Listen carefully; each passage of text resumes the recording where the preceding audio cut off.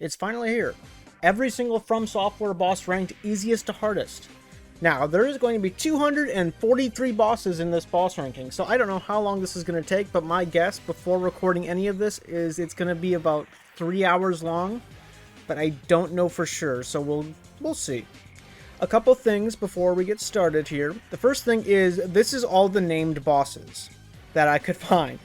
So there is going to be a couple that won't be included for Elden Ring, because I only found 100 Elden Ring bosses, and also there will be no Chalice dungeon bosses from Bloodborne either, because I'm a loser and I'm not dealing with that. And a quick other thing, if you see a number at the top right of the screen, number 1 through 25, that is the rank of how much I like the boss in the top 25 favorite bosses I have in the series. However, I have been recording this since probably April of last year of 2021, and I just got everything done because I just got a PS5 to be able to play Demon's Souls, and I've played through it twice now, and I think I've got a good understanding of the bosses. This is going to include all the FromSoftware bosses. That includes Demon's Souls, Dark Souls 1, Dark Souls 2, Dark Souls 3, Bloodborne, Sekiro, and Elden Ring. So we have a lot of these to go through. I'm starting this recording on the 12th of January 2023.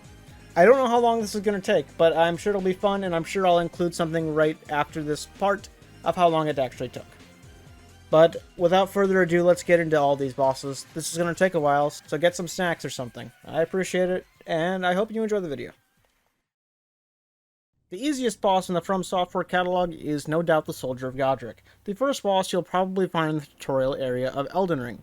It is literally just an enemy, like a complete basic enemy. He does some basic swings and stuff, and he's really slow. You should be able to take him out pretty easily. And yes, I've died to this boss once on accident. Difficulty's 1 out of 100. This boss got a name change for some reason.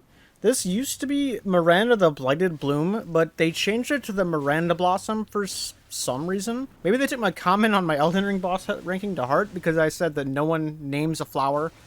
But this is a very easy boss. All you pretty much do is just go hog wild, just keep beating it up. Honestly, it's literally going to do absolutely nothing to stop you other than poison you, which takes very little health in Elden Ring. And it might shoot some light beams at you that do almost no damage. So yeah, difficulty is 2 out of 100. It's your boy, Patches, coming in at 241. Mr. I Want to Be in Every Single FromSoftware game is back again. But this time he's a boss, so he's been upgraded. He is basically just a normal NPC with a spear that can do a little bit of damage to you, but he should not kill you by any means. He also spits some mystery liquid at you that I'm kind of scared to ask what it does, but it doesn't seem to do anything, so you can stand in the red clouds and nothing will happen really. But he's just a basic NPC, but he's got less health than normal. Difficulty is 3 out of 100. Number 240, Guardian Golem. I know we're getting a lot of Elden Ring bosses right off the bat here, but trust me, there's going to be a lot more because there's 100 Elden Ring bosses, but there will be times where it won't be this much. The Guardian Golem is literally just an enemy you can find outside. You just gotta hit its legs a bunch, it'll fall down, then you can just deal massive fucking damage to it. It's not a big deal. Difficulty is 3 out of 100. The Stone Digger Troll is once again an enemy you can just go find right outside. You can go knock him down and do massive damage, kind of like the Guardian Golem, only he doesn't have his legs glowing and it won't do as much damage. Or you can just stand behind him. Be careful of his actual attacks though, because they can hurt pretty bad, but it's still not anything to be worried about.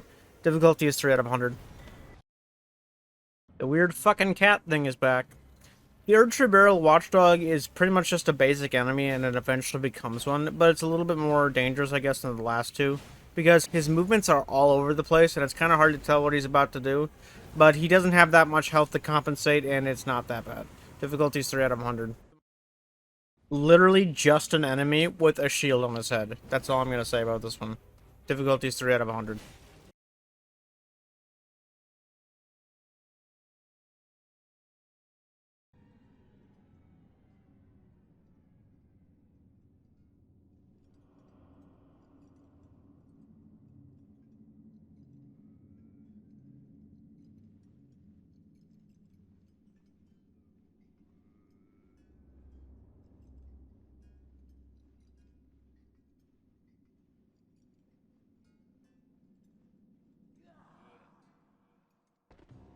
Could it be a boss that becomes an enemy later on?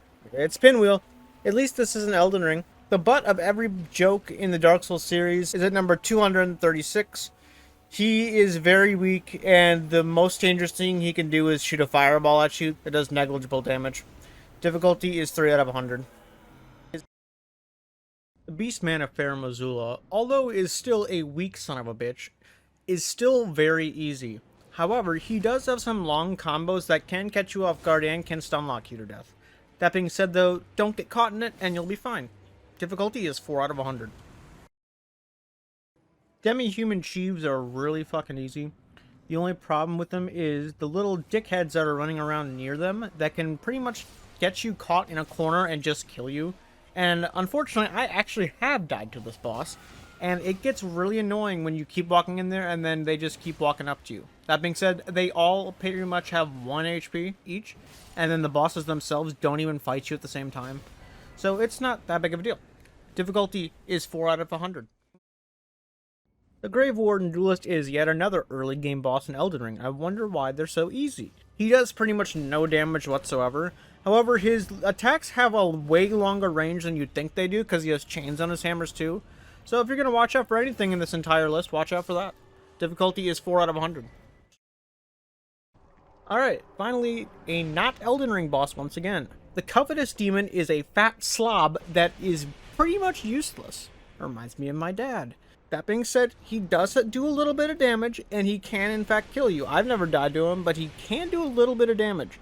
He also has an attack where he eats you and then spits you out with none of your armor, although I have never seen this attack, and I'm only saying that because I hear it's something he can do. It's a pretty cool boss, other than it being laughably easy. Difficulty is 4 out of 100. You might be intimidated when you come into this fight with the Spirit Caller Snail, but if you know what you're doing, this is one of the easiest fights in the entire series. All you have to do is look for a little glowy part of the room and then smack it, because that is where the Spirit Caller Snail is. Ignore the spirits, they aren't going to do anything. Just kill the Spirit Caller Snail and everything will go away. Difficulty is 5 out of 100. Okay, first of all, the first Sekiro boss, and second of all, this is going to be a long entry because this is hard to explain, but once you know how to do it, it's pretty easy. The Folding Screen Monkeys is based on the proverb, see no evil, speak no evil, and hear no evil. However, there's also a fourth monkey in here, which is do no evil, which is often forgotten. As soon as you get into this fight, you're going to want to kill the do no evil monkey, which is very, very easy if you just immediately turn around and just attack the wall. Because he's invisible, just standing there. The see no evil monkey is just going to keep running around from you. All you're going to want to do is just face fuck this one and just try to run at it. Honestly, you can do that for all 4 of them, which is kind of what I do, but that takes a really long time and it's not really the strat you're supposed to use. The speak no evil monkey is really annoying because it will just cause everybody to flee. And it can't do anything, but if it sees you, all of the other monkeys will run away, which is amazing. The green monkey you can get if you ring the bell while he's right next to it in the central area.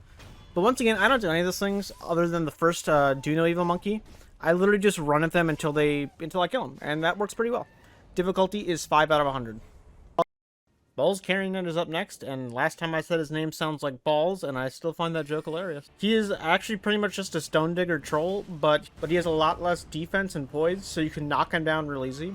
However, he does have some magic that if you're not quick on your feet can do a little bit of damage, so I'd be careful of that. Difficulty is 6 out of 100. The Ancient Wyvern, or Wyvern, I don't know how you pronounce that word, is up next, and he actually is pretty intimidating for a boss that is this slow. The only reason he is this slow is because he is very easy if you know the trick. If you don't know the trick, go ahead, try to fight him one-on-one. You probably will win, he's not too hard.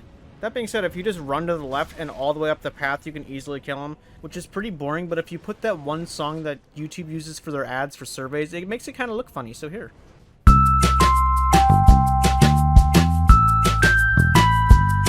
The only problem here is that this lizard right here with the chain axe type thing, he can fucking outrange you somehow real easily, even if you're like a couple meters away. He will actually just strong fuck you. It doesn't matter how far away you are, he'll get you. But once you get to the top of the path, you can jump down and do a critical hit and insta-kill it, which is kind of boring. This is the easiest boss in Dark Souls 3 and I've still died to it, so that's something. Difficulty 6 out of 100. Crossbreed Priscilla is way too easy. I feel like this boss could have been a lot cooler if she had like a ton more health or a couple more attacks that did a little more damage. But she's going to start out the fight invisible after you hit her for the first time because you're a monster. And where you're going to look is on the snow because that's where her footprints are going to be. I'm not going to make the foot joke again, that's later. Once you figure that out though, you can knock her down pretty easily and she'll go uninvisible. Or visible, I suppose. And then the fight becomes a cakewalk. If you knock off her tail, you get a little dagger, and that's pretty cool, I guess. She can also bloodloss you, which does no damage for some reason. This boss could have been so cool if it wasn't so easy. Difficulty is 7 out of 100. Hey, the first Demon Souls boss. Demon Souls bosses might be a little bit higher than they should be because it's my most recent, although the highest is still a 56 in difficulty, so they're still not that high. But anyway, True King of Lant here is a slug man thing. I don't know what he is. But he kind of just flops around and hits you. The only reason he's not lower is because I let him hit me a couple times, and he actually does a good amount of damage if you let him hit you. But you probably shouldn't let him hit you. Anyway, difficulty is 8 out of 100.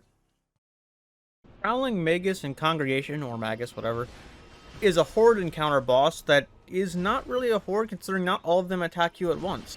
They kind of just waltz towards you a little bit, and some just kind of crawl towards you. It's kind of weird. If you want a strat, if you really need it, if you really just don't want to face fuck this thing and just try to attack all of them at once, I guess a strat could be try to take out the healers first because they will heal everyone else, but you really don't need to do that. You can literally just face fuck it, and it doesn't matter. They're not going to be able to out heal your damage more than likely. The little guys actually can do a little bit of damage, so I'd be careful of those guys on the ground, but other than that, it's pretty easy. Difficulty is 8 out of 100. Depending on when you come here, this boss can either be kind of annoying or really, really easy. The Moonlight Butterfly is a ranged boss, which means if you don't have a ranged option, you're just going to have to wait for it to tire itself out and sit on the bridge for a little bit. It's going to have literally 3 attacks. It's going to have a bunch of pinwheels that'll spread out like a 6 formation. I don't know how else to describe it. And it'll shoot twice and do a little bit of damage. It'll have 3 homing ones and it'll have a big one. These literally do almost no damage whatsoever. But if you come here really early, they can hurt you pretty bad. And also it can be really annoying if you have a really weak weapon at the beginning with no ranged options, because you won't be able to do anything except for wait for it to land and then do a little bit of damage and wait for another 20 minutes. It's more annoying than difficult. Difficulty is 9 out of 100.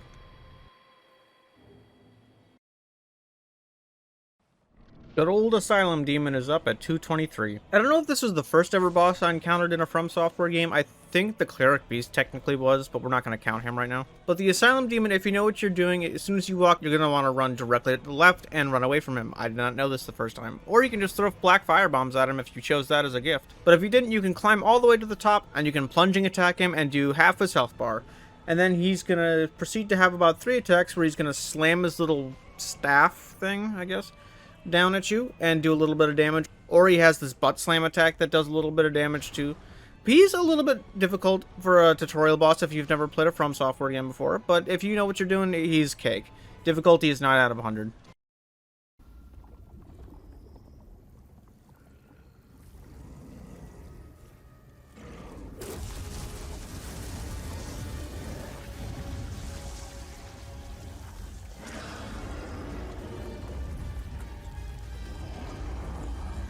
For a boss with such terrifying music and a terrifying display of what happens in his cutscene, this thing is actually one of the easiest things on the planet. I don't know if I came here a little late, but I'm pretty sure that he is one of the easiest bosses I've ever fought. He does almost no attacks. I mean, he can kind of do this like leech thing where it'll stick to you, but it doesn't do any damage. Also, he does this huge like sweeping attack that'll knock you off your feet, but that's pretty much it. He has like no health and no other attacks. And also, apparently you can make it even easier if you use fire. So I don't know how this got in here, but yeah. Difficulty is 10 out of 100. The Last Giant is a really cool lore boss. And also the first boss you're ever going to run into in Dark Souls 2, probably. He is very easy, and all he does is kind of just stand there and swipe at you, because he's so big. You can just attack his legs, and he'll do pretty much nothing. He does do some damage if it actually connects with you, but that shouldn't happen unless the camera fucks you up, which happens. Once he gets to about 1/4 health or so, he's going to rip off his arm, which is coincidental, because I also do that. I've made that joke 3 videos in a row now. And the fight becomes a little more difficult as he has a little bit more range, but it's still kind of cake. Difficulty is 10 out of 100. This boss kind of scared me the first time I came in here because I did no damage to it, but I didn't get the gimmick. All you have to do is knock him off his feet once, and then he just takes billions and billions of damage. He has a couple attacks that can do some decent damage where he throws his little chakram around, but that's about it. Difficulty is 10 out of 100. No, I didn't die to this boss. What are you talking about? The Witches of Hemwick coming up next at number 219. This is the first Bloodborne boss, and I'm pretty sure we have gotten a boss from every single game now. The Witches of Hemwick are literally just two witches that are going to be walking around in the room invisible with a bunch of like cemetery shade type little guys trying to kill you. But they really don't do much unless you get close to them. And if you have 0 insight, they don't even spawn those. They are just kind of walking around the room doing nothing then. You just have to find them. If you get close enough, they'll turn visible, and then you can just beat up on them as long as you want. If you take too long, though, I think they'll res each other, but it takes so long for them to do so, you should be able to get them down pretty easily. Difficulty is 10 out of 100. This boss is just kind of annoying. It's not hard in any sense of the word. It just is annoying to walk around, and that's why I gave it an 11. The Tibium Mariner is kind of just a piece of shit that likes to walk around and make his little skeleton friends do all the work, and sometimes he'll summon the waves of Neptune to come and try to kill you. That's literally it. Difficulty is 11 out of 100. The Deacons of the Deep are an intimidating boss for sure. When you walk in, there is a shit ton of priests or something just rushing you with candlesticks and stuff, and if you're not careful, you can get overrun and be killed by these things, and I've had it happen to me. Not only that, when he gets to about half health, he's going to spawn a big, like, Pope that will have that red glow that you've been trying to chase around and kill for the past 5 minutes. And they also have a new attack where they can summon a giant curse ball that, if you get cursed, you're dead. There's nothing you can do about it. It can be a little difficult if you don't know what you're doing, but if you kind of just rush them down, you can probably make it out unscathed. Difficulty is 11 out of 100. Another boss that becomes a normal enemy later in the game, only this one's kind of intimidating, because he has a status effect tied to him that is actually kind of scary. He has a bunch of frostbite attacks, one where he blows on the ground, and one where he, like, shoves his sword in the ground and pulls it out and has a huge AoE. However, he doesn't have a lot of health to back up how much damage he does, so you should be okay with him. Difficulty is 12 out of 100. The first time you run into this boss, you're going to be like, oh shit, this is intimidating and kind of difficult. The second time, you're going to be like, okay, I think I know what to do now. The third time, you're going to be like, okay. The fourth time, wow, I'm really fucking sick of this thing. 5th, 6th, 7th, 8th, and so on and so on. You're going to run into this thing a lot in Elden Ring. And he is not the hardest boss, but he's also not the easiest. He only has a few attacks. He can throw that staff around very easily, and it can definitely do some damage. And also, he has a butt slam attack that does a huge amount of holy damage. The only attack that I'm really kind of nervous about whenever I go against him is when he does this huge, like, slam with his staff in the ground that has a big thing of light come out of it. And it's going to summon a bunch of, like, homing little star shards that just home onto you. And if you don't stop moving, they will kill you. Difficulty is 13 out of 100. Yep, it's another boss that becomes an enemy later on. This one is kind of hard to describe because it's literally just a normal enemy with a big axe. That's all you're going to get out of me. Difficulty is 13 out of 100. Back in time, you're going to fight the Giant Lord, which is just the last giant, but alive, back in time. That's why he remembered you in the first battle. That's why these two battles are kind of cool, actually. That being said, this guy is still very, very easy, unfortunately. And the only problem here is he has a sword now, which does a lot of damage. But other than that, he can't do much. He's just going to do the exact same stuff that the last giant did. Only he's going to swing at you and do a little bit of damage this time. Difficulty is 14 out of 100. The Dragon Rider is a boss that doesn't get enough credit in my opinion. It's not in my top 25, but it's kind of close. The Dragon Rider is a big lumbering knight with a giant halberd, and he's just going to walk at you and do things very slowly and try to hit you. You can knock him off the edge, too, of this little ring if you don't put the other 2 rings up, but I'm not a coward, so I don't do that. All you have to pretty much do with this guy is dodge the attack to the left, hit him once or twice, and then repeat over and over and over, which is kind of like the standard night boss thing in Dark Souls 2. However, this one's way easier because you can kind of just brute force it a little bit if you really want to, because he doesn't do that much damage. Difficulty is 14 out of 100. This is the first boss on this list that kind of scares me whenever I go into it, but it's really, really easy if you just don't fuck up. He put all of his stats when he leveled up into attack and none into health. He has almost no health whatsoever. However, if you get hit by him, it's fucking over. Because he can pretty much just combo lock you to death. And when I say combo lock, I mean like he will literally stun you to death. You cannot knock him out of the combo. He also has a range move that keeps you stunned in place for like 5 seconds so it can get up and do that combo on you. However, that being said, if you hit him once or twice, you can stagger him enough to literally just kill him. Difficulty is 15 out of 100. The Onyx Lord is kind of a son of a bitch. He has a massive sword and he likes to almighty push and almighty pull you with his gravity magic, which is all inconsequential, honestly. It does no damage and you shouldn't be worried about it.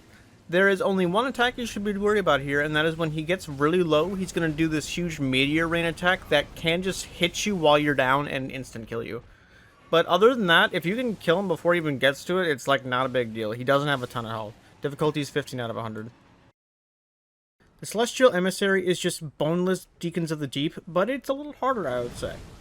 The harder part about it is you can't really tell which one you're supposed to be attacking, but you can kind of figure out pretty easily if you just hit them and they all just have a normal health bar until the one you hit, the health bar at the bottom goes down. But just like the Deacons of the Deep, once you get him to about half health or so, he's going to become a giant, which is coincidental because I also do that when I get half health. Jesus, this joke's really running out.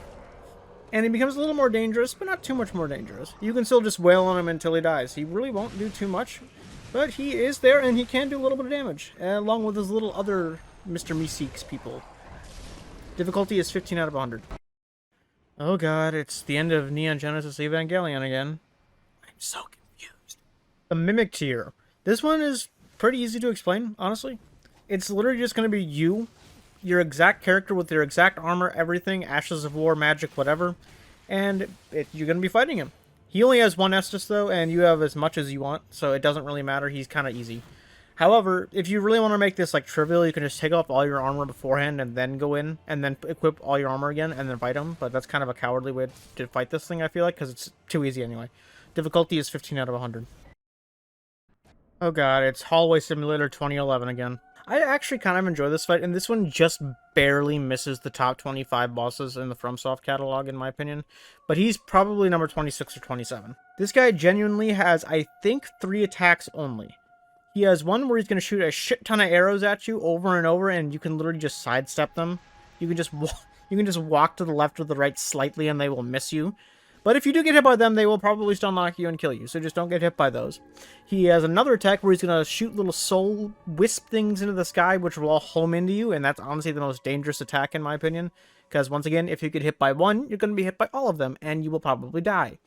And then he has one more where he can shoot a massive soul arrow through everything at you.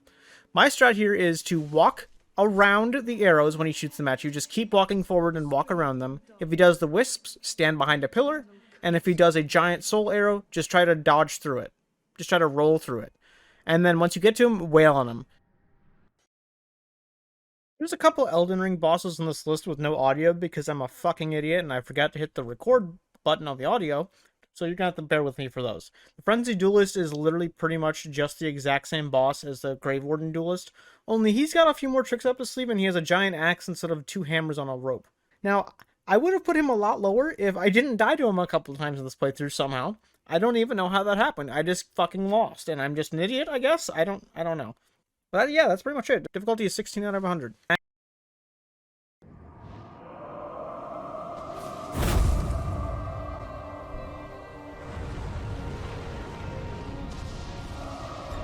Finally, a top 25 FromSoftware boss of all time, in my opinion.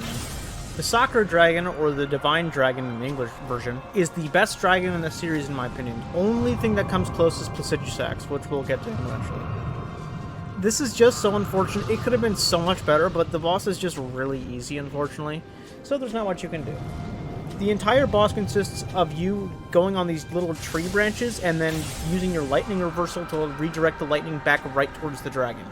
Once you do that, he's going to get lower and lower health and lower posture, which I don't know how the dragon has posture, don't ask me, until he's going to get to his desperation attack, where he's just going to launch waves and waves of wind swords at you, which you can easily block until he starts doing the ones that are like across the ground, and then he might catch you off guard and hit you off of jumping out of another one, which it's kind of annoying actually, but it's still really cool. And then in one of the best FromSoftware sequences of all times, to kill the dragon, you get launched into the air on the last lightning strike you're trying to redirect, and the dragon comes and tries to eat you, and you shock it right in his face. It's so cool. And you land, and then you grab his tears from inside of his skull. It's really cool. I love the Divine Dragon. Amazing boss. Difficulty is 16 out of 100.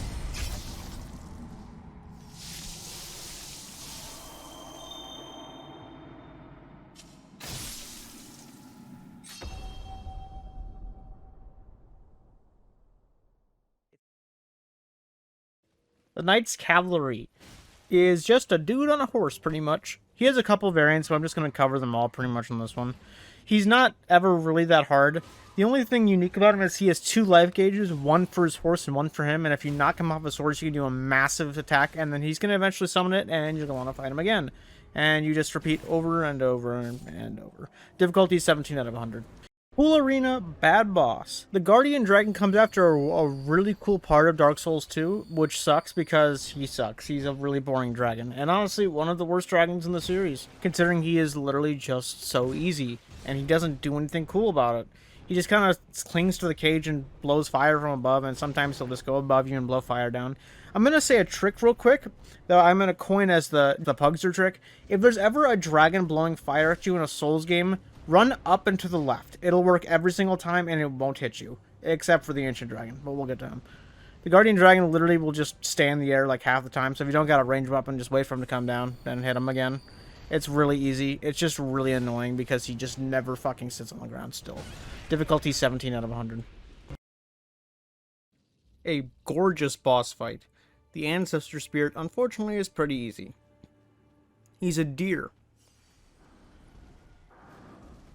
Do you need more than that? He has a couple like fire spirit breath things that can do a little bit of damage, and he's going to jump all around. It's kind of a DPS check, unfortunately. But however, the atmosphere here is gorgeous. He also has a bunch of little spirit animals all around here that he can kind of like absorb and heal himself. But yeah, that's pretty much it. Difficulty is 17 out of 100. This is another one of those Elden Ring bosses that doesn't have audio, so forgive me. Necromancer Garrus is just an NPC pretty much, but he just summons lots and lots and lots of skulls that will just home in on you. And if he gets close, he's going to hit you with his family skull mace or something like that, which does almost no damage. But those skulls can really be annoying because he just keeps sending them out. And you can still get hit by them, and if they do, it very well might stun lock you, like a lot of these lower bosses. He's very easy, though, because he doesn't really have that much health. He also has a snail that just rolls around for some reason. We don't really talk about him, though. Difficulty is 18 out of 100. One of the grossest, if not the grossest, boss on this list, the Curse-Rotted Greatwood comes in at the big ol' number 200. He's going to start out as this disgusting little thing in the corner that you have to just knock all the pustules off of. And he does take a fuck ton of damage as soon as you hit them off. But he also has a bunch of little mobs that are just going to rush you all the time, and it's really fucking annoying. He also has a move where he just like straight stands up, which is really scary because I very, very rarely see it. But when he does it, he just like runs at you, and it's really fucking weird and scary looking, but it's really rare. And then he has some moves where he'll like do an ass crash where like diarrhea will come out, like no joke. It's a really gross boss, and then once he falls through the floor, which you don't take any fall damage for some reason here, he's going to spawn a hand out of his body, kind of like Evangelion. I just watched that anime, can you tell? And it gets another point that you can just attack if you really want to. But honestly, keep focusing on the pustules. Once you get those all out, he will just die, and it's great. Difficulty is 18 out of 100. A really, really cool looking boss that unfortunately is very, very easy. He is going to basically just swipe at you with his big ass hands and pretty much do nothing else except for blow fire at you that moves at a snail's pace. The only problem here is there is a little hole in the center of this arena, and everybody talks about this when they rank this boss. It is very, very easy to fall in and insta-die. That is all this boss is. Difficulty is 19 out of 100. The less imposing of the two demi-human queens, Margot, I don't know. She favors the physical attacks instead of magic, unlike her sister, who we will get to in a little bit. Margot here is going to have a few spells at the beginning, and then once she gets upset, she's going to throw her staff at you, which is kind of funny looking. And then she's going to parade all around, and it's going to be a basic, just decent-sized enemy, I guess. There's not much to say about it. Her attacks do quite a bit of damage, and it is easy to get caught off guard and go and die once or twice, but it's not that big of a deal. Difficulty is 20 out of 100. Finally, a good boss. Not my top 25, but he's pretty close. Iodex Gundyr is a big motherfucker that you're going to face more than once in this playthrough, and he is actually an extremely intimidating boss. Especially if this is your first Souls game, this guy is not going to go easy on you. He is going to be an extremely hard and fast night boss for your first boss. The only thing that you have going for you is he takes a lot of damage, and he doesn't do an absolute shit ton, but he's going to deal it out real fast, and you better hope you're fast enough to dodge it. At about half health, he's going to explode into the quote-unquote pus of man, which is gross, but his attacks become extremely large and exaggerated, and there's not much you can do about like blocking or parrying it, but you can just hit anywhere on him now. He's also a bigger target, but the camera also fucks up now, so have fun with that shit. Difficulty is 20 out of 100. The old Dragon Slayer is really not that big of a threat when he's alone.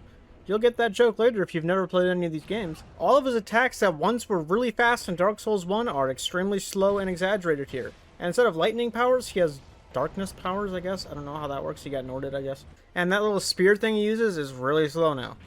He does do a lot of damage, and this is a pain to get here if you go here right at the beginning. And it's kind of a hard boss if you go here at the beginning of the game. But other than that, he's not that big of a deal. Difficulty is 21 out of 100. The Crystallian twins are like the normal Crystallian, only two. And one has a giant spear and he jumps and stabs at you a lot. And the other one is business as usual. It's the same thing, knock them down once, they take shit tons of damage. You can kind of kite them around if you really want to, but you can kind of just brute force it, which is what I do. Difficulty is 21 out of 100. This boss kind of sucks for a boss that's based on the immortal Zod from Berserk, but what can you do, I guess? He's kind of easy. First of all, go take out the archers before you go and walk forward on this bridge like you want to. You know you want to. Kill him first, then jump down. Then your real battle here is going to be the bridge, when he's going to keep trying to knock you off it. But if you don't get knocked off, he's pretty simple, especially if you have lightning risen. Difficulty is 21 out of 100. It's like the Pumpkinhead, but there's two. Once again, bad joke, sorry. This one is a little bit more challenging, and I actually have died to this one, because they are in an extremely tiny room for how big they are. And they can easily just get up on you and give you no room to do anything. But the only problem is they have no health, and their attacks don't do a shit ton of damage. That being said, they're still really fucking easy. Difficulty is 22 out of 100. A kind of intimidating boss for how early in the game he is. He is an extremely fast little bitch. But he does do a little bit of damage, and he can bleed you, which are dangerous, in fact. He can be a little bit of a motherfucker if you're not really fast on your feet already. If this is like your first Souls game, you're going to have probably a little bit of trouble with this guy because of how fast he is. That being said, he has no health, like a lot of the bosses on this list, and you fight him so early on that this is kind of inconsequential. However, you're going to want to do this fight because he does drop a pretty damn good weapon. Difficulty is 22 out of 100. The Phalanx is a big blob with a shit tons of shields. It's a kind of a cool boss where you just have to keep knocking off the other guys with the shields, and then once you kill them all, it kind of leaves the core open, and then you can attack it. It gets kind of annoying if you get in between like 30 spears at once and they just keep poking you over and over and over. But if you just kind of like roll away from them for a minute and heal with some grass, you should be fine. They give you plenty of time to heal, they're really slow. Then once you get to the core, just keep attacking it and hope that there's no spears near you. Difficulty is 22 out of 100.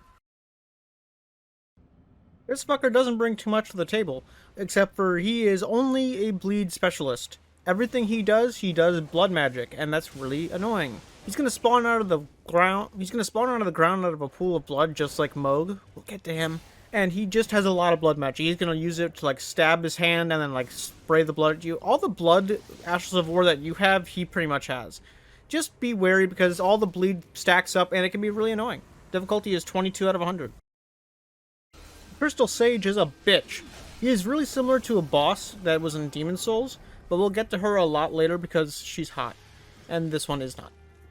The Crystal Sage is just going to do a variety of crystal magic that will do a little bit of damage, and it can be a little scary. I have died to this boss once or twice, especially my first playthrough. I died, I think, twice.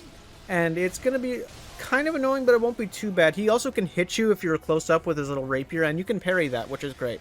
Once he gets to about half health or so, he's going to start spawning a bunch of Crystal Sages all around, and you have to find the real one. You can find the real one if he's using purple magic instead of blue. He also spawns a bunch of crystals in the ground that I really don't know what they do, so if you know, tell me in the comments. But yeah, that's pretty much him, and he's a bitch. Difficulty is 22 out of 100. The Fell Twins would be a lot harder if they just attacked you together, which I don't know why they don't. It's going to be two fell twins, one with a giant axe and one with a machete thing. The one with the axe also has blood grease on his weapon, so it actually is a little bit more dangerous than you'd think. That being said, they're just two fell twins back to back, pretty much. If you do, for some reason, want to fight them together, go for it. It's probably a lot harder, but I've never even tried it because there's no point to it. Difficulty is 23 out of 100.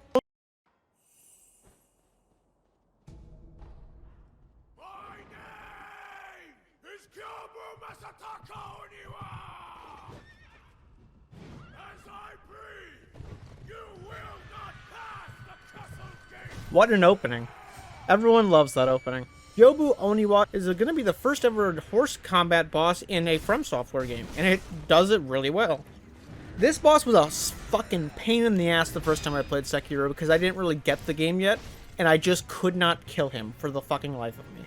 He's really fast, and he does shit tons of damage for how little health you have.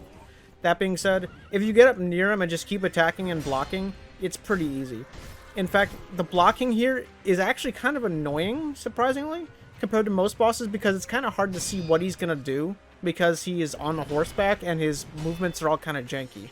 That being said, he staggers a lot, and he takes a lot of damage. And if you have firecrackers already, it literally just trivializes the fight. Once he gets into phase 2, he has a new attack where he somehow swings his giant spear on a rope, I think? I don't even know how the fuck he does that. And it's really kind of annoying because it does so much fucking damage so early in the game.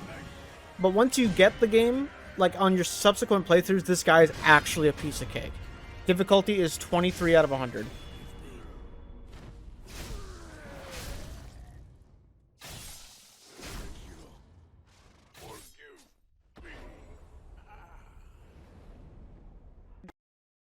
Battle Mage Shoes is a little bit of a threat if you're not a mage, which I very rarely am.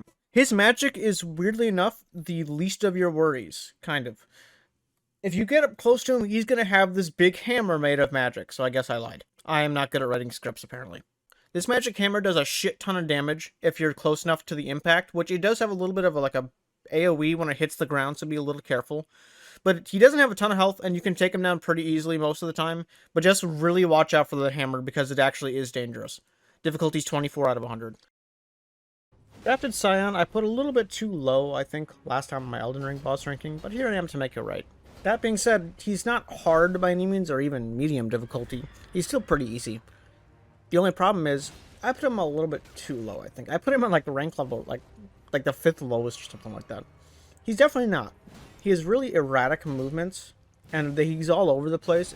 He doesn't have a ton of health, and he doesn't do a ton of damage. That's the reason why I put him so low last time. The reason why I don't think he's actually that low is because when he gets low health, he does this really fast spin move that does absolute shit tons of health bar if you get hit. So as long as you don't get hit by that, he is really easy. But if you do get hit by it, your game is pretty much over. Difficulty is 24 out of 100.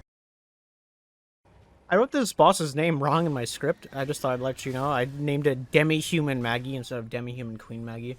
Just a little funny thing that happened. Demi-Human Maggie, which is what I'm going to call her now, is a little bit harder than her sister. This one favors magic over melee. And she has a fuck ton of little bitches that try to come and attack you the entire time. And if you don't take them out fast, they're going to gank you and kill you. This boss actually kind of is annoying. But it's still easy if you just brute force it, honestly.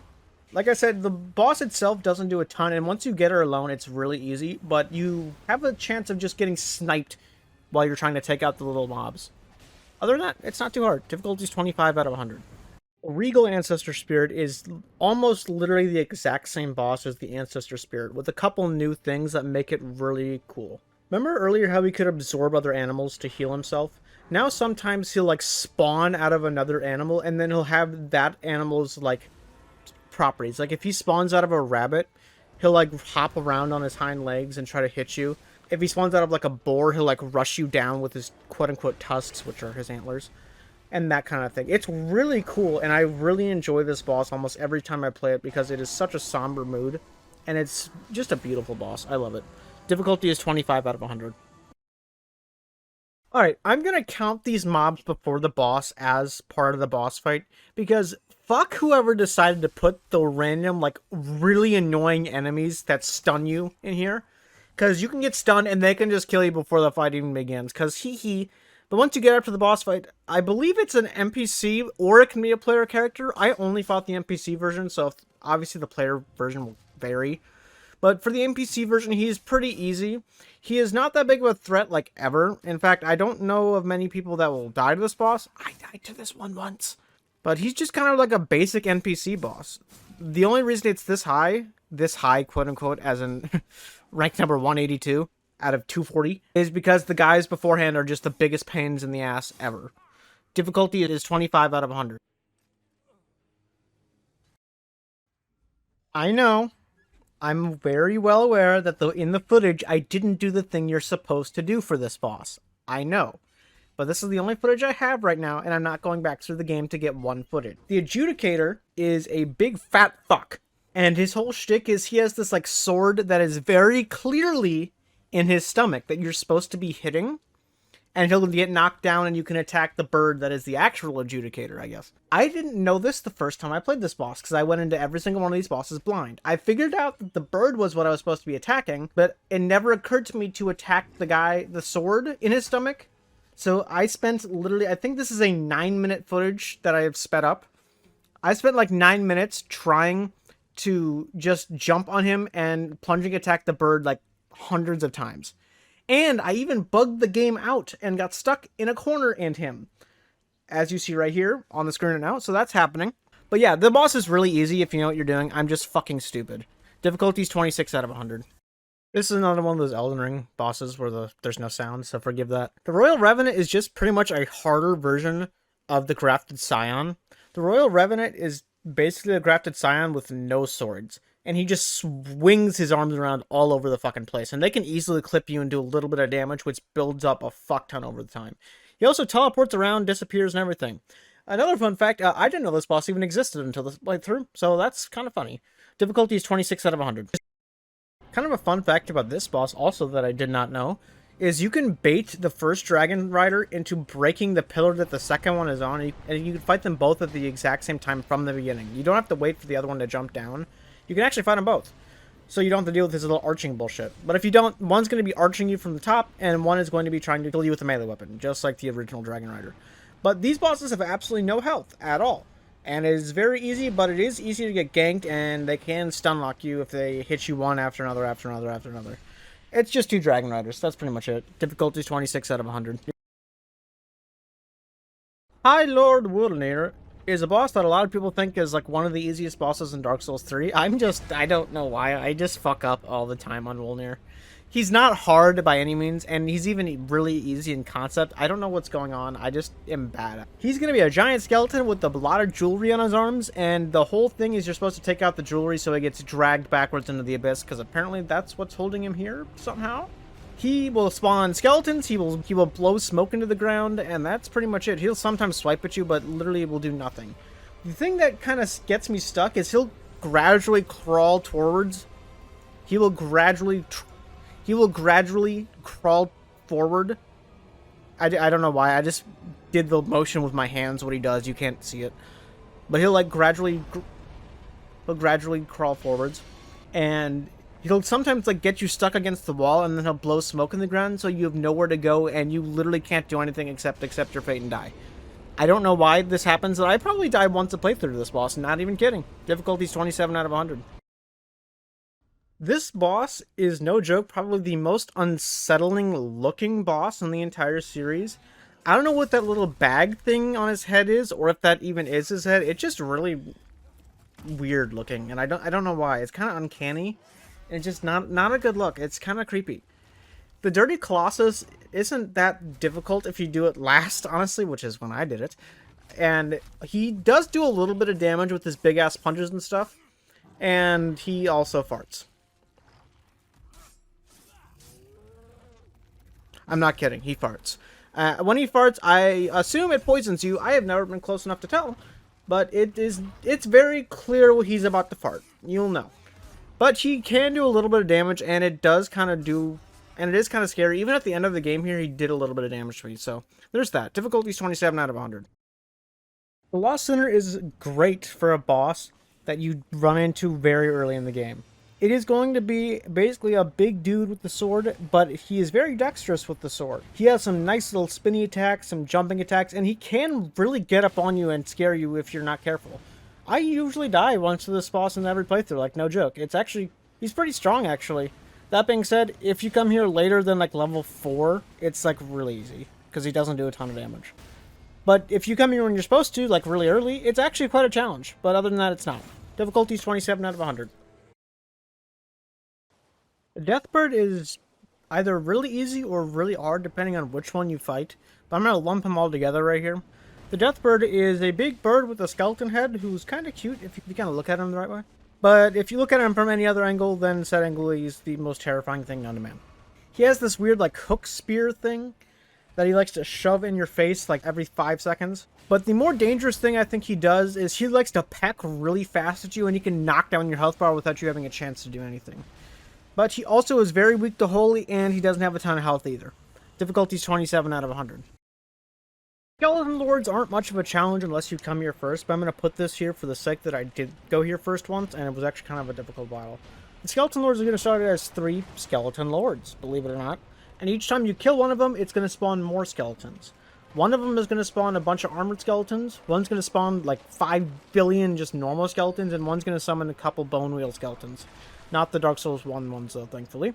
My strat here is to kill one Skeleton Lord, kill all the mobs that Skeleton Lord spawns, then kill the next Skeleton Lord, and then kill all the mobs that he spawns, and then the last one, and the last one. It's not too tough if you do it that way, but if you want to have a challenge, kill all the Skeleton Lords first, and then take on their entire army of skeletons that get spawned. It can be kind of fun. Difficulty is 27 out of 100. I know I came here really late in this footage, and I kind of forgot to do the Rune Bear really early when you're supposed to fight him. I used a pretty shitty weapon that was completely unupgraded, so it makes it a little bit better. That being said, the Rune Bear can be kind of difficult. He's extremely fast for a bear, and he's got a chunky health bar, and it's not the easiest early game boss by any means. But if you come here past, like, Godric, it's not that tough at all. He is still extremely fast, and good luck getting away from him when he's rampaging. It's kind of a difficult challenge. Difficulty is 28 out of 100.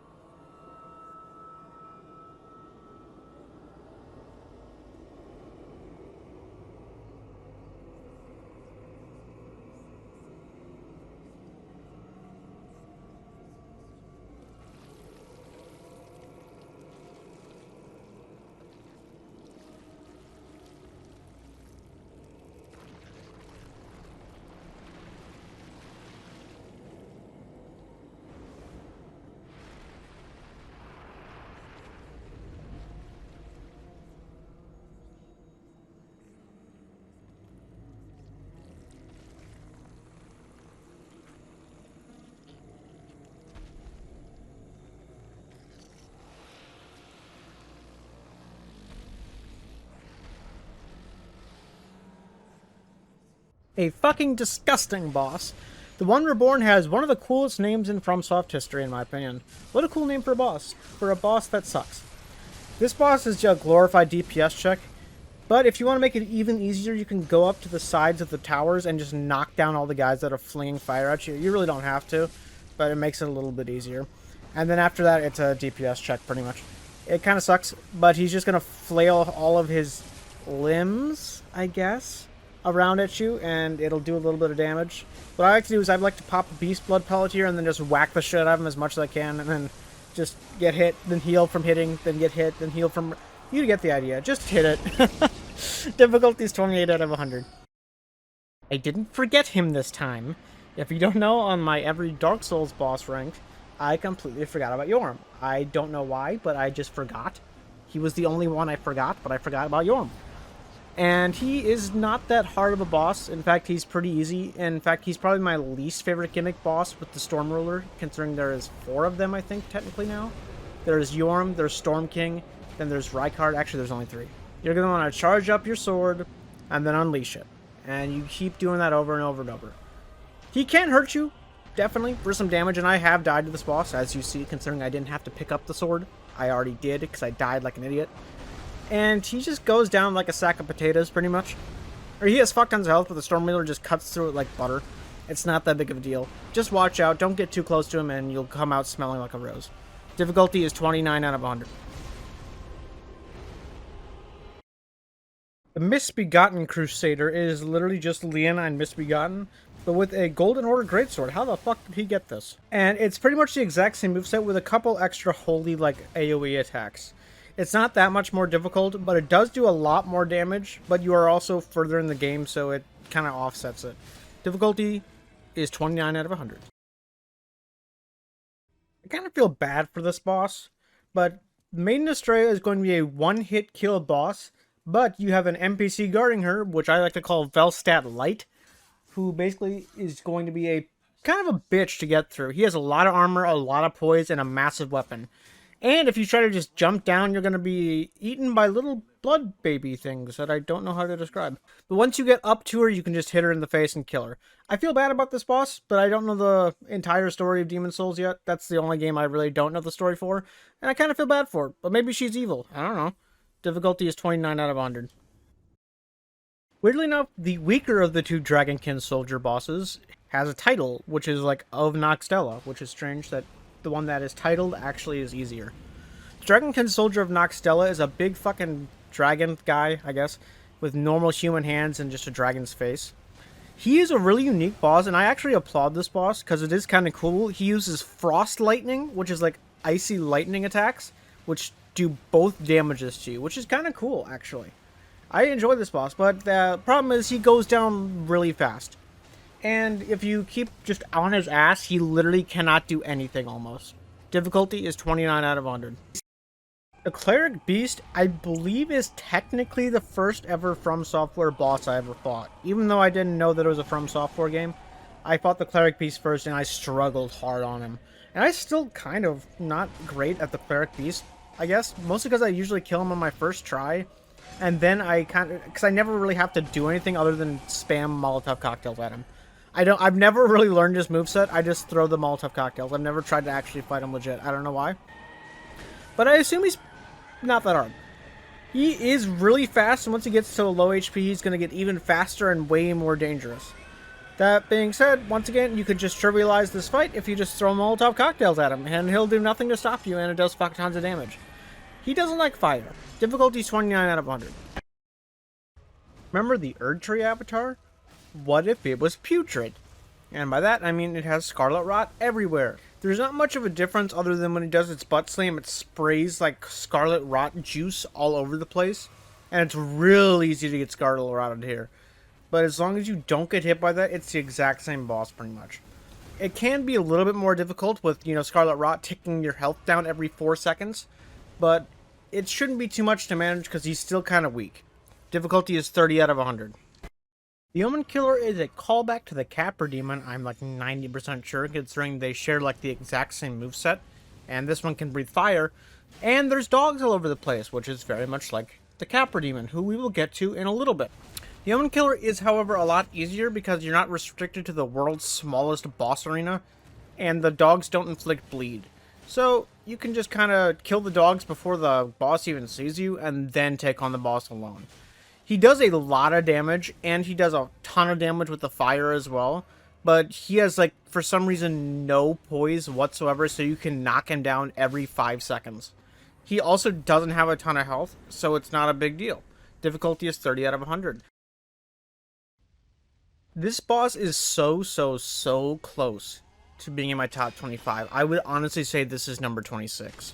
I really like Lady Butterfly because she doesn't fall into the trademark 4 different archetypes for normal FromSoft bosses, which are A, Knight Dude, B, Wise Old Man that is really strong, C, Monster of some sort, or D, Beautiful Young Woman with a monstrous power. Lady Butterfly is a really old woman that is extremely fast and like ninja-like, I guess would be a good way to put it. She has an incredibly fun back and forth combo thing you're gonna do, which is like a normal Sekiro thing, but hers I think is one of the best back and forths where she like will hit you with their leg in one direction, then switch to the next, then switch back, and then you're gonna get a different attack after the third one. It's really amazing, and I love it. She also has these wires she's gonna jump on and throw kunai at you from above, but you can knock her off it with pretty much anything. But it's really cool though. Once you kill her the first time, she's gonna pretty much respawn. And in the second phase, she's gonna start with this stupid like spirit thing, and which is like brings down the fight so much. If the spirits weren't in the fight, this would be so much better. Then she's gonna start throwing butterflies at you that do damage, and I'm pretty sure you can't block them. You kind of have to dodge them. And then it's just gonna pretty much be the exact same thing as the first phase. Other, she's gonna spawn the spirits every once in a while. I think you can use snapdragon seeds to get rid of them, but really it doesn't really matter. Just run around until they go away. Difficulty is 30 out of 100.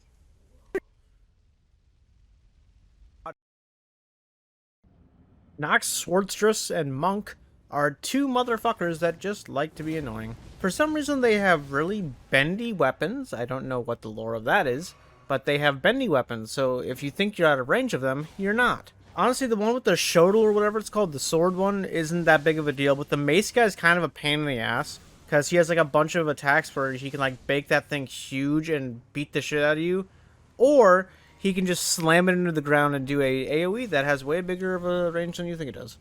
Difficulty is, in fact, 31 out of 100. Deep under Lanedale, you're going to find this bastard. Eskar Priest of Blood really likes Moog, and we'll get to Moog, trust me. This guy basically has every Moog spell, plus a couple of his own. He can throw blood on the ground that does damage, he can summon little bugs that for some reason do bleed damage to you, and he also has a bunch of little dogs that bleed you. This guy likes blood a lot. And he gets stronger when he bleeds you, which is really cool. But he is a bitch, he doesn't have a ton of health, and he's basically a normal NPC. The only danger is he can bleed you a lot. Difficulty is 32 out of 100. There he is. There's Vort. You knew he was coming sometime. Vort of the Boreal Valley starts out as a big, fat knight guy, kinda, with a mace.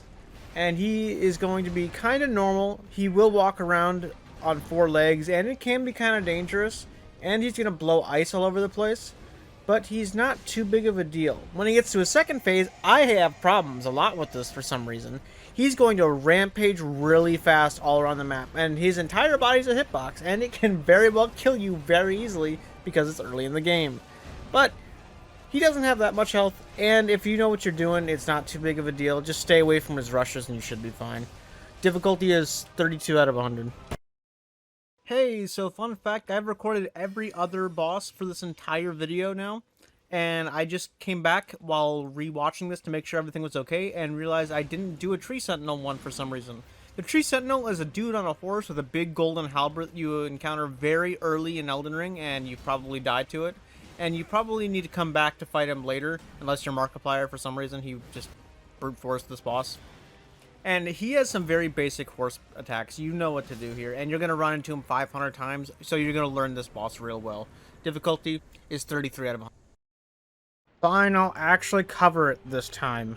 The Vagina Dragon here is a big-ass dragon with a really unique design. I'll give him that. But he's not all that tough, and he's technically optional too. You can kind of just leave him alone, which I like to do until the very, very end of the game. I don't know why, but I really don't like fighting him early.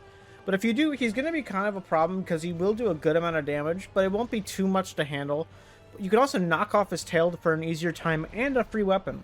He can also like slam his chest, mouth thing into the ground and run at you, which is actually pretty dangerous. It'll do a lot of damage. But other than that, he doesn't have a ton of health, and he doesn't do that much damage, to be honest. Difficulty is 33 out of 100. The second type of Erd Tree monster you're gonna run into Elden Ring is the Ulcerated Tree Spirit. I fucking hate this thing. This might be on my bottom 10 least favorite bosses in the entire series, no joke. It's huge, it messes with your camera, it does a good amount of damage, and he has this huge holy AoE attack when he goes into his second phase that I always forget about and get clipped by because it's way too big. However though, he isn't the biggest deal in the world, he's just fucking annoying. He doesn't have a lot of health, and once you get him down to half health, he just kind of just walks around all over the fucking place. He doesn't do a ton of attacks, but if you're right up on him, he can't do much. Difficulty is 33 out of 100. This boss used to be a lot lower until I played this specific playthrough, when I realized there's some people that make this boss unbelievably unfun and really annoying. If you run into mages that beat this quest, they are going to be the ones that are going to be part of the Fierce Champion like guild thing here, and they will spam you with bullshit. And it's really annoying when you're doing melee. The Fierce Champions are going to be one guy who's going to spawn immediately. He's going to be able to go down real easy. The second guy who's going to be, I believe, Rogier, I don't know. But he is not that big of a deal. He has a couple like sword like magic things that I don't know the name of, where he like puts the swords on his shoulders. He goes down real easy. And then when there's 3-on-1, it's going to be 2 NPCs that were players that have already beaten this boss, and then some big roly-poly dude. The roly-poly dude, who fucking cares? But if you get 2 mages, which I got several times in a row, it's almost impossible, because they will just launch spells at you over and over to where you can't do a damn thing. It's really annoying. However, this is a very RNG-dependent boss. If you get 2 melee guys that won't do anything, it'll be simple. But I'm just putting it here because it's not easy, it's not hard. It can be pretty much either, though, I guess. Difficulty is 34 out of 100. The first of many, many Elden Ring dragon bosses, which are all going to be coming up. So these bosses I'm pretty much just going to lump together. When I get to the next one, I'll just be like, it's the same thing as Grail. So get ready for that. Flying Dragon Grail is on a bridge, and I put him lower than Agil, who we'll get to in a minute, because he has very, very limited space to move, and he kind of can't do a ton when he can't go anywhere. Flying Dragon Grail is just a basic dragon boss, and he'll stomp on you. He has a very telegraphed tail swipe and a very telegraphed bite. You'll be able to do it pretty easily. The most annoying thing he does is he flies up in the air and breathes fire down at you, which I tell you to use the Pugzer tactic and run up and to the left, and it will miss you, like every single dragon in the Fromsoftware series. But he is not a big deal. He can do a fuck ton of damage, but he also is just a basic fucking dragon. Who cares? Difficulty is 34 out of 100. The Vanguard Demon's weird. I'm kind of making an exception here because this is a boss technically, but it's the first boss you run into in Demon Souls, and then you kind of just come back to and fight him later. It doesn't have a boss health bar, but I'm just going to count it. This is the only exception to the entire rule of the entire video, so deal with it. The Vanguard Demon is just a precursor to the Asylum Demon, pretty much, but he's a little bit tougher, definitely. He does way more fucking damage, and he's way chunkier. However, though, he has a very basic attack pattern, and you should be able to take him down pretty easily. He's also a fuck. That's it. He's a fuck. Difficulty is 34 out of 100. Get ready, because we are about to run into a huge line of just straight Elden Ring and Dark Souls 2 bosses for the next like 10 or 15, so buckle up. Glintstone Dragon Adula, which is stupid, by the way, because Azula is the other one. Fuck the naming here. Is basically just a dragon that has glintstone sorceries. However, you're much further in the game now, so I put this one easier than Azula, because Azula you come and fight pretty soon early in the game, and it can be kind of a problem. This one you should be easily of apt level to be able to deal with. She is just a big dragon that has glintstone sorcery. She can shoot like glintstone darts at you instead of fire breath, which is a little different from most dragons here. And she can have a giant sword instead of a tail swipe, which she like holds in her mouth and she like spins it around. It's kind of weird. It's not too much of a big deal. Just be really fast. It's a normal dragon boss. Difficulty is 35 out of 100. Aldia, Scholar of the First Sin, is my 20th favorite boss in the entirety of the Fromsoftware catalog. That might be crazy to some people, because I know not a lot of people like this boss, but I feel it's super underrated. Maybe I don't like the boss, but I like the character a lot, because he's the first like main character in a Dark Souls game that really makes you question, is it really better to just keep prolonging the current world as is, or can you just like let it go out and let the natural cycle take place? He gives you a huge monologue at the beginning of his fight and asks you what your answer is, and then he's going to fight you for some reason. Just to test you? Again, I guess? I don't know. But he has this really somber music in the background that doesn't work as well as some. You know who I'm talking about. But it's still there, and I feel like he is a really interesting boss because he is this huge, disgusting amalgamation, like, experimented on. And he really makes you think, is the world really so good as it is right now? Difficulty is 35 out of 100. Another one of those Elden Ring bosses with no sound. Once again, I apologize. Commander O'Neill used to be a lot higher, and I think I've gotten the hang of him quite a bit now. However, his brother will still get to. He's still really high up there. Commander O'Neill is a commander of an army, which is a really cool idea. He spawns like a bunch of like spirits to come and attack you. Your best bet is to just take them all out immediately, or leave one there so he doesn't spawn other ones coming up. But either way, he's annoying. He has this giant standard, which I actually really like. It's a really fun weapon that he's gonna like rally his troops with, and it's a really cool weapon. I enjoy this boss quite a bit. It's not in my top 25, but it might be my top 50 if I really think about it. That being said, it's a very rhythmic boss. It really reminds me of a Sekiro boss, but instead of blocking, you're going to be dodging like back and forth. You can probably do it with your eyes closed. I think I mentioned that in the Elden Ring boss ranking. You can probably do this boss with your eyes closed with how rhythmic it is. But it's still going to be a challenge because he still does hurt pretty bad, and he catches you off guard depending on where you are in the story, and he might just insta-kill you if you're unlucky. Difficulty's 36 out of 100. I'm going to let you guess if this is another one of those Elden Ring bosses with no sound. I wonder... Royal Knight Loretta is going to be a big woman on a horse who's also a spirit summon, it would appear in this case. And she is a big magic and melee user at the same time, which is kind of unique. She is basically just a tree sentinel boss, really similar movesets, but she's a little bit more agile and she has a little bit more dexterity with that big ass fucking like war spear thing she has. And she can shoot magic all the time at you. And she can shoot magic arrows at you, which if they hit you, you die. Pretty much, there's no question about it. It doesn't matter how much health you have, you die if you get hit by the magic arrow. So dodge through it. Difficulty is 36 out of 100. I'm going to make this one quick for the sake of everybody's time. Glintstone Dragon Smaragd is literally the exact same boss as Glintstone Dragon Adula, only there's no sword spin attack, and it's in a way bigger area, so it's kind of more annoying. Difficulty is 36 out of 100. Yeah, I'm putting Flying Dragon Agil above most of the other ones because you encounter him first, and you're more than likely going to encounter him very early in the entire game. So you're going to probably try to attempt him and beat your head against a wall while you can't do it. So that's why I'm putting him so high, compared to the other dragons at least. Agil is pretty normal dragon boss-ish, a lot like Grail, only he's in a massive fucking space and he can go anywhere he wants. Most of the time you're going to be running at this boss until you get him. That's why I put him higher than Grail, because he literally just won't stop moving. But he's pretty much the same exact boss. Difficulty is 36 out of 100.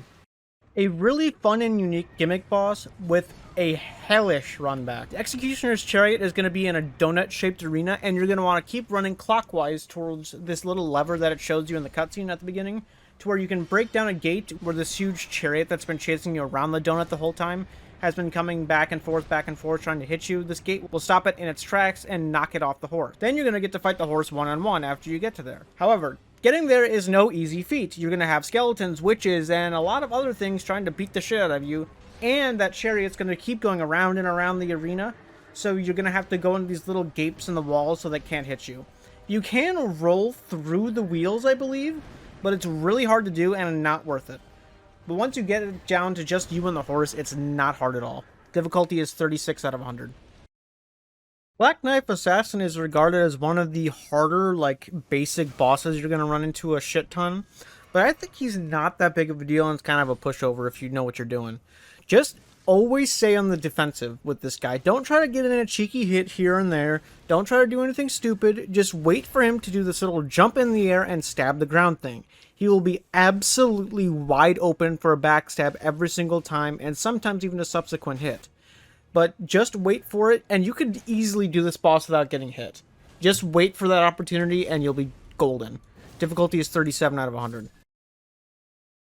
A laughably pathetic final boss. Don't talk about Aldia, he's easier but he's cooler, don't at me. Nashandra here is going to be a big skeleton princess woman thing. I don't know what she is. But she has not that many attacks, and she kind of is a pushover for a final boss. She has a couple curse magic attacks, which would be really dangerous in Dark Souls 1 or 3, but it's not here. It'll just lower your health. Barely.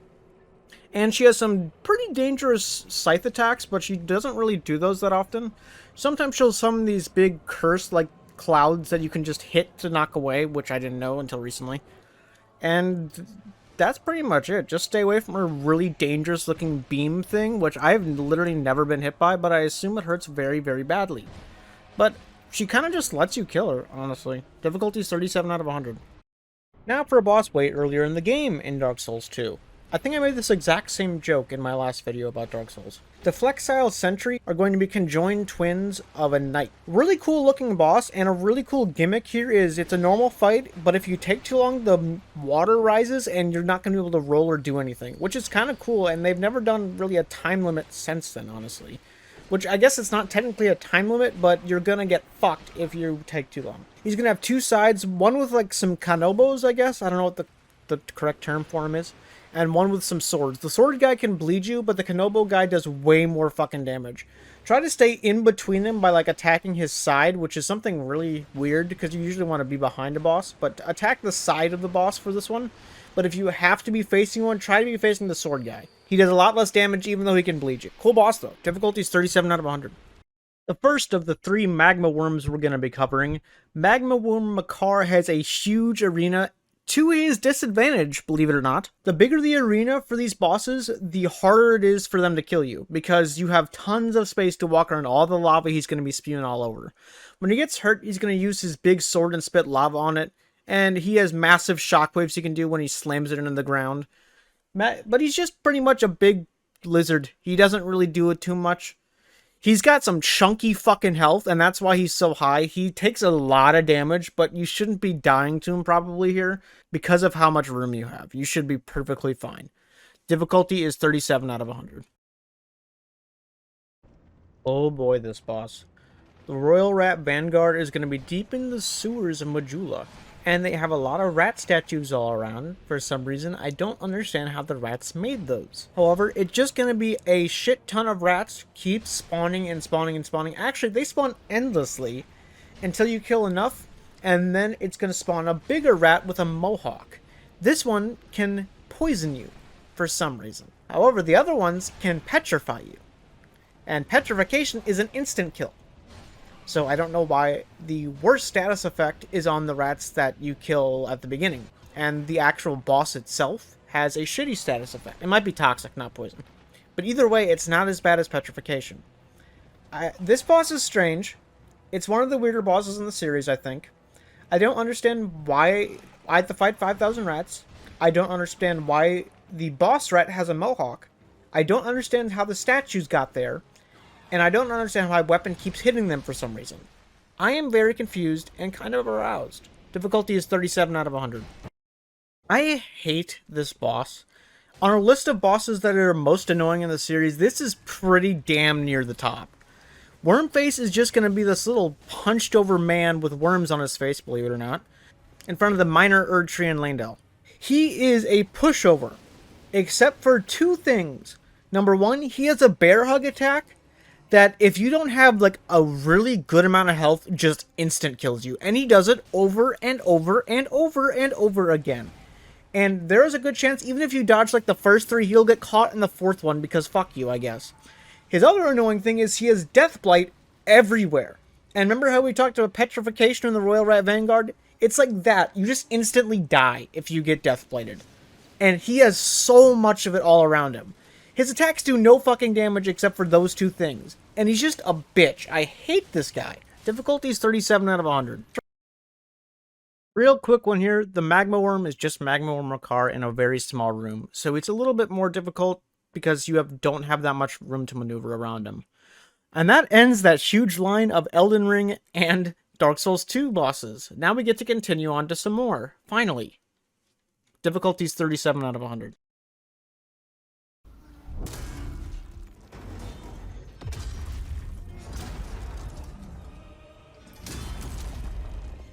The One Reborn's cooler brother, the Tower Knight, is at number 140. Now, there's an achievement if you fight this guy without killing all the archers shooting at you, but I don't give a shit, so just kill him. It makes things way easier, especially if you did this really early like I did. Doing this boss blind, I could figure it out pretty easily. Every boss you see me do in Demon Souls was completely blind, so you should be able to figure out what to do here alone. There's only one boss that gave me trouble because I couldn't figure out what to do, and we'll get to that later. The Tower Knight is going to have some very exposed ankles. If you knock off the armor plates on his legs, you can break his fucking ankles, and then he's going to fall, and then you can do fuck tons of damage to his head. Don't get discouraged if you're not doing a lot of damage to his legs. You're not going to do a ton. But basically, the strat here is kill the archers, then ankle bite. And then once he falls, hit his head. It's as easy as that. Difficulty is 37 out of 100. Finally, the last of the worms. This one has a kind of a give and take. It is a lot harder because it does so much damage and can pretty much one-shot you with certain attacks. However, you can cheese this very, very easily, and it's very funny. If you run and you try to grab the lobsters and the other mobs that are right in front of this boss, they're going to all attack the boss with you. And on rare occasions, you can just sit back and let them kill it, because they do so much damage in this area, and they just won't even attack you, which is really funny. If this little cheese didn't exist, I would put it a lot higher, but because it's funny and so easy to do, it's gonna get a 37 out of 100.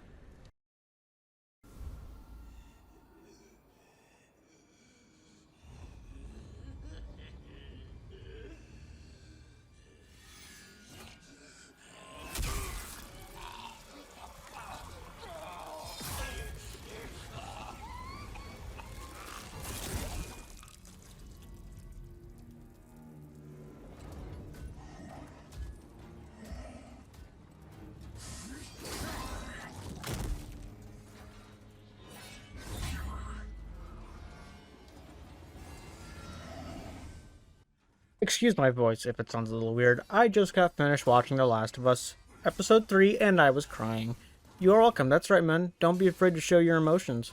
Don't take into account the fact that I've been single the past 2 years. What were we talking about? The Penetrator is a really fucking big dude with some really fucking cool armor, and a very apt name considering he stabs people, not the other way. He's got some basic combos, and he does have some dangerous attacks that definitely do a shit ton of damage, considering this is the third to final boss in Demon Souls, technically the second if you really even count True King Lant as a boss. And he lives up to his name, as he will try to stab you. And you can get his armor, apparently, too. I don't know how the hell that works. But he is a dangerous motherfucker until you realize he's unbelievably slow. The only reason he's here is because he has a chunky health bar, and he looks fucking awesome. But I walked into this fight being extremely scared that this was going to be very hard, and it ended up not being that bad. Difficulty is 38 out of 100.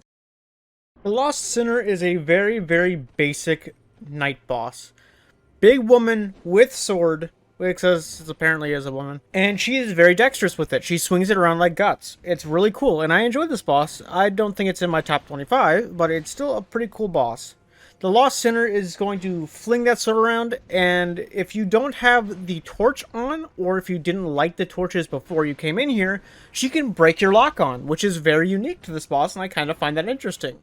However, she's kind of slow, and you can easily learn the timing of this boss pretty easily. It's not that big of a deal. However, if you do get hit, it's going to hurt a little bit. That's for sure. And then the walk back is a huge pain in the ass, as you have to go down an elevator and fight several Flexile sentries. Very fun stuff. Difficulty is 38 out of 100. Sir Gideon Ofnir the All-Knowing, which has a very long name, is also one of the final bosses in Elden Ring, which is weird because most final bosses in Elden Ring are like really fucking hard, and he is not. I mean, he can be, but like not really, honestly. He's got a lot of magic stuff that he can pull out, and a lot of holy stuff he can pull out too, which can be really annoying. He can use Melania's thing, he can use Mohg's thing, as long as you've been to those two locations. And he's just kind of a dick, honestly. If he uses all the sword phalanx spells on you, you might be dead if you get hit by one, because it's going to stun you into the other ones, which will hurt pretty bad. He also has a really unique spell that I don't know if it's actually unique or not, but whatever. I don't remember what it's called. I believe it's called the Law of Causality or something like that, which is really unique. And if you hit him enough times, if you see a little ring in him, it'll reflect back onto you on a certain attack after it breaks, and it does fuck tons of damage. If you get up on him and you start comboing him, he's not going to be able to get out of it. All he knows is magic. He's not going to be able to handle you close up. So as long as you're on him like white on rice, you should be fine. Difficulty is 38 out of 100. Coincidentally, in the exact same boss arena, I didn't even plan it like that, I was just ranking bosses, I completely forgot they were in the same arena, is Godfrey the First Elden Lord, who's basically just a spirit summon of the real Godfrey, who will come much later in this list. This guy has a big ol' axe, and he is really fast with it, surprisingly. He also has some stomp attacks that can interrupt a lot of the stuff you do, which can be a huge pain in the ass. And also, he is really dangerous as long as you're in between a specific area. Like, if you're further than, like, maybe, like, 2 meters away from him, you should be okay. And if you're closer than, like, 1 meter away from him, you also should be okay.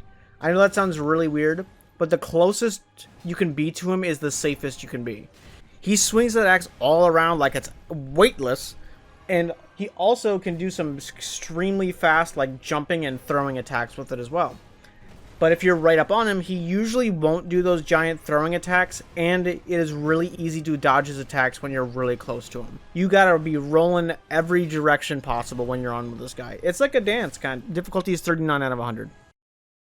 Strangely, this boss is the exact opposite of Magnor Makar, as him being in a smaller space makes him a little bit easier, actually. Because if he had full room to maneuver, he would have a lot more dangerous things up his sleeve. But the Falling Star Beast here is just a big, fluffy, weird, cute thing, I don't know what to call it, alien, I guess, that has big pincers and a lot of lightning and gravity magic. He has a really tough exterior, so if you're trying to, like, bleed him or something, aim for his head or his butthole, because those are the only furry parts of him, and I believe it's the only parts that can bleed. I don't even know if you can bleed him, to be honest, but it seems like you can. He has some rushing attacks that are kind of dangerous, but they're not as bad as they could be because he doesn't have a full range of motion here and he turns around a lot in here. He also has some weird Sigma ult type things from Overwatch where he like lifts you up into the air and then slams you into the ground. He also like makes spikes come out of the ground and stab your ass. I don't know. It's a very strange boss, and depending on when you come here, it can be very easy or very hard. So I'm kind of putting it kind of in the middle, but it's not like super hard, so I didn't put it like really high in the middle. You get what I'm saying. Difficulty is 39 out of 100. The last Elden Ring boss for actually quite a few entries is Renala, Queen of the Full Moon. Finally, a really fun magic-based boss. This boss is a really strange mix of two other bosses from previous games. It is a very strange mix of both Deacons of the Deep and the Fool's Idol, who we will get to pretty soon. It's going to start out where she has a singular singing child that you have to kill. I'll let that sit there for a moment. And keep doing that over and over until she breaks her bubble and she falls to the ground. You beat her up and then you repeat. Sometimes the children are like in a really weird place and you have to like walk around some bookcases, but if you use your sound, you can hear them pretty easily where they're coming from. Once you pop her bubble enough times and kill her for her first health bar, she'll become the second phase, which is a way more dangerous phase. And this is the really cool magic phase. She's going to start with Comet Azure every time, I believe. At least I don't think I've ever had an attempt where she didn't start with it. Which you need to immediately dodge to the left or the right as soon as she starts that attack, because you might get caught in it and just straight die. Which is fun. And then reset the first phase as well. So, haha. She also has a lot of glintstone magic, such as just like the shard one where she like sprays shards at you. If you're right up on her, it can do fuck tons of damage. She can make little wisps that lazily float around and then just run at you really fast. She also can spirit summon, which is very unique compared to like almost every other boss except for the spirit collar snail. She can actually summon spirits just like you, so it's kind of an even fight if you do that kind of thing, which I don't think I've ever summoned a spirit in my entire life, and except for maybe on my first playthrough.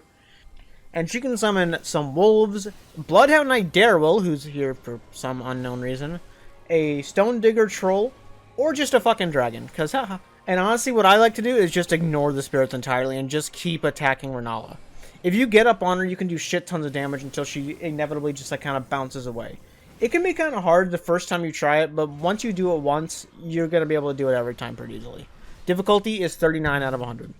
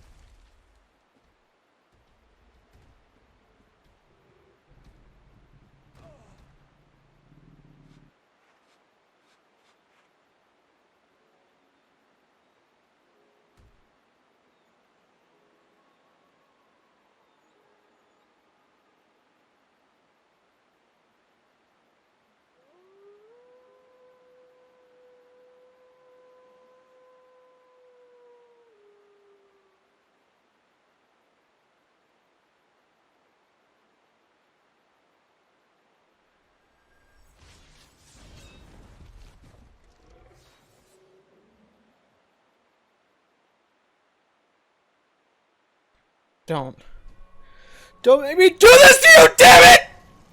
Do you like my voice acting there? Great Grey Wolf Sif has a very emotional story and is probably one of the saddest, if not the very saddest boss in the entire FromSoftware catalog. Great Grey Wolf Sif remembers you from the past. Wait, why does this sound familiar? From when you saved her, and you get a special cutscene if you do the entire DLC before you do this fight, which I had never seen it, and it is actually a lot sadder than the original one, because she'll remember you, and she'll pretty much still have to fight her for her master. It's very sad. Great Grey Wolf Sif has one thing that puts her this high for me. If this wasn't in the game, I would put her a lot lower. I used to be a shield bitch for a long time for Dark Souls, and she chews fucking shields up. If you try to block anything from Sif, it's gonna break your guard and you're gonna be fucking dead. It's awesome. And I think this boss actually kind of taught me not to use it a little bit. But if you just stay under her, you can pretty much guarantee a victory. Don't try to block her attacks. It just doesn't work. It just doesn't work. It just doesn't work. When she gets to about maybe 25% health, maybe it's 10%, I don't really know, she's going to start limping and make the fight way, way easier. So if you can get to about that much health, you guarantee a victory pretty much. It's really sad, and she starts whimpering and stuff. It's really sad. As a dog lover myself, it is a very sad boss. How many times can I say it's sad? So the emotional damage is a little bit, elevates this boss just a little bit. Difficulty is 39 out of 100.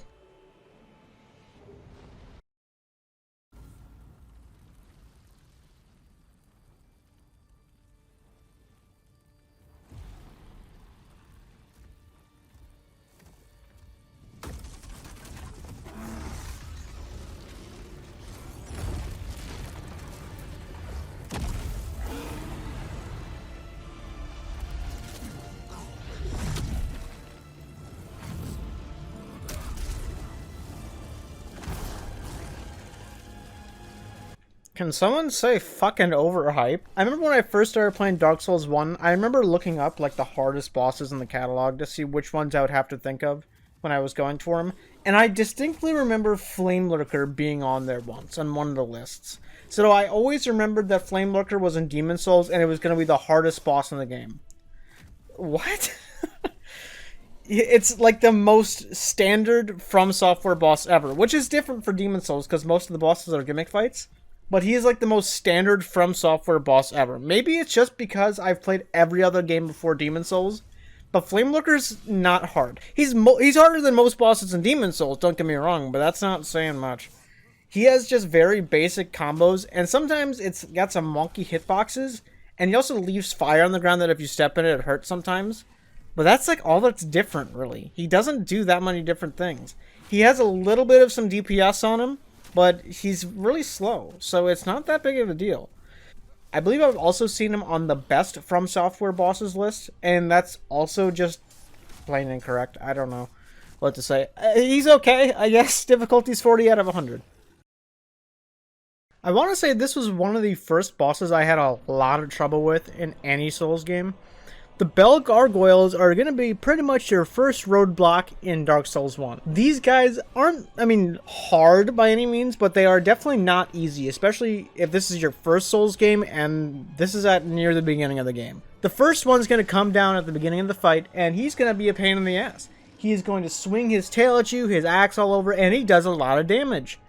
If you knock his tail off, though, the fight becomes a little bit easier, and you get a free axe or halberd or something, I don't know. See, I wasn't having trouble with that part. The part I was having trouble with is when the second gargoyle comes down at about 50% health of the first one, and then you have to tag team him, and this is my first gank, despite that one time in the alley in New Orleans. The second one will then start to breathe fire, and then I believe the first one also starts to breathe fire. I'm not 100% on that one, though.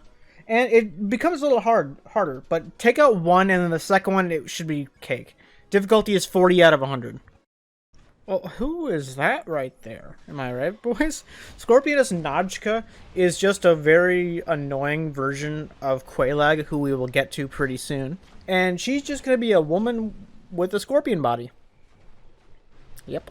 I've had dreams like this before. She has some really fucking annoying toxic attacks that if you get hit by, you can just guess your fucking run goodbye, pretty much. And also her stingers have like this very specific attack. If you walk in a specific distance away from her, you can get her to like get both of her stingers on the ground, then you can attack them and knock them off. But honestly, I don't try to knock him off because it's a huge opportunity to do damage there. So try to like hit her and then only do 1 or 2 hits on the stingers, that way they don't fall off. And then when she goes underground, you're going to want to stand on any stone you see on the map, and then you will be safe from her doing the tremor thing where she just comes out of the sand. It's very interesting. I enjoy this boss actually quite a bit, and I had quite a lot of trouble with this the first time I played this boss. Difficulty is 40 out of 100. I only died to 1 or 2 bosses on my very first playthrough of Demon Souls, probably because it was the last Souls game I played. This was one of them. I didn't get the gimmick at first that he is blind, so if you're really quiet and you only like walk when he's like really far away from you, you're pretty safe, honestly. However, there is a caveat to that.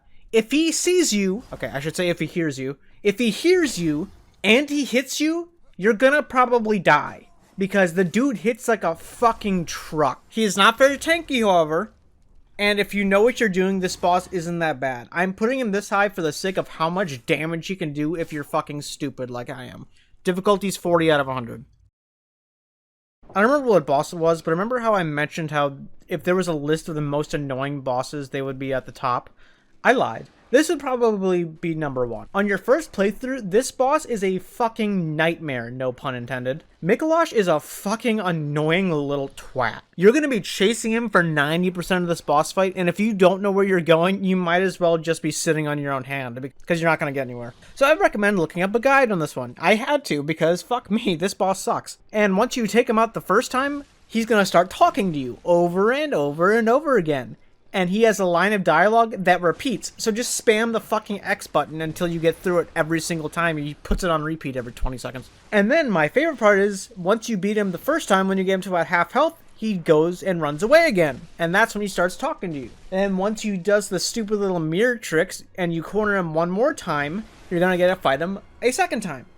And the best part of this entire fight is whenever he feels like it, he can just use a Call Beyond, which is the magic spell where he like puts his hands up and puts a bunch of little fucking astral projectiles all over.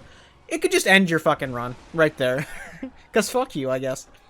I know there's a way to actually cheese this boss if you like walk out at the right time or something like that, but I'm doing this like as if you know if you're doing it the right way.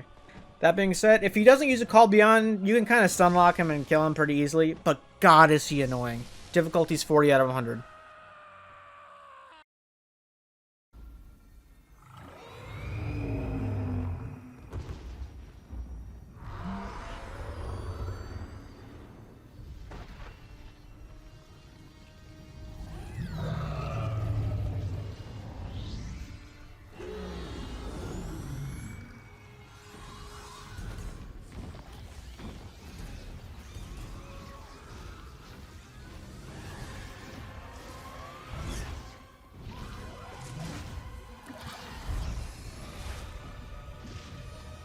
An absolutely beautiful boss. Storm King is basically the first iteration of the Storm Rider. I mean the Storm Ruler. You're gonna want to pick it up at the bottom of this little like crag-filled area, which is really cool looking. All while his children are shooting little projectiles at you. I assume they're his children. And then you get to knock all of his children out of the sky with that Storm Ruler. Ain't that fun? The only reason this boss isn't higher is because of this next part right here. When you charge up the Storm Ruler and you launch it at him, sometimes it just misses, I guess, even though it's like right on him. I don't understand how that works. Because sometimes I'm right under him and it'll miss, and sometimes I'm like 40 million yards away and it'll hit. I don't get how it works. This entire time you're going to be dodging little green darts that keep flying out of the sky. Apparently these were really hard to see in the original PS3 version. But they're kind of easy to see in the PS5 version, so there's that, I guess. And I also used the Storm Ruler for almost every single boss after this. But Pugzer, did you know that the Storm Ruler has a very low durability? I'm very well aware. But this boss is beautiful. I love the arena of this boss especially. It's one of my favorites. Difficulty is 40 out of 100. Alright, look, a spider boss. The Duke's dear Freya is the spider boss of Dark Souls 2, because every game has one. And she, I think it's a she, has 2 faces, one on her butt and one on her face. I also have this. She's going to have a fuck ton of little annoying spiders, so bring a torch and light it right before you get into the boss arena. It'll make things so much more easier. Even if you're a two-hander, honestly, just find a different weapon and then use a torch, because it's not worth it trying to two-handed weapon and have 50 billion spiders trying to attack you at the same time. If it's just you and her, it's not too bad. She can do a little bit of damage with her mandibles, and she has a laser, because all spiders have lasers. And if you really want to during her laser, you can walk up to her butthole and then attack that head instead. And then her heads will switch to that head. I don't know how this works. She doesn't have that much health, like, at all. But don't focus one head too hard, because it'll break, I guess. And then you have to deal with the one head for the rest of the match. I would assume this boss would be a lot higher if you don't use a torch, but I always use a torch, so just use a torch. Difficulty is 41 out of 100. Oh, hey, look, a spider boss. Armor Spider is the spider boss of Demon's Souls, because every game has one. However, I put it a little bit higher than Duke's Dear Freya, because he's a little bit more dangerous, I'd say. Barely. Only because of one attack where he spits lava all over the arena, and if you were previously hit by his spider web, you're pretty much fucked, because you can't do anything about it. You can't run fast enough to the back of the arena to keep up with it. Honestly, if you ever get spiderweb, you're pretty fucked. But he doesn't do it that often, and it's pretty easy to dodge, so it shouldn't be that big of a deal. Either way, try not to be hit by the spiderweb, or walk into the spiderwebs, because I've done that too. His weak spot is his spider penis. That's something I just said. And he goes down pretty fast. I came here very, very early on in the game, and he wasn't that big of a deal to me. But he definitely does some fucking damage, that's for sure. Difficulty is 41 out of 100. I believe I said the exact same thing in the Dark Souls boss ranking here. This boss is either moderately easy or one of the hardest bosses in the entire series. Because if you don't do a very specific task of burning the windmill outside of this boss arena, this boss is nearly unkillable. Because there will be poison all over the arena and you're going to get poisoned, and B, she's going to be healed by that poison. Because hee.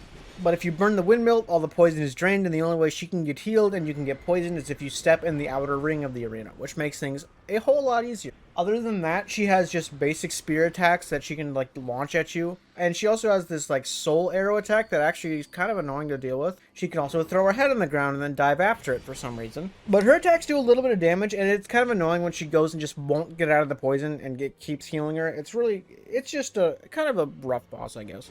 Difficulty is 42 out of 100.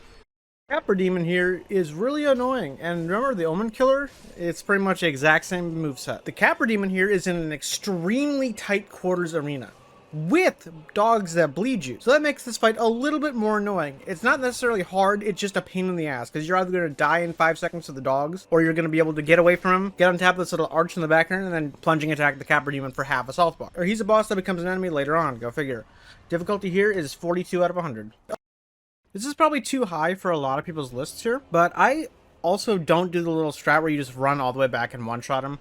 I actually fight him like, I don't want to say legit, but like the right way, I guess. Once you pick up this gold trimmed stuff, I don't know how it's gold at all. It's just literally gray. He is going to get very, very pissed at you because it's his sister or something like that. I don't know the lore really of this guy.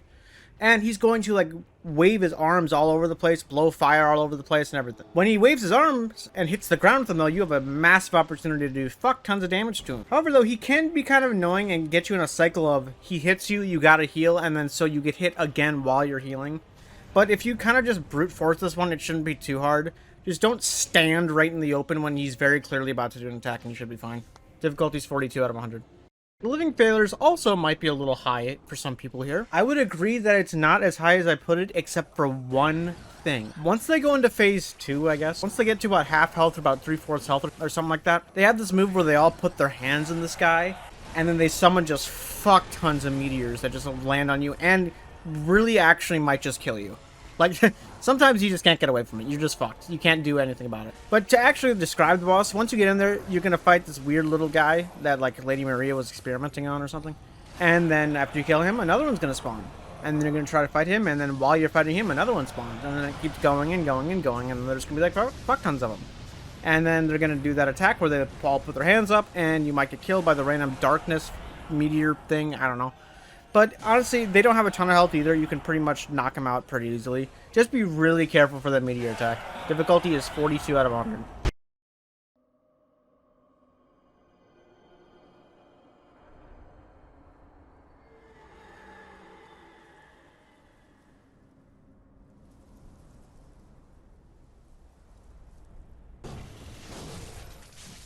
Scary in looks and not much else. The Moon Presence here is a kind of a pathetic final boss, unfortunately. And he's actually a secret final boss like Aldia, so that makes it kind of even worse. He is really not that good at much. He has one attack that like makes people freak the fuck out where he just drains your entire health bar. But it's Bloodborne, so if you just stay calm and just attack him after you get drained, where he won't even do anything, he'll just stand there, you can actually just get your entire health bar back. And you do fuck tons of damage. Just straight hurts it. It doesn't even help it, like at all. The only way this attack is good for it is if the person that's playing the game doesn't know what they're doing. Because it literally just makes the fight easier. It's going to drain your entire health bar and just attack it. And you get your entire health bar back and you hurt it a fuck ton. It's great. It's a win-win. I have never died to this boss. This boss is pretty easy, honestly. But she can do a lot of damage, I guess, other than her little, like, drain attack. But it's honestly not a big deal. Difficulty is 42 out of 100. By far the hardest basic boss you're going to run into a shit ton of times in Elden Ring. The Crucible Knight is a really scary son of a bitch. You can run into this guy almost immediately if you find it soon enough. And if you try when you first get out of the gate, you're going to die, like a lot. He is really fucking hard for a really early game boss. However, you do run into him a shit ton of times, and once you get your bearings straight, you should be perfectly okay, and you should be able to take him out with medium difficulty, usually. The Crucible Knight is a big fucking knight with a big-ass sword and a big shield that really pisses me off a lot. The sword has unbelievable range, and the shield, he has a really long-winded wind-up attack that always catches me off guard, and it hurts a lot. And then when he gets low, he starts doing dragon aspect stuff, where he, like, grows wings and flies at you, or he can, like, breathe fire on certain occasions on certain of them. It's really annoying. This guy is no joke, and sometimes you're gonna have to fight two at once, or one with the Crucible Knight, or one with a Misbegotten Warrior. He can be a bitch. Difficulty is 42 out of 100.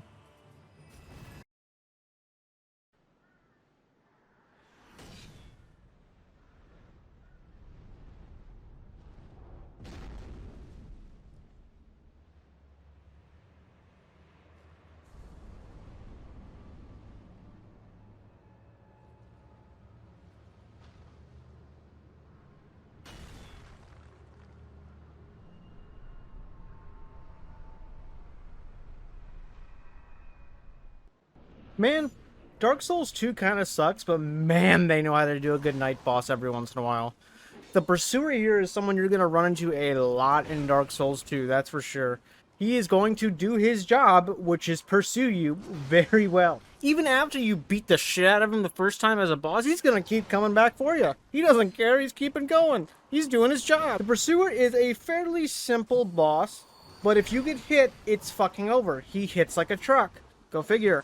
But he has the most basic combo possible. But man, is he fucking cool. And he can curse you with the sword, which doesn't matter because it's Dark Souls 2.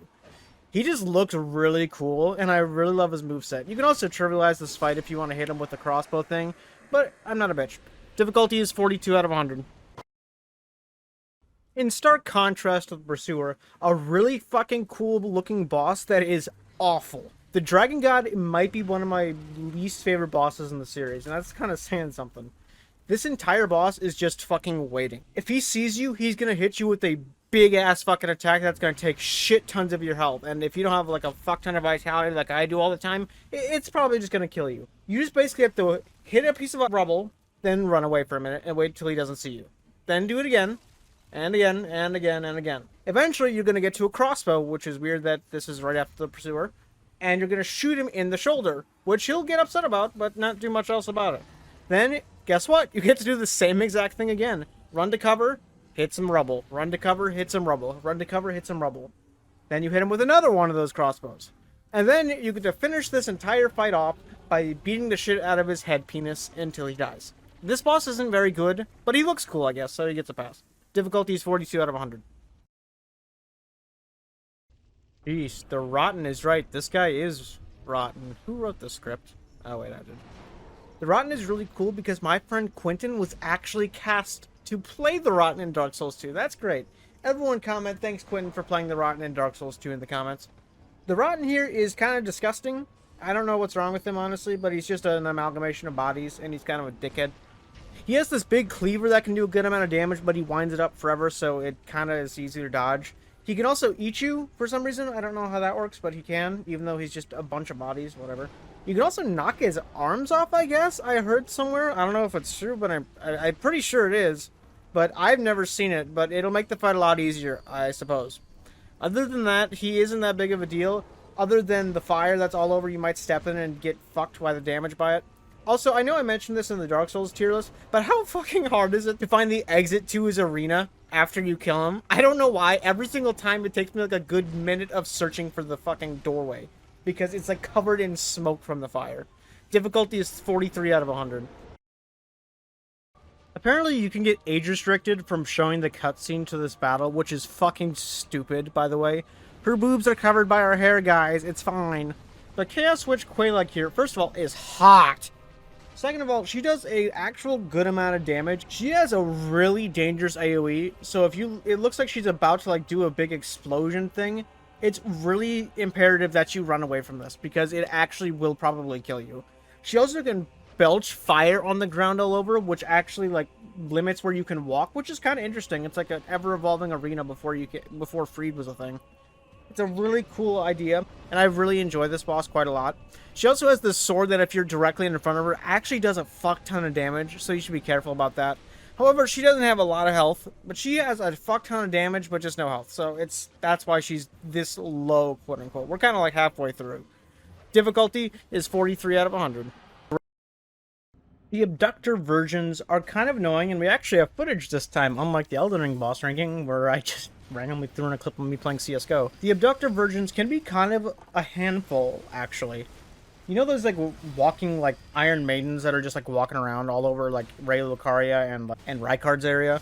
Yeah, try fighting two of them at once with two different weapons, one of which has, like, scythes and one of which has, like, wheels. This fight can be a big handful, but if you can kind of, like, isolate them and just hit one every once in a while and then dodge for a little bit, then keep doing it, it'll be pretty easy. Also, if you come here really late in the game, it's also pretty easily as well. However, they do hit really hard, and they can definitely, like, 1-2 combo you pretty good, and it can be kind of annoying. But just come here a little later than you think you should, and you can take them out pretty easily. Difficulty's 43 out of 100. Cool looking and not much else. The Centipede Demon here is kind of annoying because you have these tiny little itty-bitty platform that you get to just stand on and wait for him to attack you. And then once he does, you can knock off one of his arms and you'll get the orange ring. I don't remember what orange ring it is, but I'm just going to say the orange ring. The orange ring will allow you to be able to stand on lava, and then you can actually go and fight him. But the annoying part of this fight is you just have to kind of sit there and wait for him to do that. And also, if he starts walking over to you, your camera's going to get all wonky, and it's real annoying. Honestly, the worst part of this fight is just waiting for him to do the right attack to be able to hit him. But if he doesn't, you're just going to be standing there forever and ever and ever, and you might just get clipped and die on accident. It's a fucking pain in the ass. Difficulty is 43 out of 100. The Red Wolf of Radagon is actually the boss you fight right before you fight Renala, and is actually quite a bit harder, surprisingly, for a boss that comes right before it. The Red Wolf of Radagon has a shit ton of magic attacks that do so much damage, and also you're in the tiniest room, like, possibly conceived for this fucking fight for some reason. And he jumps all around, he like swings his like fire sword at you. You have like no room. The saving grace here is though, he also takes absolutely shit tons of damage. The fight's gonna last probably 5 seconds and one of you is gonna be left standing, and it's probably not gonna be you the first couple times you do this fight. Difficulty is 44 out of 100. Another boss with no audio, you are welcome, is the Godskin Apostle, which is the first half of the Godskin duo. The Godskin Apostle is just this big, lanky motherfucker that has a lot of black flame magic and a really long twin blade. He does a lot of damage, and he doesn't take that much, honestly, but he leaves himself wide open pretty often. However, you have to take that opportunity whenever you see it, or he's going to rail you in the asshole. When he gets to about half health, he's going to do this weird stretchy shit that I don't understand how it works. But he's gonna like stretch his body, and he can like do this like windmill attack with his twin blade that can do a lot of damage. It's a big AoE black flame attack. It's really dangerous. However, this one isn't too big of a deal, honestly. Once you're in Lanedale, you should be able to take out the Godskin Apostle pretty easily. You should have a decent grasp on your build at this point, and you should be able to take him out fairly easily with medium difficulty. Difficulty is 44 out of 100. Finally, a decently fun boss after a huge drought of really boring ones. Rykard, Lord of Blasphemy, is going to start out as the Great Serpent. And he is going to be kind of intimidating. He's going to look like a giant fist surrounded by lava in the center of the arena. I just actually made a fist as if you could see it. And he has some dangerous attacks where he's going to like swipe the entire arena. He's going to try to eat you and shit, which does a slight amount of damage for some reason. It doesn't do all that much. But this is another one of those fights where you have a Storm Ruler, where you're going to use giant wind attacks, and it's going to be a gimmick fight. But it's an actually fun gimmick fight for once. My strategy here is to jump and heavy attack over and over and over, and it does fuck tons of damage, and it doesn't take too much of your stamina up. And he kind of just staggers for most of it, so you're probably all good on that. When he gets to actually become Rykard Lord of Blasphemy, it becomes quite a bit harder, honestly. He's going to have these, like, swiping attacks with his blasphemous blade that, like, explode after a few seconds. That actually can catch you off guard pretty easily. He also has this DM attack where he's going to, like, summon a bunch of skulls and then still do all the swipe attacks and serpent attacks. People usually panic the fuck when this happens, but just don't, Forehead, I guess is the best thing I can say. It's not dangerous at all. The skulls are, like, a scary thing that you see moving towards you, but if they hit you, they don't do anything for a few seconds. Like, they explode, but it takes a few seconds, which if you're constantly moving, they won't hit you anyway. It's just... Don't be intimidated by him. Just pretend he's an easy boss, and he will be an easy boss. It's mind over matter with this dude. Difficulty is 44 out of 100. Fun fact about this boss, I didn't even know you could actually fully fight this boss until my second to last playthrough. Because I thought he just appeared on the Erdtree Grazing Hill and then just disappeared forever as like a hint of what's going to happen when you get to Farum Azula. But you actually can fight him if you go near the capital. I didn't know that. Ancient Dragon Lanciax is going to really love his fucking red lightning. His like dragon lightning or whatever it's called. The Pulsitisax lightning. I don't know. He's going to be a basic dragon boss kinda. However, he has that just constant fucking lightning striking you. It's really a big pain in the ass. He also has these like a huge like dragon lance attack where he like shoves fucking red lightning into the ground and like spreads all over the place, and it can actually catch you off guard and do fuck tons of damage if you're not careful. In my randomizer series, which I am actually streaming right now, I don't know if I'll still be streaming it when this video goes up, probably not, but I kept running into this bastard over and over and over. I don't know why, but he appeared a lot. Ancient Dragon Lanciax is just kind of a slightly above average dragon boss. That's all I can say about it. Difficulty's 44 out of 100. Dark Souls 2 has some really, really good night bosses, and I'm just kind of now noticing it, honestly. Velstadt the Royal Aegis, or Aegis, whatever, is a big old dude with an arrow on his head, and it's really, really cool. Not like the Avatar. His weapon is super unique and something I really love when they do like really unique weapons in Souls. He has a giant bell that he likes to like slam onto the ground and it rings. It's really cool. I really enjoy this boss.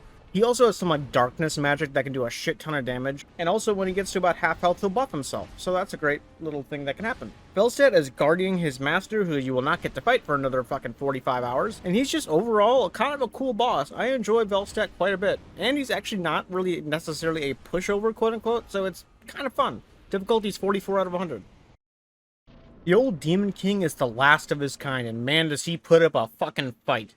This guy reminds me of a grizzled old warrior on his last legs. He does a lot of fire and pyromancy attacks, and he also has like got a big old hammer that he likes to slam into the ground. He also has this like ring of fire attack that like goes all the way out and then sucks back in. It's a really cool attack. And then my favorite part of this entire fight is he gives one last push to kill you when he's really almost dead, and he does this huge explosion that has a huge phantom range on it that does a lot of damage. And that's like it. He will pretty much no longer fight after that. That's like his last attempt to kill you. And it's a huge, cool, big hurrah right before he died. Difficulty is 45 out of 100. The Iron Golem I'm putting here for posterity's sake, because this guy gave me so much trouble on my first playthrough and really just hasn't since. The Iron Golem, I believe, always starts the fight off with a huge like wind blade attack where he like does a huge shockwave towards you. And it used to catch me off guard every single time I did it, and it pisses me off. But honestly, it doesn't really do much if you just like roll around it. Sometimes it even hits the like big mound of stuff in front of you and it doesn't do anything. He also is really weak in the knees, which is kind of funny. If you attack a single leg for like half the fight, you will like make him stumble and he can fall off the edge and just instant kill himself, which is very funny. However, that goes for you too. He has a tendency to try to grab you, and if he does, there's a good chance he'll just pluck and he'll just pop you off the edge and you're done and you're dead. And then you have to walk all the way back. It's a decently fun fight, but it's definitely not my top 25. Difficulty's 45 out of 100. Decaying Ezekiel's, I don't know how to say his name to this day, honestly, has quite a big leg up on the other simple dragon bosses in Elden Ring. Decaying Ezekiel, although is blind somehow, he has a ton of Scarlet Rot attacks that do an absolute shit ton of damage. One of which where he just blows like Scarlet Rot dust in the air and it's like really hard to get away from, and if it takes you for like literally 3 seconds, bam, you're half health already, and boom, you also have Scarlet Rot, so good luck just continuing the fight. He also has one where he like pops in the air and then blows all that smoke on the ground. And that one, if you're not far enough away from the epicenter of that smoke, you're just fucking dead. You can't do anything about it. You're going to get Scarlet Rotted or you're just going to straight die. It's fantastic. But other than that, he's like a basic dragon boss in Elden Ring, but with quite a little bit more danger attached to him. Difficulty's 45 out of 100. Your iconic Tree Sentinel is a lot like the normal Tree Sentinel, but he's got a couple more tricks up his sleeve. One, he uses a lot of Dragon Lightning, and it's really annoying. He has a specific one where he either will launch it all over the ground with little red areas that you're not supposed to walk in that will strike lightning on you. That one's very easy to notice. Or he can put his shield up and he's going to like shove it down real quick, and there will be 2 lightning strikes straight on you. And if you don't roll at the right time, it could probably just smite you and kill you.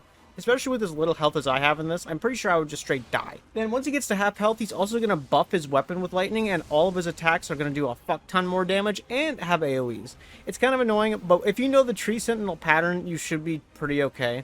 He also likes to blow fireballs out of his horse's mouth, because that's a thing now, I guess. But other than that, he's just a basic Tree Sentinel with a little bit more to him. Difficulty's 46 out of 100.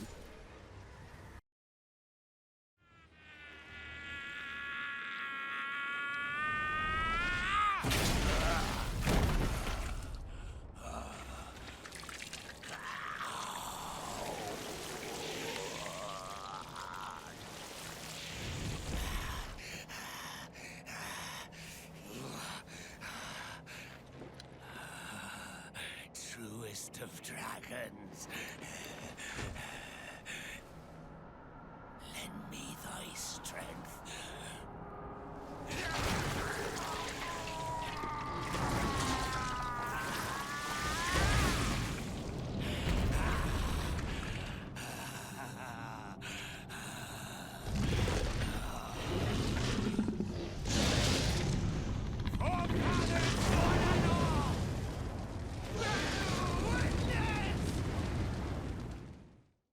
Bear witness to Godric the Grafted. What a fantastic early game boss. He's not too hard, he's not too easy, he's just really great at what he does. I love Godric the Grafted. And that cutscene is one of the best in Souls history. Like, top 5, easily, I think. His first phase, he's going to have this giant axe that he likes to swing wildly around with both hands, and it has some actual decent range despite how it looks. He also likes to like do this thing where he like blows wind, and if you don't block it or dodge, it's gonna do fuck tons of damage and knock you off your feet. And then when he gets to his second phase, this is my favorite part, he's gonna graft a dragon to where his arm used to be, which is so fucking cool. First of all, I know I sound like a fucking dork, but man, it's awesome. And then this dragon will blow fire out at you. He will combine that wind attack earlier to where it does fire and wind that does so much damage for no reason, and it's just a great fight. He also has a bear witness attack where he's gonna like shove the dragon into the sky. It's gonna blow fire and like rain meteors down. The arena is fantastic. This is just a really good boss, and I think they did an amazing job at the beginning of Elden Ring with this guy. I love Godric the Grafted. Difficulty's 46 out of 100. Just barely missing the top 100 is the Demon of Song. This entire area is just asshole, but this boss is pretty good. I'm a fan of this one. That beautiful singing you've been hearing this entire time is not a beautiful woman, but it is in fact a frog. Yep. He has some dangerous attacks, and the only part that you can actually hit of him is the skull inside of its mouth, so that's kind of cool and unique, I guess. He has a lot of water attacks, and sometimes he's going to stand straight up and just belly flop on you, which does a fuck ton of damage, so make sure to get out of the way of that. And after you beat this boss, you get a Keyblade for some reason. I don't know why, but it's pretty fucking cool. Difficulty is 46 out of 100. Woo, number 100! Number 100 hardest boss in the Fromsoftware catalog is the Dual Erdtree Avatar. It's like the normal Erdtree Avatar, but there's 2 of them, pretty much. They both take damage, however, trying to deal with 2 of these things at once kind of fucking sucks. One can be shooting lasers at you while one's trying to like hit you with its hammer and you have to dodge stupid ways. It's just kind of a pain in the ass. Dual archery avatars actually can be easily killed if you have like the blasphemous blade and you can hit them both at once. If you have an attack that can hit two things at once, like a big AoE, you can crush this thing pretty easily. Difficulty is 46 out of 100.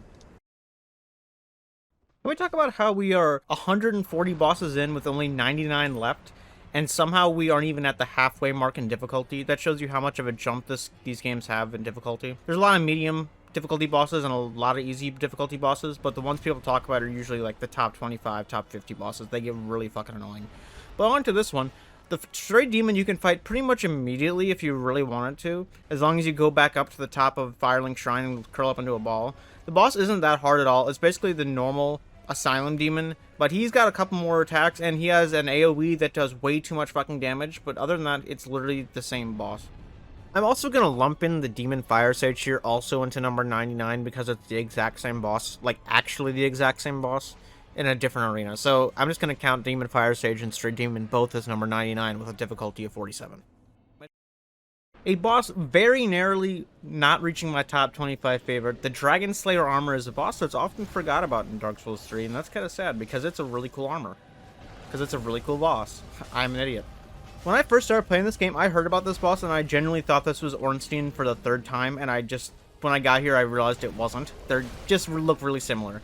He's got a big ol' axe that he can shoot wind strikes at you from, and my favorite part of this whole thing is when he gets knocked down, he like does a huge attack to get back up as if it's trying to punish you for trying to hit him when he goes down. It's a really cool boss. He also does some decent damage for this part of the game, and that's kind of saying something. He's very fast and he's a really cool night boss. Difficulty is 47 out of 100. Hee, I forgot about this one, so it doesn't get an official rank. We're just going to say 97.5 Radio FM. Man-Eaters here are on a big old bridge that they got inspired by from Taurus Demon. I know the game came out after, shut up. And they like to push you off this bridge a lot, from what I hear. I've never died to this boss. But the Man-Eaters actually do a fuck ton of damage, and there's two of them. So it's kind of like a mix between the Taurus Demon and the Bell Gargoyle. So do with that what you will. Sorry, I forgot about this boss. So 97.5. Man-Eaters. Difficulty is 47 out of 100. This boss gets this high of a spot simply because of one thing. I could not figure this out. This was the only gimmick fight probably in the Fromsoftware catalog that I had to actively look up a guide because I could not just figure it out. When you walk in this arena, there's a guy that's going to say something, and then you're going to kill the fool's...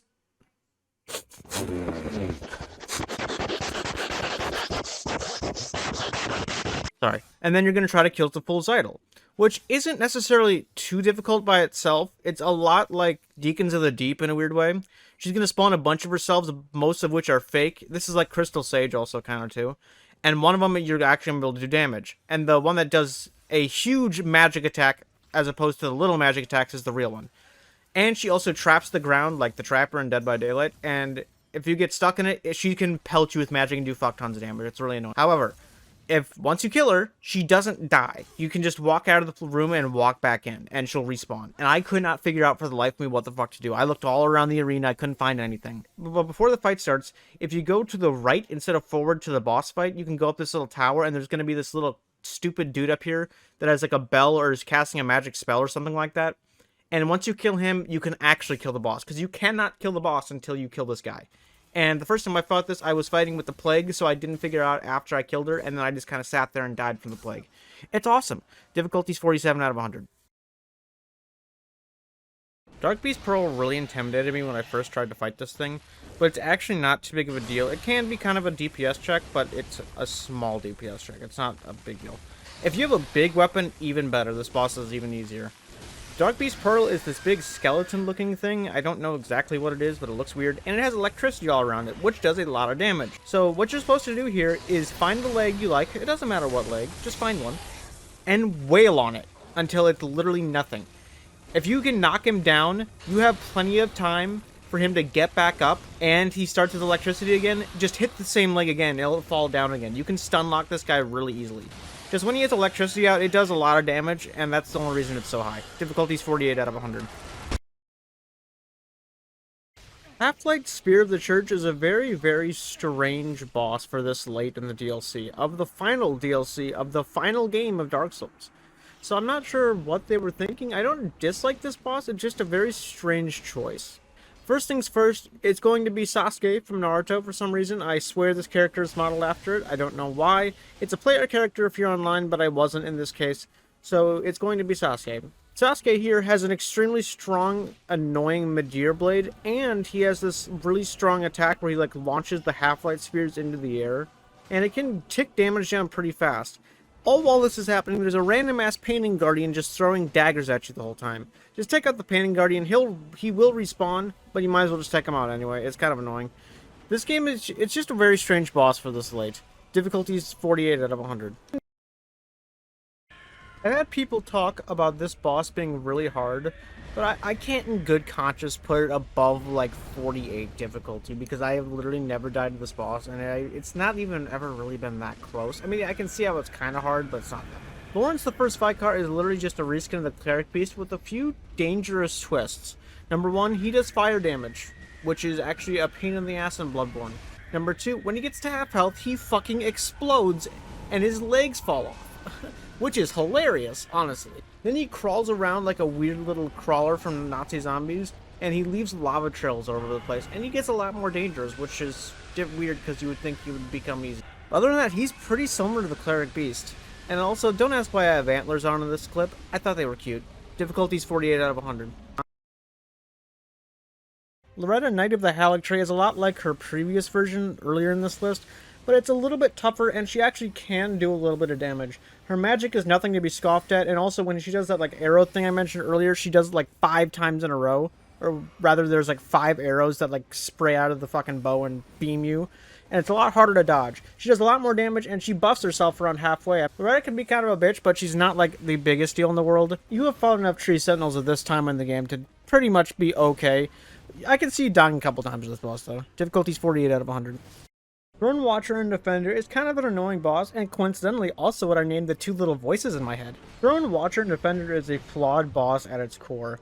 They tried to make ONS again with this fight and failed miserably. The whole point of this fight was one was supposed to be very passive and cast magic from a distance, and one was supposed to be super aggressive. But I don't know what the fuck they did, and just both of them are just super aggressive all the time.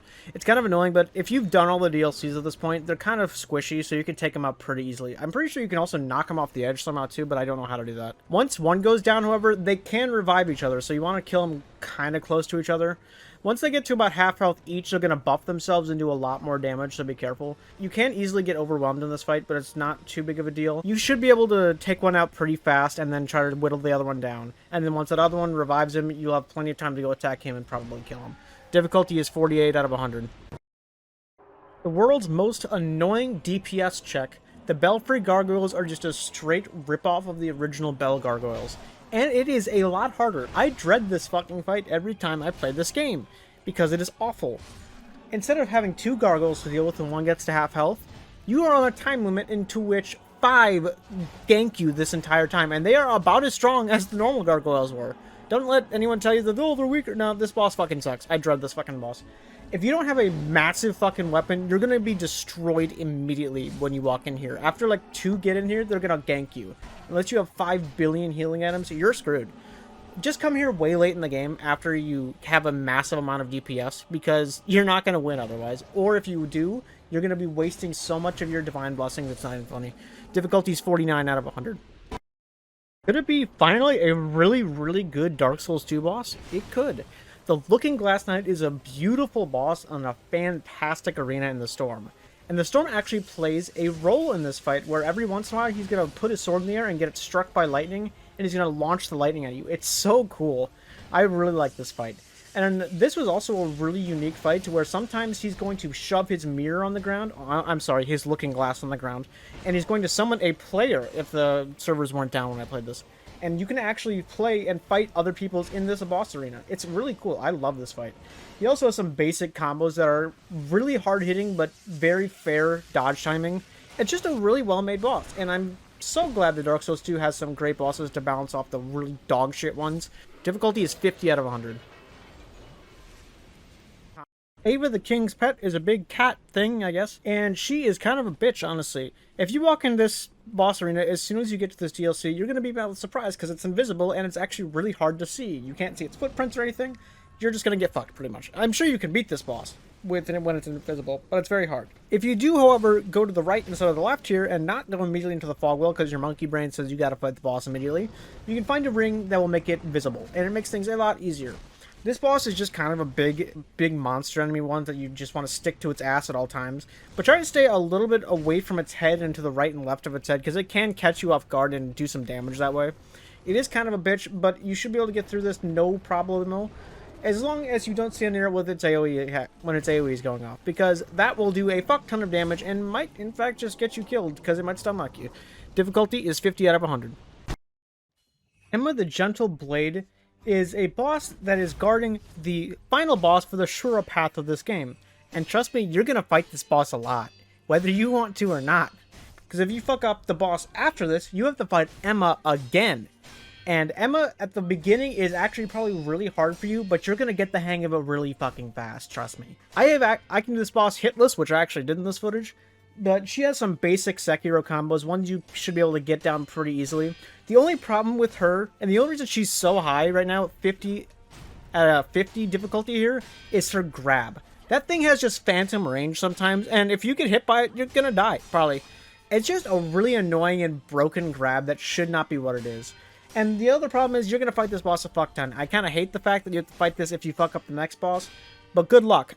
This boss is just kind of a bitch. And this is actually you fighting basically your Firekeeper for Sekiro, which is really unique, and I'm surprised you haven't got to do that in any other Dark Souls games. That'd be pretty cool. So, Miyazaki, take that note and just name it like Pugs or something. I don't know, name the boss after me. Difficulty's 50 out of 100. We are finally getting to bosses that you could realistically struggle on quite a bit, but it shouldn't be taking you like more than like 15 attempts probably at this point. Aldrich, the Devourer of Gods, has taken up spot where he should not be in Ornstein and Smos Arena. He also has eaten quite a few bosses of previous games, such as Nito and Dark Moon Gwendolyn and others, because all of the theme of his music is based on all of these things, and he also looks just like all of them. He's a fat slob that just eats shit. It's like me after 11 p.m. on a Tuesday. Speaking of which, I just had a croissant warmed up. It was good. He has some normal attacks that are pretty easily dodgeable. He'll be able to wear on that scythe thing, I guess. I don't know what it actually is. And it can actually do quite a bit of damage. And when he gets into his second phase, that's when he gets really, really dangerous. He has an arrow rain thing in the first stage that you can like easily just sidestep. But in the second phase, it will follow you. And if you're not walking or running around a pillar, you're gonna die. Like, actually, it will just straight kill you.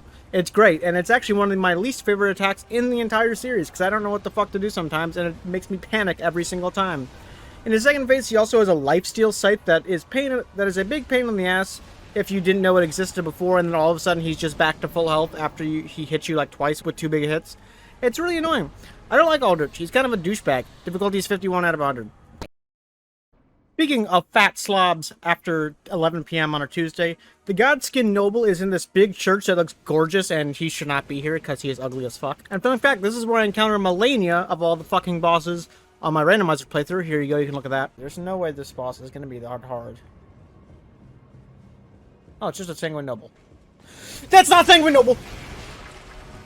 That's crazy, huh? However, the Godskin Noble is a big old fucking dude with a massive rapier that does shit tons of damage, and he weaponizes his fat, like, actually really well. He's like Choji from Naruto. He can, like, roll around and do fuck tons of damage to you and stun lock you if you're really not careful. He does so much fucking damage, especially in his second phase. He has this, like, rapier attack where he, like, runs you through, and it literally can just straight kill you if you don't have a ton of health. It's a really annoying attack. However, he is kind of slow in his first phase, and if you have enough, and if he doesn't have that much health in his second phase, if you knocked him down quite a bit in his first, it shouldn't be too hard. But honestly, the second phase is the only one you really have to deal with, because it kind of gets really annoying. He also has an attack where he, like, blows his stomach up and, like, gets you off him. He's pretty hard, actually, for a mid-game boss. He can be quite difficult, but if you know what you're doing, it won't be that hard, especially if you've done the Godskin duo at this point. One of him is not a big deal. Difficulty is 51 out of 100.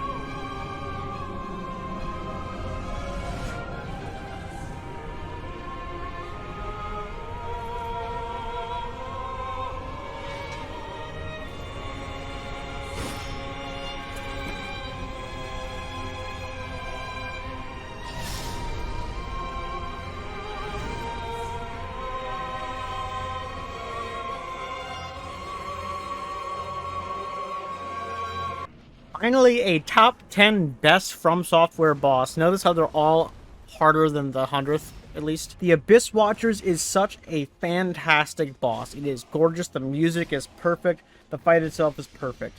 It starts out with the Abyss Watcher, I guess, the one that has a health bar at least, coming and attacking you. It's going to be a normal kind of like greatsword enemy, and honestly, you could probably find one of these just outside if you really want to. It's a normal, pretty much, enemy. However, when he gets to about, I don't know, half health-ish, another one will join the fray and try to attack you. And then another couple seconds later, a third one will join the fray and try to attack him and you and the original one. It's just going to become pretty much a free-for-all. Just keep in mind which one has the health bar. And then it's pretty easily, you can pretty much backstab him pretty fucking easily. It's not that hard at all. However, when it gets to phase 2, that's when the fight gets a little bit more challenging. He buffs all of his attacks in flame, and all of his hitboxes become massive. And it's such a cool fucking fight. He can drag his sword on the ground and leave like a phantom fire hitbox. It's really cool. Just such a fantastic boss. I believe this is my friend Cal's favorite boss in the series, and I don't even blame him. This is a fantastic boss. Difficulty is 52 out of 100. This is going to be kind of a short one, but the Black Knife Assassin, and then in parentheses, Invisible, is actually quite a lot harder than the normal Black Knife Assassin, as he is invisible. However, he is in this little den of water where you kind of see his footsteps, and if you have the specific torch, you can actually kind of make him invisible, or you can like put him to sleep. It's kind of annoying, and this fight actually can be quite a bitch if you don't have the Saint Trina's torch. It's just kind of annoying, but he has the exact same moves, and if you know what you're doing, it's not too bad. But if you don't have the torch, it's kind of a pain in the ass. Difficulty is 52 out of 100. The Blackblood Kindred has fallen off really fucking hard from my original Elden Ring list. I think this might have been like number 7 hardest in Elden Ring in my original list. But I've gotten quite a bit of experience fighting this guy. It's basically just a Valiant Gargoyle, who we will get to later. But he's a little bit easier because holy damage does a lot more to him than the normal Valiant Gargoyle. And it's 1-on-1 instead of 2-on-1. You can kind of manage him pretty well, and you can kind of kite him around a lot of shit, especially the one outside the mausoleum. And if you do massive jumping attacks with like strength weapons, he doesn't stand a fucking chance. However, he hits like a fucking truck, and he has things that lowers your health over time, which can do a fuck ton of damage and can be really dangerous. He is also massive, and he does have a ton of poise. However, the strength weapons will eventually cut him down to size. Difficulty is 52 out of 100.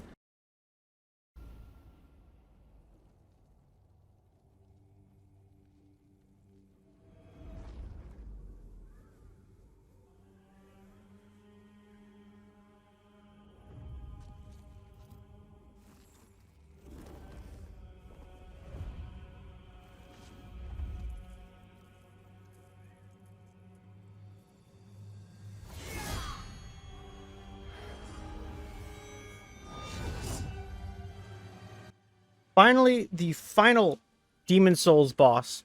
Old King Elantir is a force to be reckoned with in Demon Souls terms. He is the hardest boss in the game, and that's kind of sad considering he's only at 53 in difficulty. Old King Elantir, he has massive fucking wind, like, waves that come out of his sword every time he swipes. And he has the world's largest shockwave, in which I got stuck for like 5 minutes in, as you can see in this clip right here.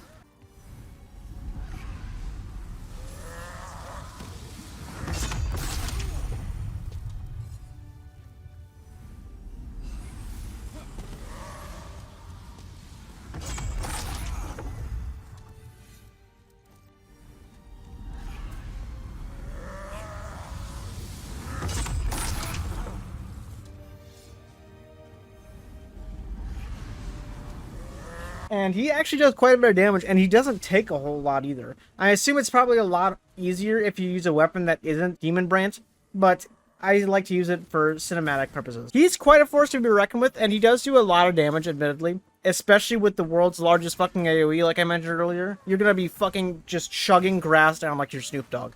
It's really disgusting how big his AoE is. He also has some like arena-wide dash attacks that remind me of Sirlan, who we will get to later, and I think that Sirlan was actually inspired by this boss quite a bit, actually. I'll get to that later. He also has this really unique attack that like is completely different from any attack in the entire series since, where he will grab you and he'll suck the levels out of you, and it's so fucking cool. I love it. He also has these like angel wings made out of wind, which looks really sick. He has a really cool design, and I'm a big fan of this boss, actually. Difficulty is 53 out of 100. Seat the Scaleless is a big bitch. I really like his music though, so he gets a pass. Seat the Scaleless here has a big fucking body that doesn't really fit his arena too well. And if you wail on his tail for long enough, and I have confirmed this now, the back tail, for a really long time, you will get the Moonlight Greatsword. It takes a fuck ton of time, but I guess it's worth it, if you want to say that. He does a lot of damage when he just fucking shifts his weight around, and if you're anywhere near him, which you will be, because his arena's tiny, it will do a lot of damage. When the fight first starts, however, you're going to have to break this little glass hourglass behind him. I don't know what it is, and I really don't care to look up the lore for this thing. I don't care about Seath, he's a loser. But then he becomes vulnerable. But if you don't attack it, he'll be invulnerable. And I have done it where I forgot about it entirely and just wailed on him for like 5 minutes and not understood why he wasn't taking damage. You'll spawn near it if you're fighting him the first time, but you'll probably die once or twice, especially if this is your first try. And then you have to walk the 15-mile trek back here through the Crystal Caverns. This boss is just on my shit list, honestly. But once again, his music's pretty cool, so whatever. Difficulty's 53 out of 100. Another short entry here. The fully grown Falling Star Beast is literally just a Falling Star Beast with a lot more room to maneuver, and he has a giant laser attack now, and he seems to be a little bit stronger, and he has a little eyeball on his head. There's a lot of different things, honestly, but I'm just not going to go over them. Fully grown Falling Star Beast is kind of a bitch. He does a lot of damage, and he can knock you right off his little volcano thing or something. Difficulty's 53 out of 100.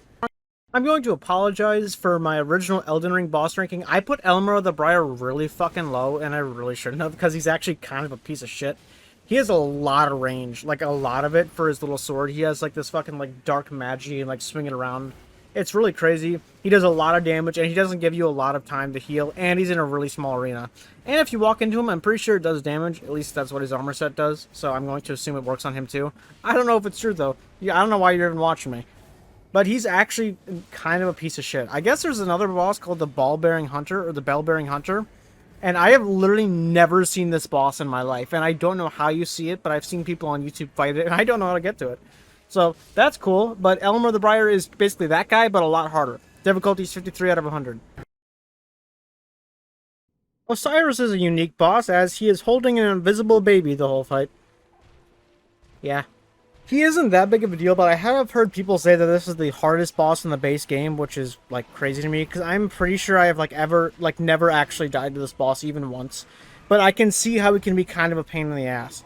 First of all, his hitboxes are just weird. Like, sometimes they'll be, like, way bigger than he is, and sometimes, like, he'll ram into you where you really should have been hit, and it just doesn't hurt you. I really don't get how it works.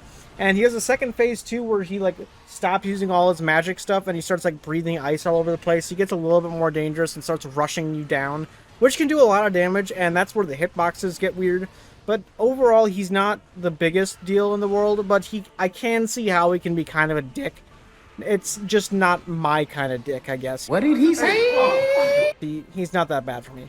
Difficulty's 54 out of 100. A gorgeous boss that was originally a whole lot lower on this list until I did the randomizer playthrough, where he killed me more than any other boss in the entire game somehow. This guy is usually known as a fucking joke because he has such fantastic music, especially this one part right here.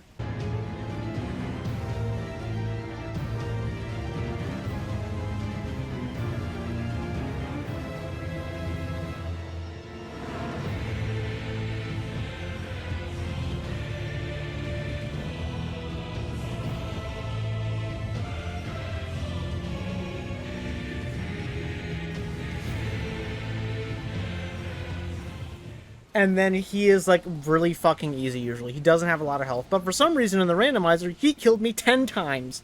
And that's disgusting. That should not happen. Melania, who's a lot harder, killed me 5 times.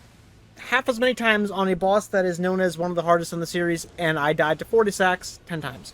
I don't know why.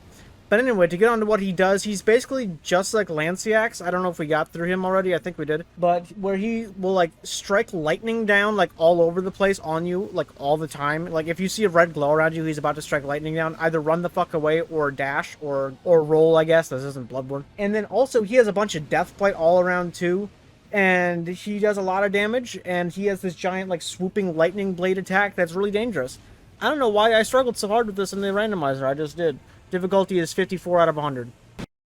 Here's another kind of a short entry. I know we're getting a lot of short entries here, but it's alright. The Dragonkin Soldier of the Lake of Rot is literally just the Dragonkin Soldier from earlier. However, he's in a giant pot of super AIDS, and if you step in it for too long, you start taking damage like really, really fast, and it's really not a good thing. This boss is actually kind of annoying because usually the first time you're going to fight him, you're going to be Scarlet Rotted and you're not going to win. It doesn't matter really. But once you respawn, it'll respawn you kind of close and it'll make things a little easier. Before, I believe it didn't. I believe before there wasn't a Stake America and you'd have to respawn at the beginning of the Lake of Rot. But I believe you can respawn closer to him now. And if you press a button, you can fight him on a big surface. But if you really want to, you can fight him on the entire Lake of Rot. And it might make things a little easier if you're already rotted. And you don't have to be confined to the tiniest fucking space known to man. However, it's really annoying getting ticked by Scarlet Rot the entire time while you're trying to fight a boss, and that's what makes this one a lot harder than the other one. Difficulty is 54 out of 100.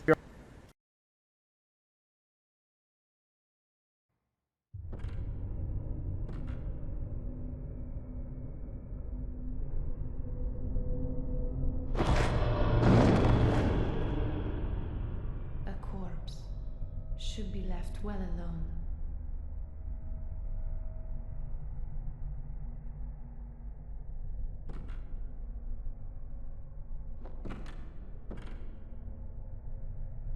Oh, I know very well how the secrets beckon so sweetly.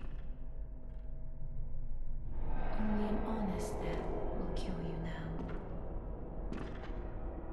Prevent you from your wild curiosity.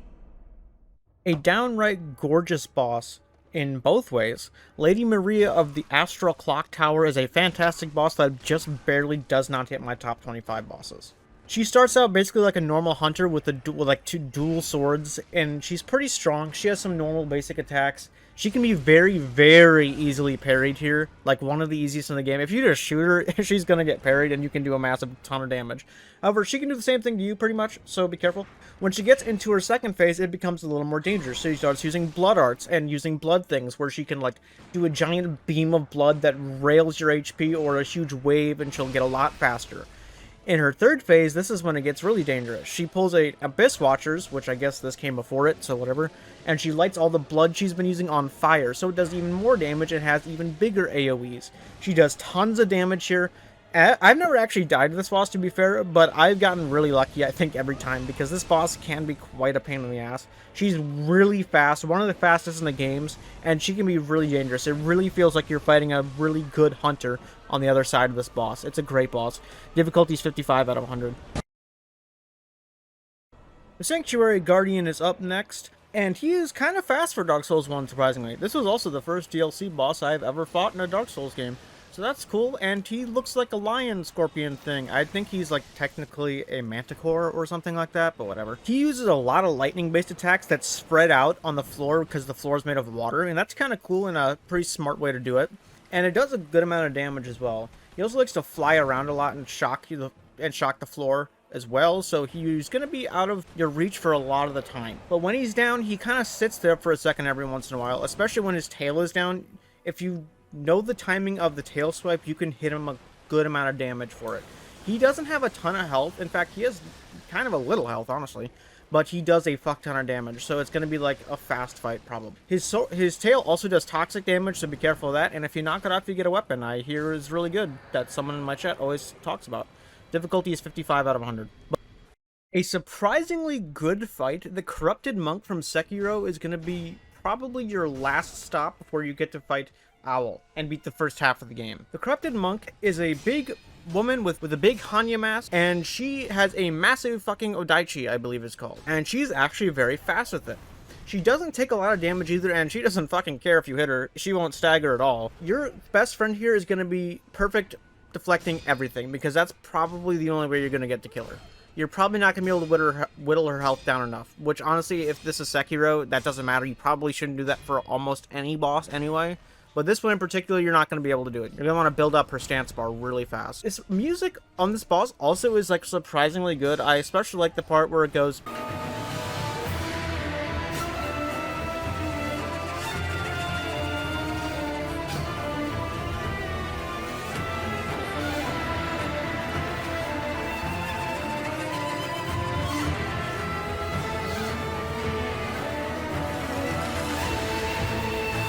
Yeah, like that. I was going to make the noise in my mouth, but I decided that'd be a little too cringe.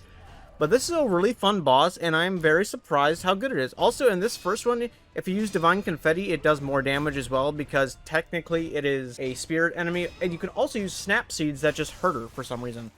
So that's cool. If you want to do it and be a bitch about it, you can, I guess. Difficulty is 55 out of 100. Didn't you just do this for boss, Pugzer? Fuck off. This boss is technically a different boss because it's way later in the game, and it's called the True Corrupted Monk. True Corrupted Monk, also known as Priestess Yao, I think it's pronounced, is actually based on an old Japanese folk story called the Yao Bikuni, I believe it's called. And it is about a woman that accidentally gets immortality and begins to hate herself over 800 years after learning that she really doesn't like being alive that long because all of her family members die.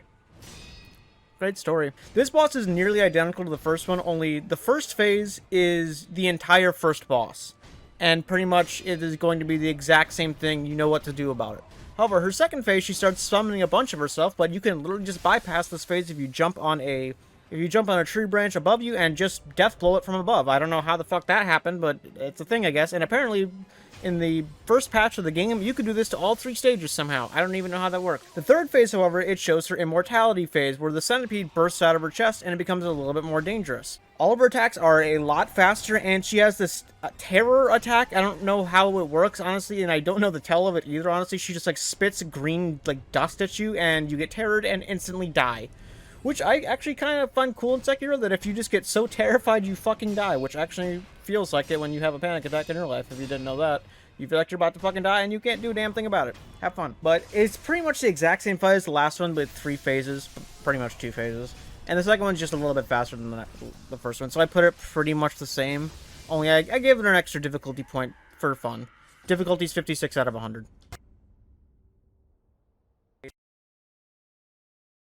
The boss with the record for most kills on me in Dark Souls 2 ever, surprisingly, is the Smelter Demon. I know that doesn't make sense because of how low he is, but he gets vastly easier after you beat him the first time, because after you get it, you get it. This boss is just a vast improvement to Flame Lurker. It's literally just a straight upgrade. I don't care who says anything. This boss is just better. It looks cooler. I just like Smelter Demon. He's a really cool boss. And man, he fucked my ass really hard my first playthrough. Not only does he hit harder than my stepdad after I don't give him a cold beer, he also does flame damage. And when you get to his second phase, his sword does fire damage. And his third phase, if you just get near him, you start getting ticked for flame damage. And it doesn't matter, because you can't do anything about it. You just get hurt by fire damage if you're near him. Even if you're just near him. And he also does this huge fire wave attack. He also can jump up and then straight back down and launch his sword in the ground, where he can actually kind of stall it a little bit if you're near him. So he's just waiting for you to come near him so he can explode the sword. But honestly, I don't even take... Sometimes he does it. Sometimes he doesn't do it. I don't even take the risk. I just let him fucking do it. Just give him the fucking hit if he wants it. I just stay behind and don't even try to attack him when he has a sword in the ground. However, his attacks are very easily dodged. It just is very punishing. And he doesn't have all that much health. He's kind of tanky, but he's not too bad. But if you know what you're doing, it's not that hard. His attack timings are really easy to dodge.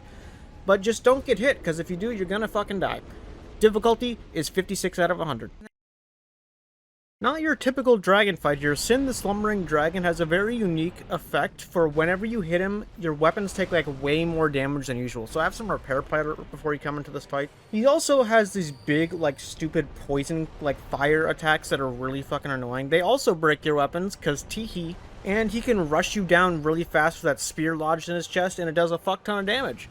He is not really extremely hard by any means, but his unique effect has the ability to piss you the fuck off and tilt you.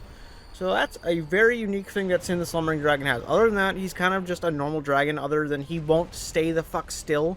So you can maybe get 1 or 2 hits in every time he's on the ground, then he's going to fly right the fuck back up. If you're a magic build, I assume this doesn't matter, but for a melee build, it's fucking annoying. Difficulty is 57 out of 100.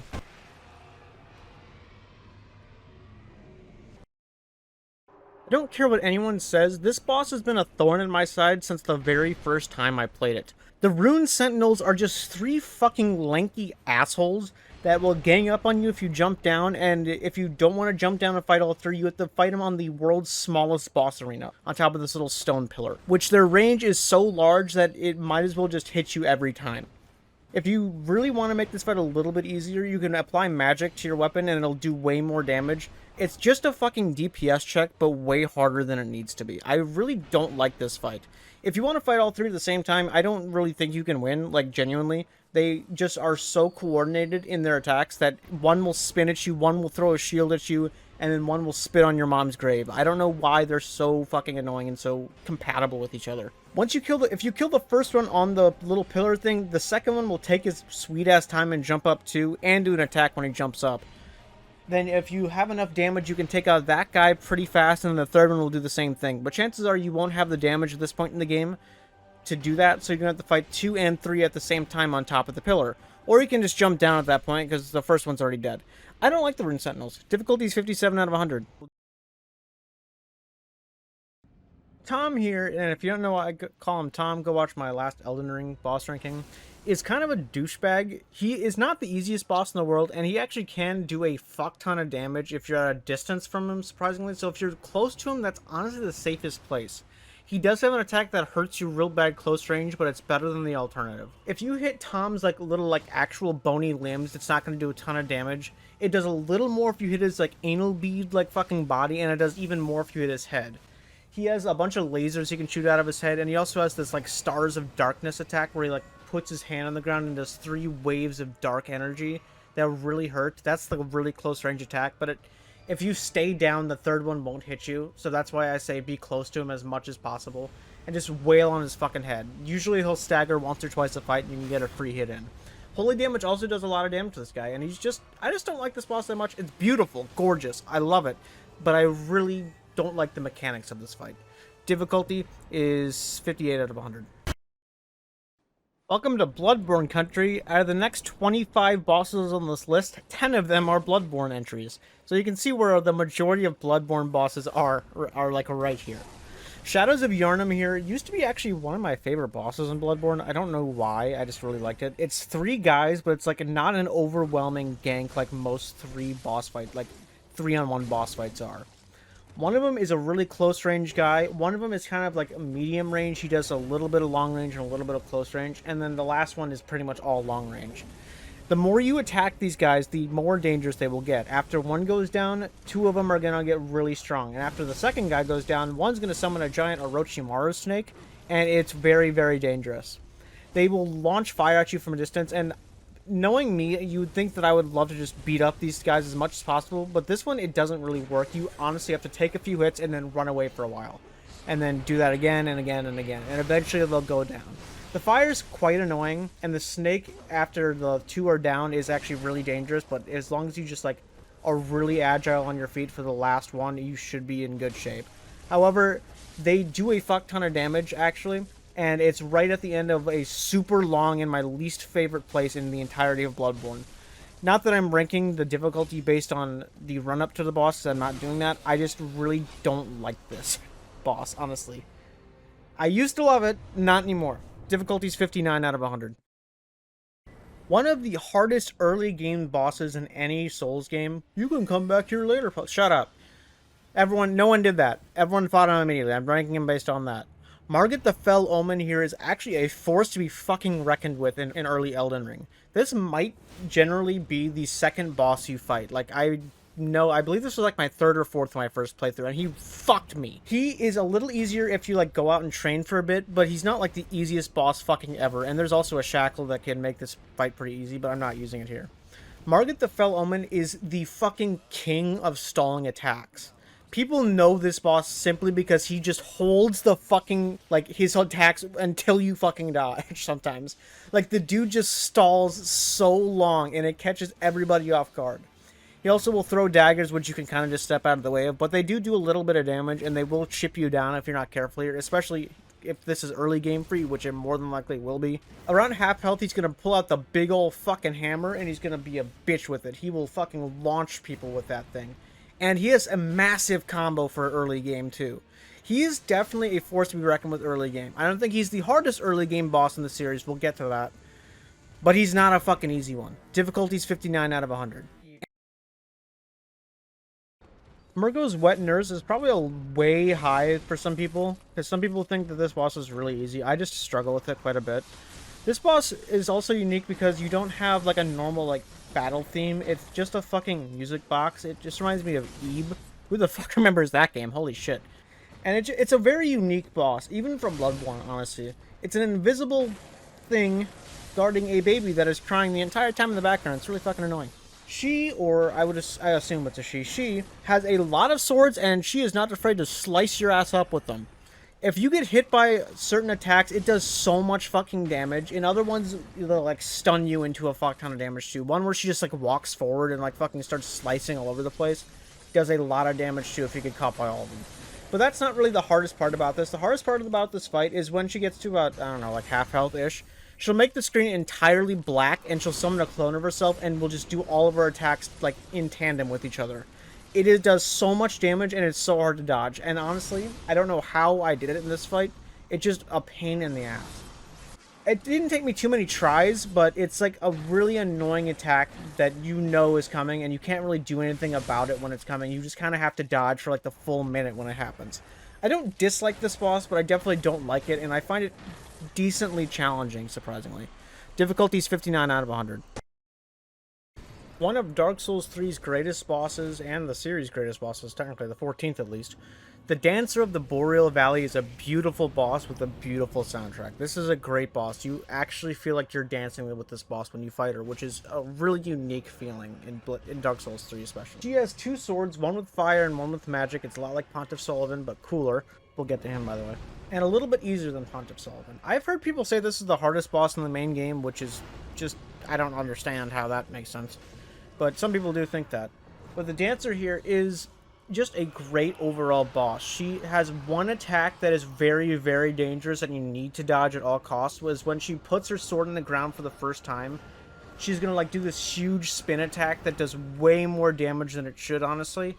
And it might just destroy your entire health bar if you don't have fuck tons of vitality like I do. Whenever she puts her sword in the ground, honestly, just get away from her because she does a small AoE.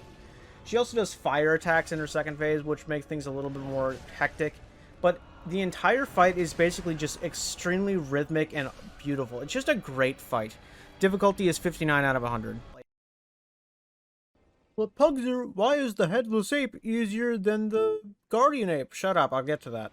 The Headless Ape is basically the exact same thing as an earlier boss that is harder, ironically, on the list. We'll get to him in about like 20 entries or so. But it's just the second phase of that boss.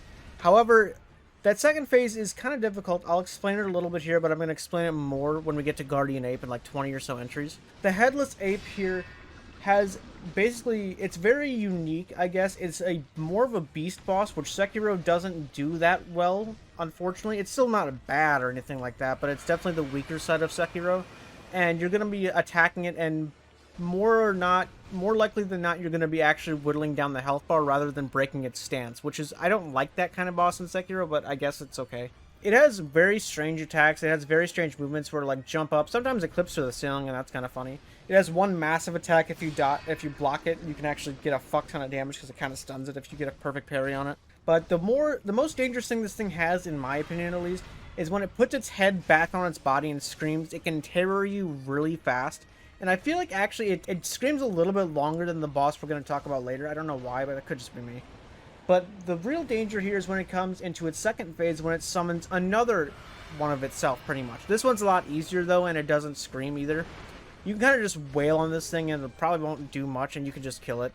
You can also just not worry about it either and keep fighting the actual boss, and if you do, the other ape will just fucking lay down and die if you kill the main boss, which is kind of sad and kind of funny at the same time. But this boss is, weirdly enough, an easier version of an earlier boss, where the earlier boss is just one, and this one is two of them. I don't know how, it's weird to describe. I don't know how to describe it. If you played the game, you know what I mean. Difficulty 60 out of 100.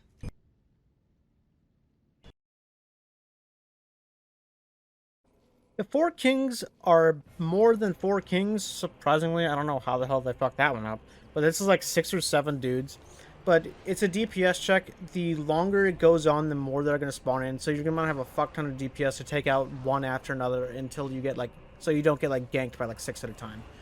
However, they don't do a whole lot of damage, surprisingly. You would think they do, but they just really don't.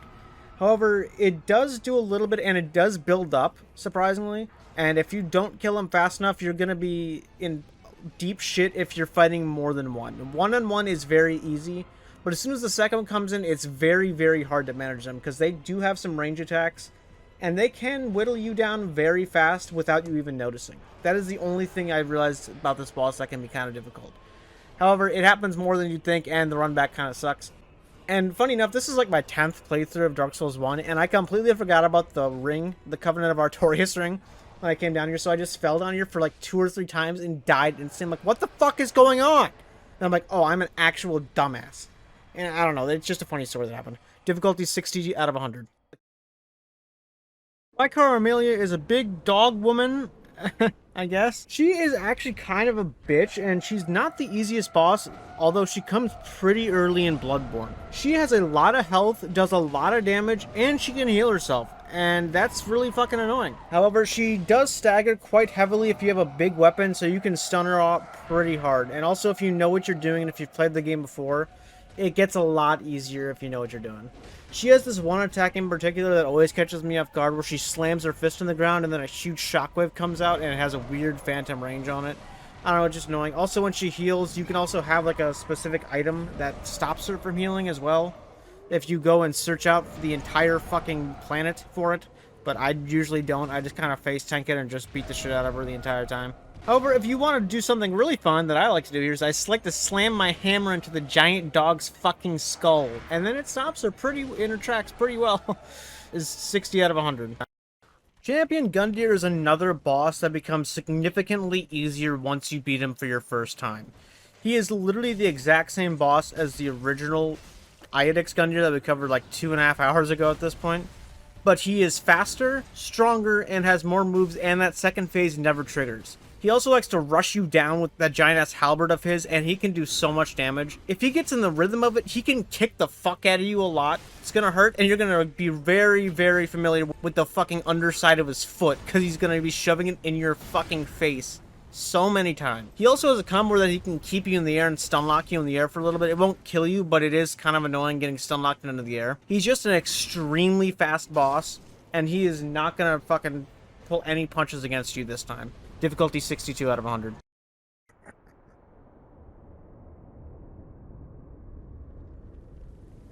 Dear, oh dear.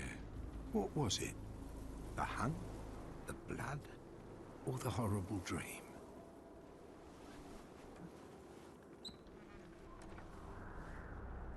Oh, it doesn't matter.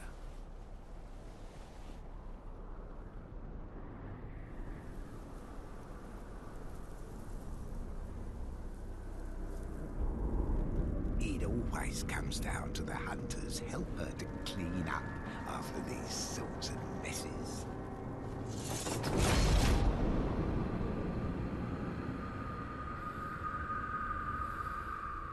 Tonight, Gammon joins the hunt. Gehrman joins the hunt at number 58. Gehrman, unfortunately, is a little bit of a pushover for a final boss. He's still hard, and he can definitely do some massive fucking damage, especially in his third phase.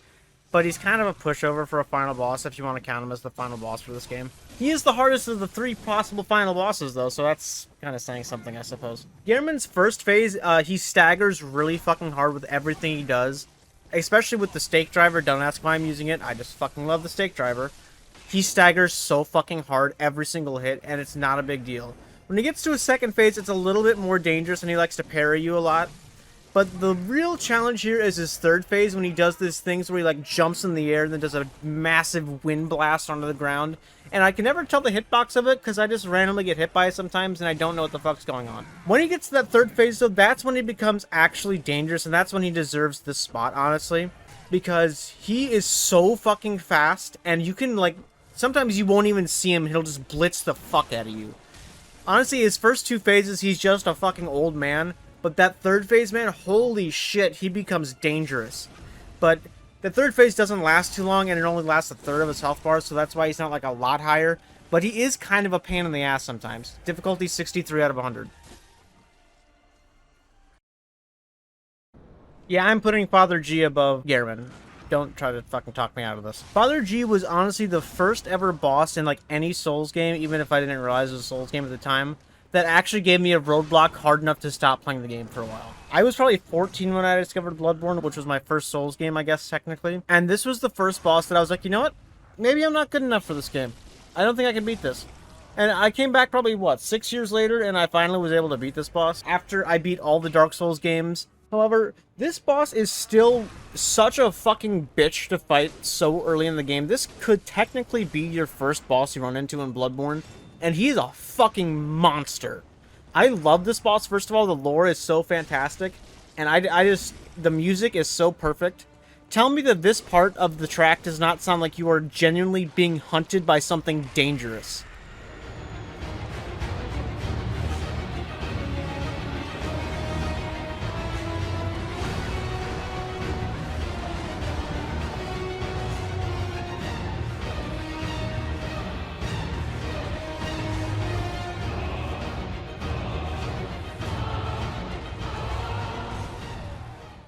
I don't know, it just fits so well. His first phase is pretty much just like an NPC. He's very, very easily parryable, but he does a good amount of damage for how early in the game he is. Second phase, he's a little bit more dangerous, but it's pretty much more of the same. The third phase, I still to this day don't really get how to deal with it that well. You can parry it, but the timing is really strange with it. And I have never fought a boss to this day more than Father G that makes me go to more of a defensive position than his third phase in this fight. I don't know what the fuck to do. I just get fucking scared, and I hope to hit the parry time through pure luck, or I just hope to fucking throw a firebomb at him, or fucking hit very lucky hits on him. He just scares the fuck out of me, and this is after beating every single boss in the entire series, in the entire Fromsoftware catalog, whatever. This guy makes me the most scared when I get to the third phase, because I just don't know what the fuck to do. Difficulty 63 out of 100.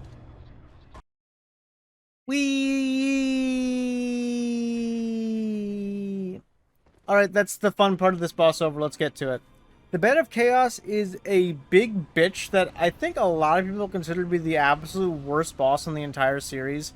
Not because it's so hard that it's just unfun, it's just that it's so hard because it's just unfair. Because there's some times you just can't tell where you're going and you'll just be swiped into the little hole and you'll be dead. Also, it's basically just a 3-hit kill. You walk to one side of the room, hit a fucking bug, go to the other side of the room, hit a bug, and then go to the center, hit a bug again, and then it's over. This boss just kind of sucks, and there's a bunch of fire pillars sometimes that can you can just get stuck by him and you can't do a damn thing about it. No one likes this boss, and if you've played Dark Souls 1, you don't like this boss. Difficulty 63 out of 100.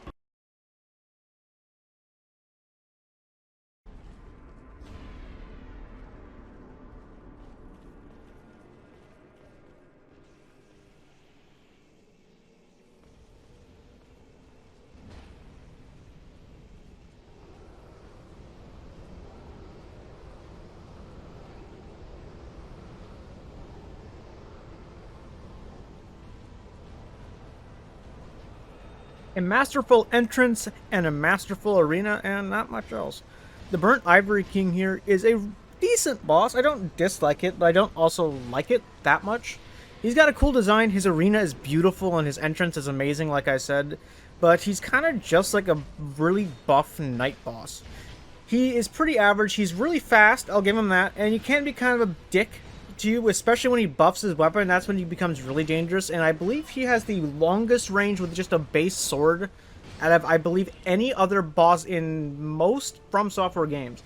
It's stupid long, and even if it looks like the sword is not there, it's there, because for some reason it has phantom range. I would put this boss a lot higher also if I didn't have to fight 5 billion burnt ivory knights every time I walk into this boss arena. This boss is kind of unique though, as you can get a bunch of other guards to help you and close off the gates to the other burnt ivory knights, so you can fight the boss one-on-one, or if you're lucky, 2-on-1 with you having the 2, if you get all the knights. However, if you don't get all the knights, you're gonna get your ass ganked. He isn't too hard, especially if you have 2 people with you, like another knight. It's a lot easier if it can split aggro, but that magic buff does a lot of damage, and that's the only thing I'd look out for. Difficulty 64 out of 100. Don't be fooled by him being a weaker form of a later boss. This guy still is a fucking menace. Moog the Omen, or Mog, I don't fucking know. I think it's Moog, is in this, like, church guarding the frenzied flame, and he is a motherfucker with that trident of his. He will spread blood all over the arena. He'll fucking stab the ground with a massive AoE for some reason, even though it doesn't look like an AoE. And if he pulls it out, it also does damage to you, which I figured out the hard way. And I don't come this way unless I know I can beat him with a decent weapon, because this is kind of a DPS check, honestly. You can beat it normally, but it's gonna fucking drag on hard if you don't have a lot of DPS. He's kind of a douchebag. He also will, like, spread blood all over, and that blood is on fire, because of course it is, I guess. Difficulty is 64 out of 100. We'll get more into this guy when we get to the harder version of him.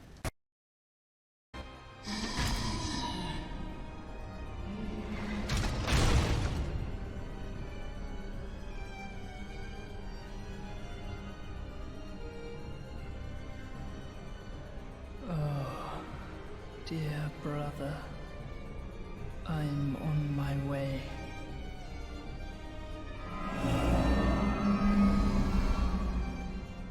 My brother,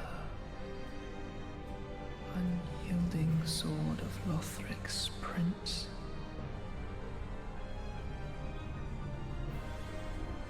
Rise if you would, for that is our curse.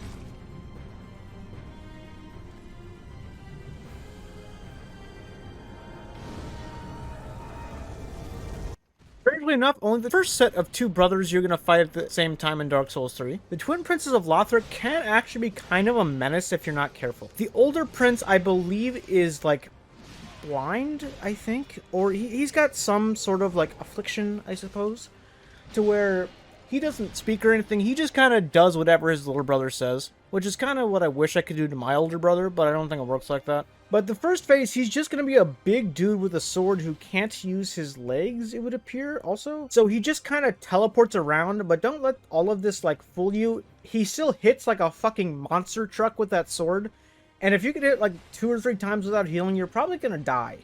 He also likes to teleport right on top of you sometimes, which is kind of a pain in the ass. You can pretty much dodge most of his attacks pretty easily. He sometimes, like, kind of, like, stands, quote-unquote, up, and he does this huge light shockwave with the sword, which has some weird range on it, that sometimes it'll hit you even though it doesn't look like it will. But he does a good amount of damage. He doesn't have that much health, though. However, he does have a second phase to where his younger brother gets on his older brother's back. Once again, I wish I could do that to my older brother. Devin, if you're watching this, let me do this to you. And it becomes a little more dangerous. The younger brother is going to be casting light magic all the fuck over his older brother's back. And it's kind of like an Elden Stars situation where it kind of like lazily will float towards you and do some damage that'll just tick your health down a little bit, which doesn't seem like a lot, but every little bit kind of matters in this fight. And it's just basically the same exact fight over again, but with a little bit of light magic thrown in there.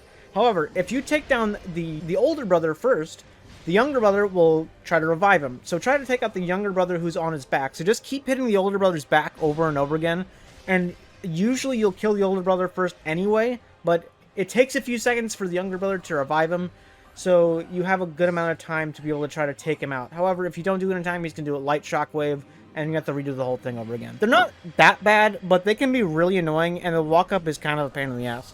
Difficulty 64 out of 100.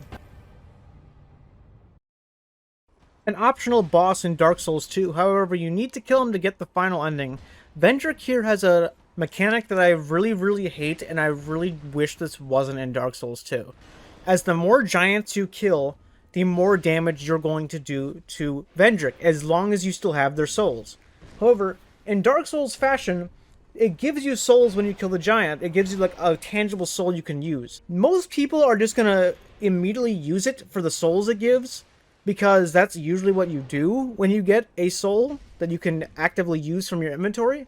But if you do, you have your damage against Vendrick, which makes it a lot harder even if you use one of the 5 souls that you can get. If you only have one giant soul, you're going to do 1/16 of the damage that you would normally do against him. If you have 2 giant souls, you would do 1/8. If you have 3 giant souls, you would do 1/4. If you have 4 giant souls, you will do 1/2. And if you have all 5 giant souls, you will do your normal amount of damage. Usually I just get 4 of them because one of them is kind of a pain in the ass to get. And I just deal with the fact that I'm doing 1/2 damage against Vendrick the whole time. But he has like 3 attacks. You're going to be in this fight for a long time. Even if you have all 5 souls, he has a massive amount of HP. And it's just, you cannot fuck up that much. Because he does, I believe, more damage than most enemies in the entire series with 1 hit. So although all of his combos are very easy to dodge, don't get cornered by him. Because if you get hit, you're going to be gasping for fucking air because he does so much damage. Just don't mess up. That's all I can say about this fight. I know that's easier said than done, but just don't mess up. Forehead, difficulty 65 out of 100.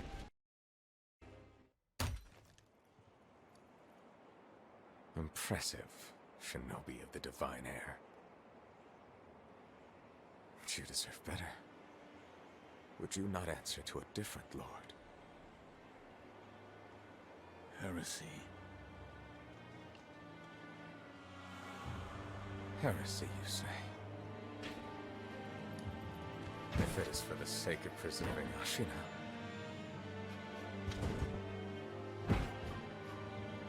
I will seize any manner of heretical strength. I will endure any burden. Behold the lightning of Tomoe.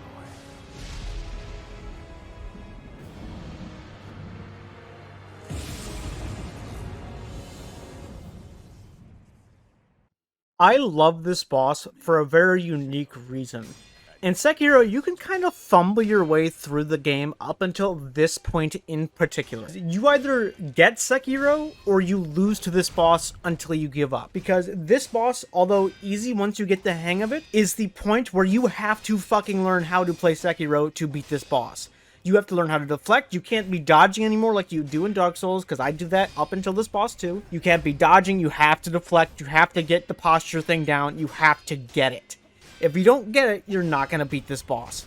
This boss is going to test everything you've learned up to this point. You're going to be perfect blocking or parrying, whatever you want to call it. You're going to be using the Makiri counter, and you're going to be jumping over dangerous attacks. If you don't have these things on lock, you probably cannot beat this boss.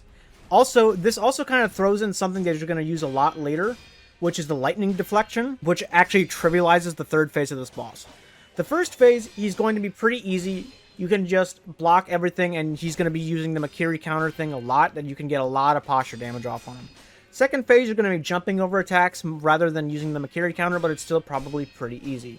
However, whenever you try to heal in this fight, in these two phases, he's going to pull out that bow if fucking immediately frame 1 on your stupid ass. And he's going to try to shoot you. And if you don't dodge at the very last second, he's going to hit you while you're healing. When he gets to the third phase, it becomes a lot more fun. And you start going to be using the lightning of Tomoe, which you can deflect if you jump in the air and then reflect it right before you hit the ground. It's going to shock him and do buttloads of fucking posture damage. And it will trivialize the third phase. Also, something I was taught by a mod in my chat.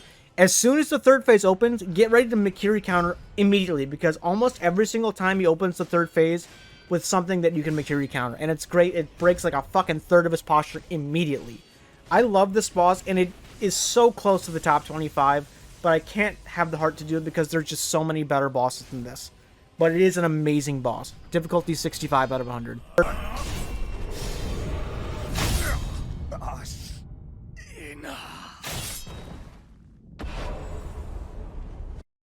This is my second least favorite DPS check in the entire series. My least favorite is in 5 entries, so get ready for that one coming up.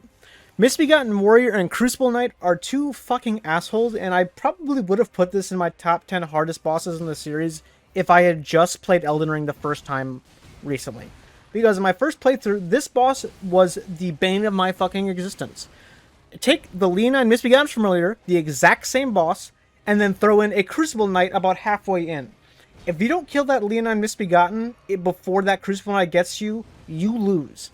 Because it is almost impossible to fight them both at the same time. Because their attack patterns don't complement each other at all. and they'll just tear you apart. I hate this fucking boss. There's also a bunch of shit in the arena to just get stuck on, and it's so annoying. I don't like using spirit summons or summoning players to help me, but this boss actually pushed me to do it on my first playthrough on stream because I just couldn't win. It was that fucking annoying to me. I had to use a spirit summon because I could not do this. This is just a DPS check and a very, very annoying one at that. Both of these bosses I hate, especially Crucible Knight. And putting them together is like my fucking kryptonite. This is in my top 10 least favorite bosses in this series, to this day. Difficulty is 65 out of 100. Hey, we made it to the top 50 hardest bosses. Congrats, Blood-Starved Beast. Yeah, I'm well aware that I put this extremely high for a lot of people, but every time I get to this boss in Bloodborne, it's literally just a fucking roadblock for me. I just don't know what to do. Its moves are all weird, and I don't know the parry timing that well, and when it gets to phase 3, you're constantly getting poisoned, which is very, very fun. I'm aware that fire does absolute shit tons to him. This is at the point of Bloodborne right before you have a constant stream of blood vials coming in all the time and plenty of blood echoes to be able to do anything. It's right before then, so this is like where you have to grind for blood vials if you lose this fight. And I just really hate that. I just don't get the timing of this guy, and he has really janky, like, fucking hitboxes sometimes. I don't know, this boss is just really hard for me, like, sometimes, and every time I get here, it's a pain in the ass. And fun fact, this last playthrough, this boss had the most deaths in the entire game for me. Over Orphan of Kos. Orphan of Kos had 8, and this had 15! I just can't ever get the hang of Blood-Starved Beast. However, I do realize it is very easy for some people, so that's why I'm putting it at number 50. Difficulty is 65 out of 100. You know him, you love him, Star Scourge Radahn comes in at number 49th hardest boss in the Fromsoftware catalog. However, he comes first in our heart, and 7th on my favorite bosses in the series. This, unfortunately, is another one of those that doesn't have sound on it. However, I can't stand that. I did that for Radahn, so I'm putting his music over it at the very least. Radahn here is so fucking fun, and he is just a top fucking G. Everybody loves Radahn. His first phase is going to consist of you running up to him with either spirit summons or no spirit summons, with him lobbing fucking giant-ass arrows at you the entire time, and sometimes he even does the giant rain of arrows, which is my favorite. I can beat this boss alone, however, it just looks a lot cooler in presentation if you have a bunch of spirit summons trying to kill him. I like having this commander standard. It literally looks like I'm leading an army to try to kill Radahn, and it looks really cool. God, I fucking love Scourge Radahn. He has a lot of gravity magic, and he's on a little horse named Leonard for some reason. And if you get hit by his sword, it's gonna do fuck tons of damage, so you better be careful of that. If you stay right up on him, you can actually avoid a lot of his attacks, and that kind of sucks for him. And he also used to be a lot harder, but they nerfed him pretty soon after the game came out for some reason. I don't think they should've. But it's Radahn, baby. Everybody loves him. When he gets to his second phase, and this is my favorite part, and a lot of people's favorite part, he jumps up into the sky and he crashes down like a meteor in the coolest entrance to a second phase of any Fromsoftware boss ever. And then he summons a bunch of boulders on his shoulders that for some reason sometimes he likes to launch at you. I don't know what the stipulation of that is, but he will launch them every once in a while, and if they all hit you, you're gonna fucking die. However, I never get upset when I lose to Radahn, like ever, because I'm like, you know what, okay, fine, I just get to fight Radahn again, I guess. Everybody loves Radahn. Difficulty 65 out of 100. Amygdala, I don't know. I'm just going to say amygdala because that's the part of the brain, and I feel like that's what it's going for, but you might be able to pronounce that a different way in Old English. I don't know. I'm just going to say amygdala. The amygdala here is not too bad if you have a weapon that can smack its fucking face really easily. However, a lot of weapons don't reach his face, so you're going to have to be fighting his little legs half the time, and sometimes he likes to rip off his limbs to be able to hit you easier. Why do Fromsoftware bosses do that, by the way? Like, that's a staggering amount of them that do that. And he hits really fucking hard. This was another boss that I actually kind of stopped playing at a long time ago because I couldn't beat it, even though this is optional. He does a lot of damage, and he is kind of annoying. So if you stand under him, you will have the best chance, honestly. However, if you have a really long weapon, once again, you can just smack his face until he dies, and it's pretty easy. But I use the stake driver, so I can't reach 5 feet in front of my face. So I'm stuck hitting his little limbs under his body the entire time. However, I made it work in this clip somehow. However, he is not a pushover, 100% for sure. And he does a lot of damage. However, I don't know what else to say about this boss, because it's really strange how this boss works. Difficulty 66 out of 100. Pontiff Sullivan is a lot of people's favorite boss in Dark Souls 3. And a lot of people think it's one of the hardest too. I think it's up there. It's pretty hard, but I wouldn't say it's amongst the hardest in Dark Souls 3. He is a bastard though. He does a lot of damage and he is relentless. You can also parry him on his first attack. I didn't in this playthrough, but it's a really fun thing you can do, and you can get a free hit on him that way. Pontiff Sullivan has 2 swords, a fire sword and a magic sword, and he is actually very dexterous with both of them. And he even has an attack that if you look at him the wrong way, it'll break your lock-on from him, which is very unique, but I'm not sure it's supposed to work like that. He's really fast, and he can get from one side of the arena to the other in a fucking heartbeat. When he gets to about half health, he does this little AoE and he sprouts wings for some reason. And then he will eventually spawn a clone of himself that will mirror his exact moves almost right before he does them. I didn't know that the first time, but his clone will do the exact same attack he is about to do, but within like 2 seconds of him. So you're going to get a few seconds to figure out what to do and how to dodge each attack both times. If you want to knock out the clone, you can, but then he becomes really aggressive again, and if the clone's out, the main Pontiff Sullivan is a lot more passive, but you then have to deal with 2 people, so it's pretty much you're going to have to decide what you want to do. Pontiff Sullivan's a good boss, and I do like him, but I wouldn't say he's like an amazing boss by any means. Difficulty 66 out of 100. Hey look, it's my least favorite DPS check in the entire series. The Valiant Gargoyles, I just hate this boss so much. The Valiant Gargoyles, one of them is going to come down immediately, and he's going to be manageable, I guess. He is just a basic normal gargoyle, however he has this unique thing where he spits poison on the ground that ticks you for damage and poisons you at the exact same time, and he can launch that thing from across the arena. If it were just this one gargoyle, I could forgive this boss for just being kind of like eh. However, about half HP, like normal, a second one will come down. I think this is extremely stupid, because even at like endgame, this is really hard to manage both of them. Even if you have a really strong weapon, it's gonna take a second for you to take out the first gargoyle. And there's a good chance the second one will come and get to you at least in that time. But if you're in the mid game, which is probably where you should be at this point, this is unbelievably hard to do. Because you have to manage both of them. And you're gonna have to fight one of them while the other one's like casting poison at you from across the arena. And they have these like wind-based attacks that can launch at you from across the arena too. So if you don't have an absolute fuck ton of DPS, this boss is going to be a nightmare. And I really, really dislike this boss. Difficulty 66 out of 100. The Fire Giant, who is a lot less cool than my multiverse main. Get fucked, idiot. Is kind of a douchebag, and he sometimes is remembered fondly. Sometimes people like him, sometimes people don't. I'm kind of in the middle. He's got a lot of health and not a lot of fun things to him.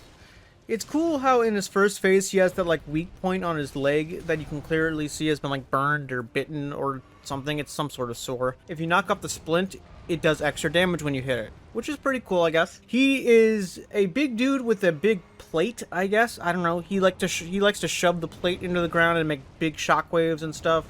He rolls around a lot, which can do fuck tons of damage, and it's kind of scary when you see him start rolling. You gotta fucking back up. The real danger is when he goes to his second phase, when he gets all these fire attacks. Like, he can shoot fire really fast at you, or he can summon those big, like, fireballs that explode when they get close. Or he can just breathe fire out of his face, stomach thing. He does a lot of damage, and he has a lot of health. However, it's easy to dodge most of his attacks. You just gotta get lucky and not get hit by much. That's pretty much all there is. Difficulty 67 out of 100. You already know what it is. The 4th greatest Fromsoftware boss ever, the Soul of Cinder. Man, I have a soft spot for this, as this is the final boss in the Dark Souls 3 trilogy, technically. It is just such a fantastic boss, and it starts out with basically you fighting yourself from Dark Souls 1 in all the playstyles you could have fought. There's one where he does the wood grain ring roll. There's one where he is like a magic caster. There's one where he just uses a straight sword. It's just a fantastic boss. Just this first phase even is just fantastic. When he gets to a second phase, however, that's when it gets really beautiful.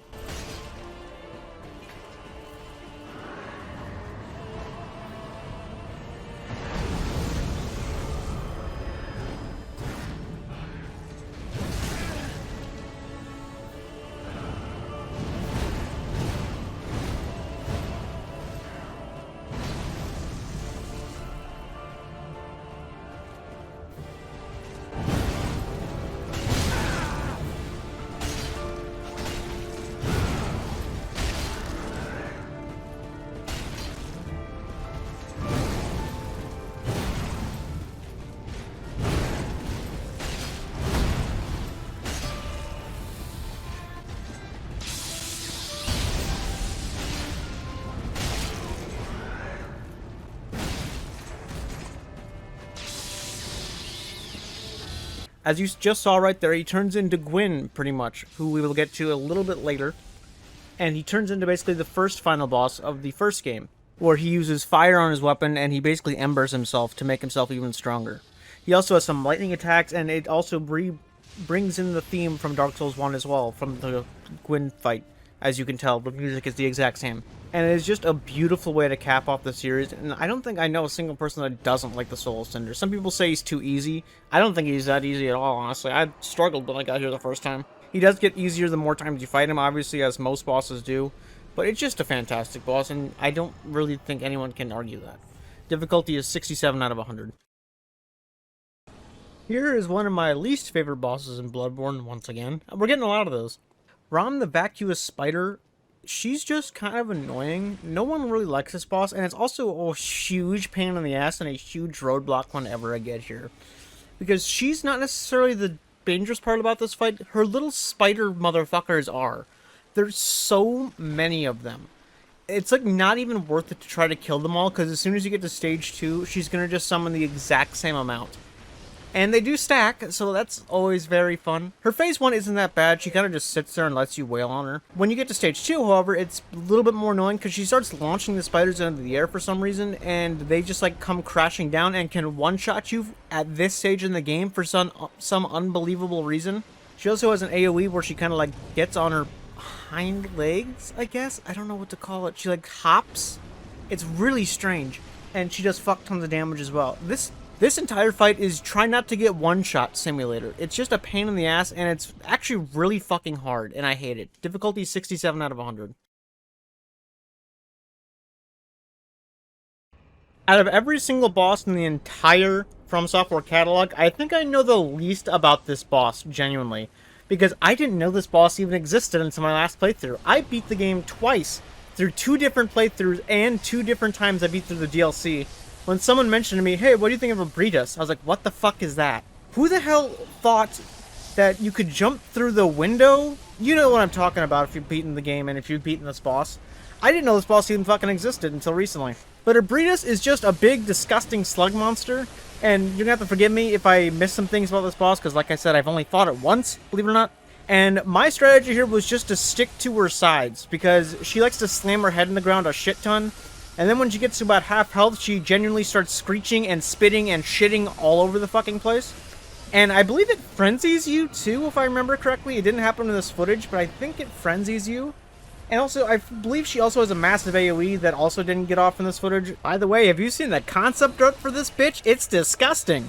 So, once again, I apologize. This isn't the best breakdown of this boss, but this is the only boss that's going to be kind of rough for it. Difficulty 69 out of 100. Not ranking this based on the run-up to this boss, because this is genuinely the worst run-up to any boss in any Fromsoftware game. And if I did rate it based on that, this would be way higher. This would be in the top 3 probably pretty easily. The run-up to this boss, just in case you're wondering, is you have like legitimately like a 3 or 4 mile trek in a completely white snowfield where you can't see anything, while reindeer that are electrocuted ram into you the entire time, and they have fuck tons of health. This boss is awful. However, the boss itself is like okay, I guess. It's just a reskin of Ava the King's Pet, but it's 2 of them, and they start healing when they get low. That's literally the only difference. If you can knock out the first one in time, the second one is literally the exact same thing. It's not too bad, honestly. But it can be kind of a pain in the ass when they start healing each other, and then you just can't get in a rhythm because they keep healing each other back and forth. It sucks. It's awful. No one likes this boss. Difficulty 69 out of 100. Remember how earlier we fought the Headless Ape, which was just the same boss as this, but like 2 of them? Yeah. And also remember how earlier I said when you fought Kenichiro, you have to get out of the habit of fighting Dark Souls bosses by like dodging and stuff, because you're going to have to block instead. Throw all that out the window. This is literally just a Bloodborne boss, pretty much. And there's another one of those that's a lot harder later on in this list, so this is just a precursor. The Guardian Ape is a big ape with a big sword. That's pretty much it. However, in his first phase, he doesn't have it, and basically you're going to be trying to block most of his stuff, and it won't work too well. At least I can't get the hang of it, and basically I just whittle his health down little by little like it's Dark Souls, pretty much. I fling around and hope I don't get hit, pretty much. He also has some attacks where he like will jump really high in the sky and land down pretty fast on you. He's kind of annoying. However, I have to give this boss props because this is the only boss that will legitimately fart on you, and that's kind of hot, honestly. He also throws shit at you too, which is great. But the real danger is when he comes to phase 2, which is a jump scare for some reason, after you get the classic, you know, shinobi execution thing on your screen. He comes back to life, or I should say he never really died because he's immortal. He takes off his head, and like I said earlier, if he puts it back on, run the fuck away because he's about to scream and it will terror you. And then he starts using that sword I was talking about. It's a little easier to start blocking and being able to break his posture, but once again, you might be better off just trying to whittle down his health. This boss can be kind of a pain in the ass, and it actually is kind of a struggle. For how early this boss is, it's probably it's pretty early in the game. It's like halfway. It's kind of fucking hard. Difficulty is 70 out of 100. Hey, it's Margit again. Morgott the Omen King is actually kind of a fucking monster. That little stick he would like charge up like the entire time when he was Margit is now a fucking sword that bleeds you, and it does shit tons of damage. He also uses 3 knives that he throws at you instead of 1, and so you are forced to dodge out of the way instead of being able to sidestep it. So that wastes your stamina. He also will use Swords of Revealing Light and make a cross on the arena that you will basically be limited to where you can walk. And if you're in the proximity of this guy, he is going to do massively long combos that just have no end in sight. He does so much damage too, it's not even funny. When he gets to phase 2, he spurts all his Omen Curse all over the arena, and it seemingly does nothing. I don't know what it actually does. I don't know if it actually hurts you if you step in the geysers or something. It doesn't seem like it does. But it starts raining too for some reason. It's cool, I like it. And he starts using blood magic too, like Moog. And it's actually kind of cool he's using his accursed blood to start fighting you because he's serious now, because he really doesn't want you to get to the Erdtree. I love Morgott. He's probably my favorite voice actor in Elden Ring. And I really hope we get some more lore on him in the DLC that was just announced. I love Morgott. And this is actually the biggest jump in the list, because our last boss was 70 out of 100. This is 75 out of 100 in difficulty.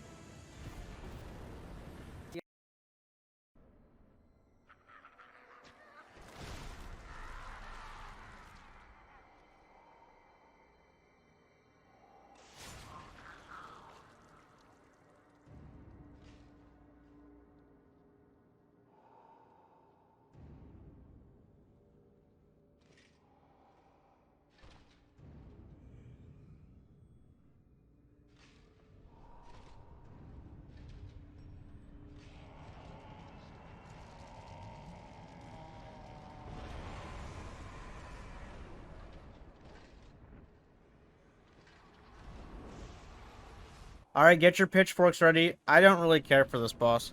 I don't hate it, I guess. It's just, like, average, I guess. Knight Artorias, he has really cool lore, but the boss fight does not reflect that very well, honestly. Yeah, it's cool. We know he uses the Abyss. He broke his right arm to save his fucking dog. We get it. I understand. It's a good story, whatever, but the boss isn't that great. He's a little bit too fast for Dark Souls 1. And he also does that Guts thing where he does, like, the flip, his, like, Guts' signature move from Berserk. I don't have any good footage of this, but I went into fucking Berserk Muso to get this, so you can enjoy this footage, I guess. He will always do it 1 to 3 times, and he won't let you get up after he hits you the first time. You'll try to get up, bam, again. Try to get up from that second one, bam, again. He's gonna do fuck tons of damage for you. The one saving grace of this fight that makes it not all that impossible is when he tries to buff himself. Don't let him do that. Just run at him. I don't care if you have low health. Run at him and make sure he does not buff himself. Because if he does, he's going to do way too much damage now. But if you knock him out of his buff animation, he will stay normal and not as annoying. He does so much fucking damage, and there's one attack that you can't dodge a specific direction in, because it will clip you every single time. And that's a fantastic thing that can happen. He has a massive fucking sword, once again, Guts inspired. And dude does not fucking let up. This is going to be a nuts to butts action fight from start to finish. One of you is going to die real fast. Difficulty is 75 out of 100. Whoever designed this boss is a fucking sadist. This boss is just, like, awful. When you walk in, you're going to be fighting a bunch of fucking rats with Toxic, which, first of all, if you get hit by Toxic, just give up. This fight isn't worth it. Before you can even kill all of them, the big daddy rat comes down and tries to kill you while you're fighting them, and then you're probably gonna get toxic anyway by a random hit from a random ass rat that you didn't get to kill in time. If you can manage to take out all the rats, it's a very, very easy fight. But as soon as that big one comes down, if you don't have all the rats dead, it's pretty much game over. I fought this boss after every single boss in the entire game in this playthrough, and it still railed the fuck out of me like 4 or 5 times. It's just an unfair, hard fight, and that's never what you want in these games. Difficulty 75 out of 100. I didn't realize when making this list, but this boss is actually kind of similar to the last one, where there's going to be a bunch of wolves in the arena at the very beginning, and you have to kill them before you start fighting the main boss, who is this NPC douchebag with the lion shield, and then you kind of have to kill the guy with the lion shield before you fight the bigger, like, dog boss, pretty much, which is like the bigger rat boss. It's kind of annoying, and the only reason it's hard is because if they team up on you, it's literally like almost impossible. So in that case, it's kind of really similar to the last one. I didn't even think about that when I made the list. The NPC when you fight him is not too hard. He has like a fucking like Roman soldier sword and this like lion shield that like roars at you when he hits you with it, which is very strange. Also, he likes to jump attack you a lot, which this is an Elden Ring. I don't know why the fuck he's doing that. But he doesn't do too much damage, but you have to kill him very fast, or the big dog is going to come out and rail you, because it's really hard to fight these two at the same time. They have no synergy whatsoever, and you're just going to get ganked pretty much, and you're not going to be able to do a damn thing about it. The dog itself isn't too bad. He has some really cool ice attacks, and he can definitely do a good amount of damage, but he's not too bad. As long as you have these bosses on their own, it's not too bad. But once they get together, this boss is a pain in the fucking ass. And I dislike it when that happens. I don't think anyone really likes this boss. Difficulty 76 out of 100.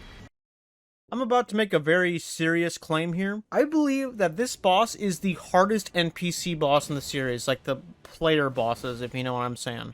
Roundtable Knight Vike is a motherfucker. This dude's lightning does so much damage, and when he does that like Ash of War thing where he like jumps really high in the air and then slams down, it takes like 90% of your health bar. He's extremely fast. I'm sure you can parry him, but I just don't. And he does absolutely shit tons of damage, fitting for the actual like character that is on the cover art of Elden Ring, which I didn't know until pretty recently. But yeah, that's Roundtable Knight Vike. Vike was the closest guy to getting to the Erd Tree before you, and then he got really sad and he didn't want to sacrifice his maiden, so he basically became a Three Fingers wannabe. He doesn't use any of the frenzy stuff in this version of him, but his like NPC invasion I believe does. But this version of him is by far harder, and it's a boss, and once again it's an NPC boss in an Everjail, so he can heal himself, so you have to basically beat him twice. This guy does so much damage. Even at the end of the game, this boss does so much, and I struggled with it really hard.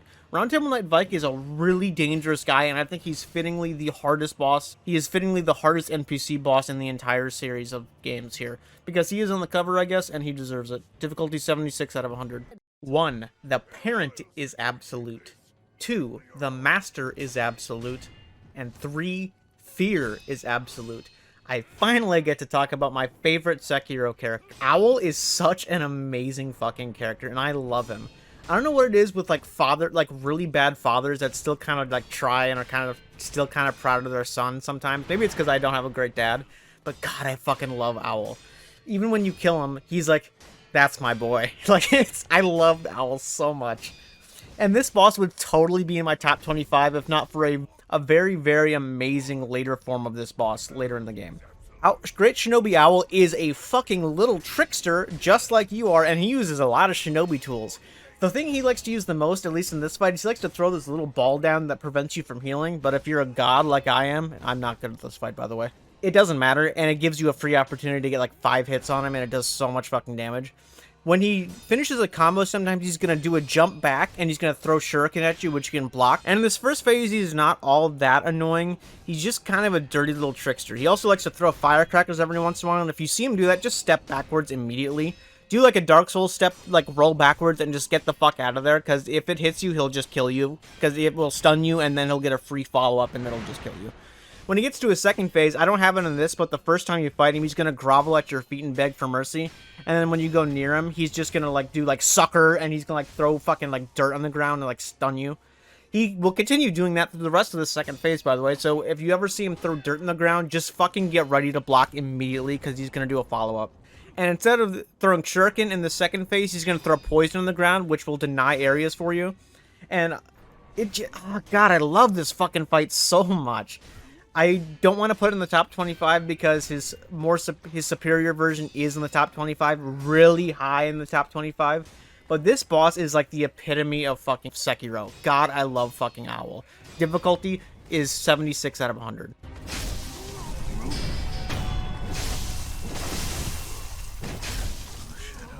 You taught me well. That's my boy. Tim is just the exact same boss as Tom from earlier, but he's got a fucking massive health bar, and he has a unique attack that actually admittedly is kind of cool. When he gets really low, he like disappears and like grabs you with like 9 clones of himself. That's kind of cool.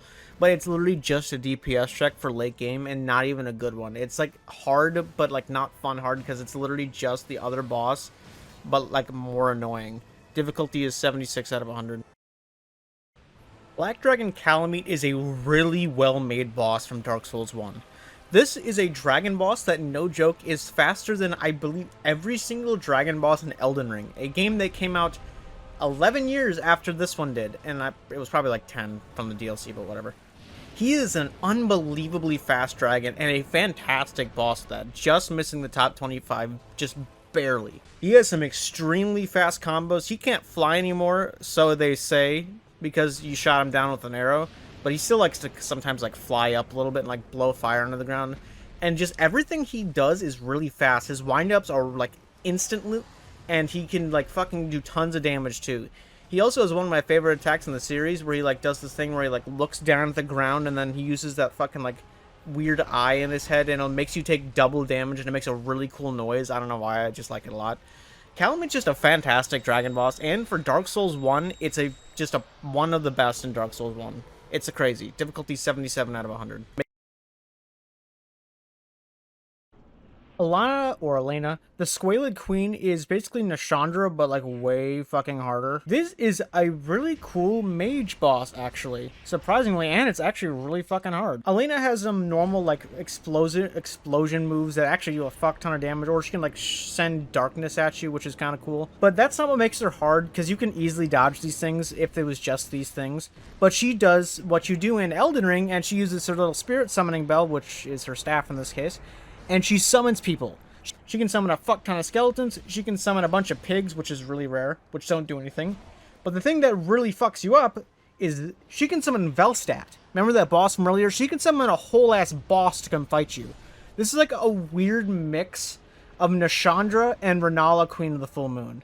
But I kind of like it, honestly. It's really hard, surprisingly, too. Difficulty 79 out of 100. Don't unsubscribe. Don't remove the like from the video. Like the video if you haven't, though, by the way. I do not find Midir as hard as a lot of people do. I still think he's an incredibly hard boss, don't get me wrong. However, I don't think he is what people give him. He is a big dragon. He's actually the 3rd hardest dragon in the series, in my opinion. But a lot of people like to put this guy, like, near the top. And we're technically near the top right now, but I mean, like, top 5, top 10 hardest bosses in the series. The first time I fought this boss, it took me 8 tries, which is definitely hard, don't get me wrong, but I have not died to this boss ever since. And I have had a lot of bosses that took me a lot longer than 8 tries. Just stand near his head. I know it's scary to stand near fucking Midir's head, but just stand near his head, you'll be so much better off. If you try to stand under him, he can do a lot of stuff where he like flips around his arms and legs and stuff and like whips his tail around and can do a ton of damage. But if you stand near his head, he only will do like 3 attacks, which isn't that big of a deal. One, he'll like run at you, which admittedly actually is kind of hard to dodge. He could also blow fire onto the ground, so if you see him stand on his hind legs, just walk backwards and he'll completely miss you. Or he will charge forward and breathe fire at you and then do like a little tail spin, which isn't that hard to deal with. And like we talked about the Pugzer method, if you just run up and to the left when he goes into the air and blows fire down, you'll completely dodge it. He is not all that tough, and he doesn't even really have a full health bar either. He has like 9/10 of a health bar, because he will always stagger when he's really low, and you can just one-shot him to kill him. He's hard, but he's not all that. Difficulty 79 out of 100. Have you guys heard that hesitation is defeat by any chance? If you have, then you've probably struggled with this boss quite a lot. Once again, an extremely hard boss that a lot of people put in the top 10 that I'm not putting in the top 10. I think he is extremely hard, especially for Sekiro. He's in the top 4 for Sekiro, but he's still not like extremely hard, I guess. He actually has 4 phases, but I didn't capture the first phase here because I'm an idiot and forgot to record it. It's just the 3rd phase of Kenichiro from earlier. Ishin the Sword Saint has one of my favorite arenas in the entire catalog. And he's kind of actually a fucking monster. His first phase isn't hard at all. It's just like another boss we're going to get to a little bit later. But he basically just has a bunch of combo attacks that are just basic Sekiro combos that you can easily dodge. He also will, like, stomp the ground sometimes, and then that's your cue to get ready to fucking Makiri counter. And it's just kind of a basic, easy boss. It's very rhythmic. Once again, it's a normal Sekiro boss, and I wouldn't put it that high just for this phase. However, the second phase, or third if you count Interganichiro at the beginning, is when this fight gets hard. And ironically, I find the second phase of this fight way harder than the third. He pulls out this spear. I think it's a cross Nagaki, whatever the fuck it's called in Elden Ring. I don't know. It's a big spear. And this thing is just unpredictable as absolute shit. He swings it around, and I feel like I have the timing to block it down, and then I just fucking won't, and it'll just rail me with it. You can Makiri counter the thing when he jumps and tries to do a huge lunge attack at you, and that one's pretty easy to see coming. Actually, that's probably the easiest Makiri counter to see in the entire game to see coming. But it does so much fucking damage if you mess it up, and this fight is so high octane and fast that there's a good chance you won't be ready for him to do it. And when you try to heal, he will be on you like white on fucking rice. And for some reason, he has a modern pistol in a game that's supposed to take place in like the 1500s somehow. He has a semi-automatic pistol that he just shoots at you for some reason. And obviously you gotta block it. And it doesn't do any posture damage when you perfectly block it. So just good luck with the random fucking gat he's gonna pull out. I don't know why he has it. The third phase is when it kind of calms down a little bit. It's a little bit easier.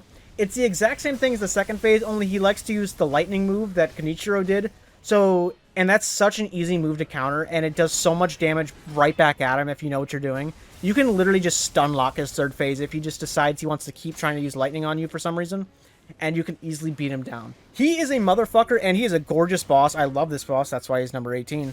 But he is not as hard as I think some people say he is. Difficulty is 80 out of 100.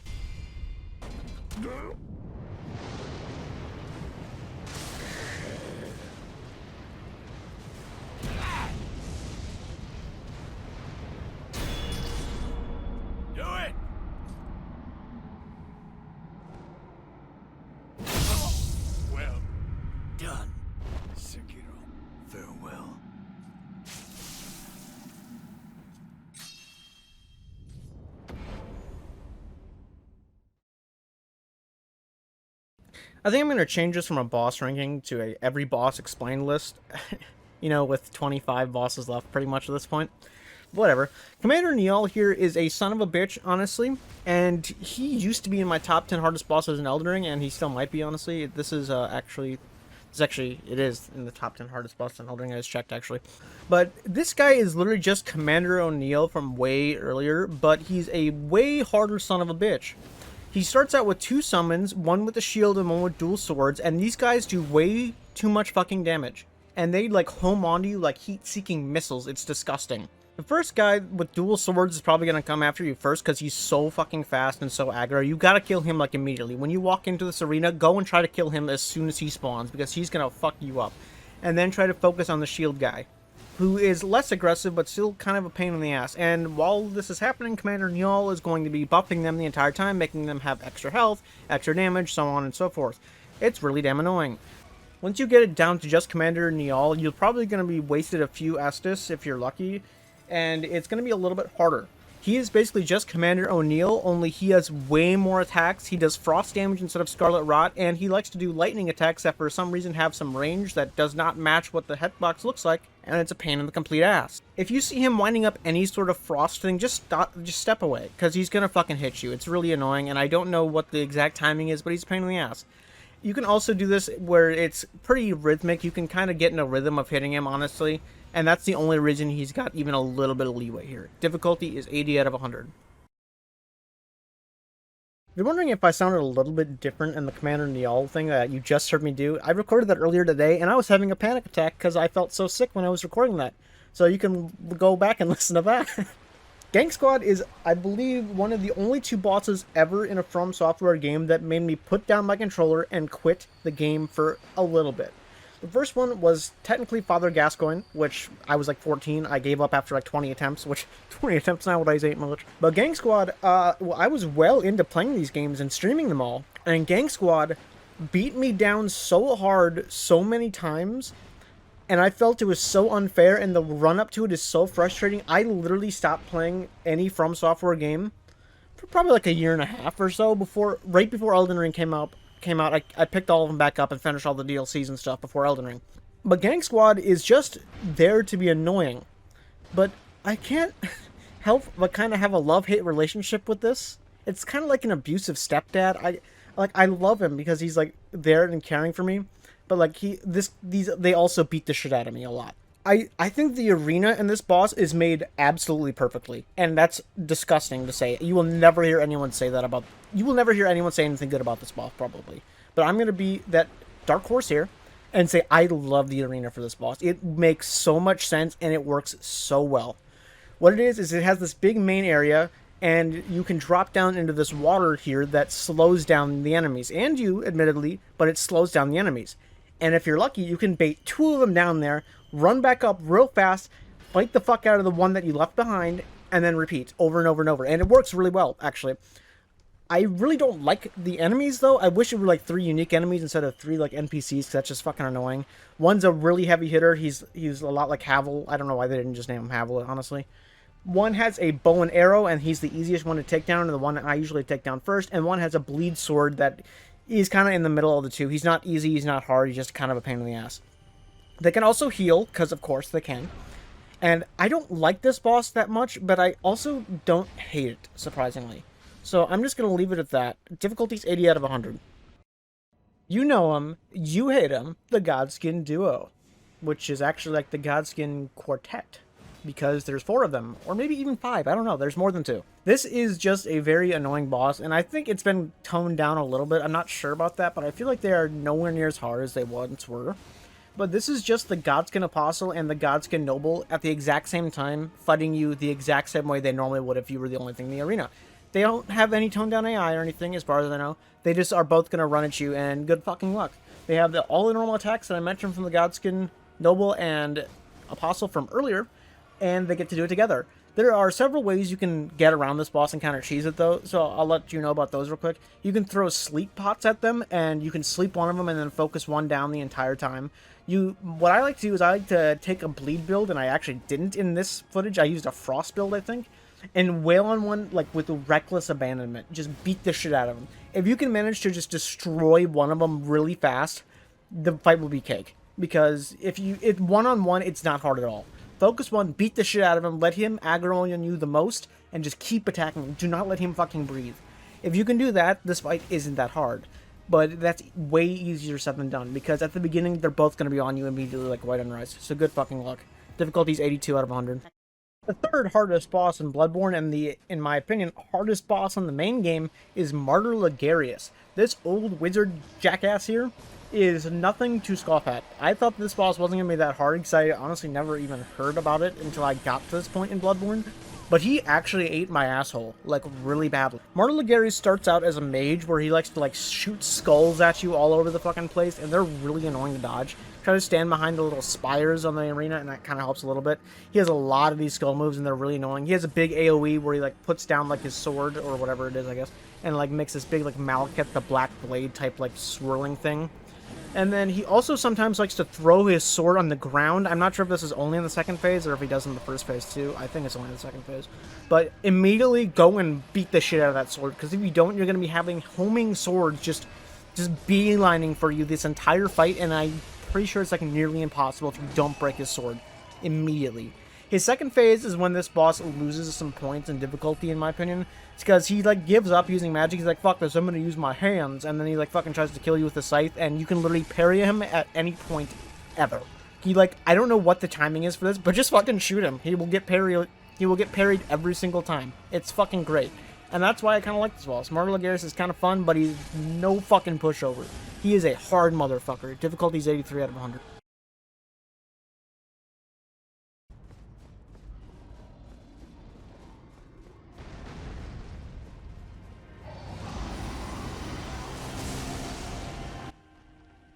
A lot of rankings for this one. Second hardest dragon boss in the series, 15th favorite Fromsoftware boss, and 24th hardest boss in the series. Dragonlord Placidusax is a fucking monster, and man is he fucking cool. This is my favorite arena in the series too. Just, it's so beautiful. You're like in a big coliseum with like lightning and storms all in the background. Although you probably won't use the whole thing, it's so cool. I love this arena. Dragon Lord Placidusax is just a fucking monster of a dragon. Not like this pussy like fucking little dragons from earlier in Elden Ring. This guy's a dick. He starts out the fight barely even moving, really. He just kind of like waves his fucking like tail around. Sometimes he'll like try to bite you. He'll like blow fire all over the place. He really likes to blow fire all over the place. Sometimes he'll like use a little bit of lightning here and there, and you have to fucking run at all times or you're gonna get hit. But he starts out the fight not too hard, honestly, but he has a fucking giga fuck ton of HP. What I like to do is I like to stand on his ass, and when he starts blowing fire, shift to the other side of his ass, and then when he starts trying to put the fire on that direction, shift to the other side of his ass once again. And then he won't be able to touch you. This fight isn't that hard until you get to like phase 2, where he like will disappear into the sky all fucking cinematic like, and he's gonna like spawn a storm cloud in that he's in, and he's gonna fucking rush down onto the arena with this big lightning attack. It's gorgeous. It's such a beautiful fucking attack. And later on, he's going to even make that attack even stronger to wherever he hits the ground. It's going to leave a scorch mark that'll burn you if you stand on it. It's a really cool fucking fight. He has a fucking nuke attack where it, like, stops the music, which is so cool, by the way. He, like, puts a giant, like, lightning bolt in the ground and it'll, like, make a nuke sound, like, fucking the MW2 nuke sound, like, legitimately.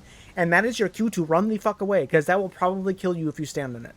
He also, when he gets really, really low, he stops breathing fire and does these, like, massive lasers that, like, go across the screen all over the place and do so much fucking damage, too. Kind of like Madir earlier, but way cooler. I love Dragon Lord Placidusax. He is my second favorite dragon fight in the series, next to the fucking Divine Dragon all the way back when. But man, is he cinematic, and imagine if we got to fight him at his full strength. We might in the fucking DLC. Please, Fromsoftware. Difficulty is 83 out of 100.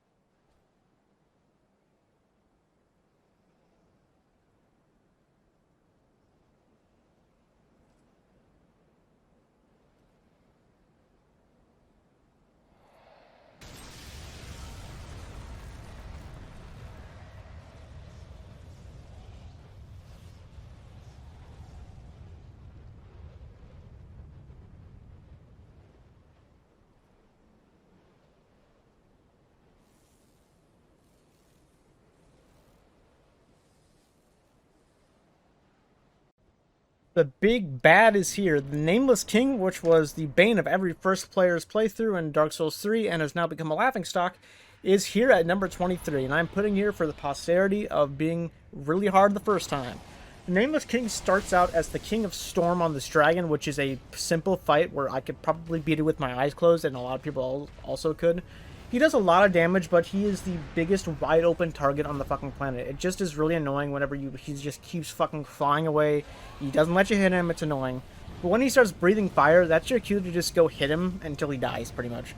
He is not hard as the King of Storm, but he might hit you once or twice, which might cause you to waste a few Estus, which is not good, because when he gets into phase 2, the Nameless King, that's when he turns up the heat, like, a lot. This guy, which I just realized, I think he has the Great Serpent Spear from Elden Ring, which I never noticed until right now, is a fucking, like, disgusting human being. Because he does so much damage, and he likes to delay his attacks a lot, and he likes to, like, hit the ground, and, like, wind will come up and, like, stagger you and hit you, and do fuck tons of damage, even though it's just wind, because tee-hee. And he becomes a monster of a fucking fight. It's very rhythmic like a lot of bosses before this, but for Dark Souls 3, there's not a lot of rhythmic fights, honestly. But this is definitely one of them. And he does so much fucking damage. If you make a mistake and heal when you think you probably shouldn't, you're dead. He is such a good fucking job of just punishing your stupid ass for trying to heal in his face. If you try to do that, he's gonna fucking destroy you. There's no question about it. However, this boss, I don't know why, becomes very, very easy after the first time you beat him. I think I've met like several people that have played Dark Souls 3 that said that the Nameless King was a monster in their first playthrough, and then just became kind of a laughingstock in the second. But he is still a fucking disgusting human being, and probably one of the hardest bosses that some people will name if they haven't played Elden Ring. Difficulty is 83 out of 100.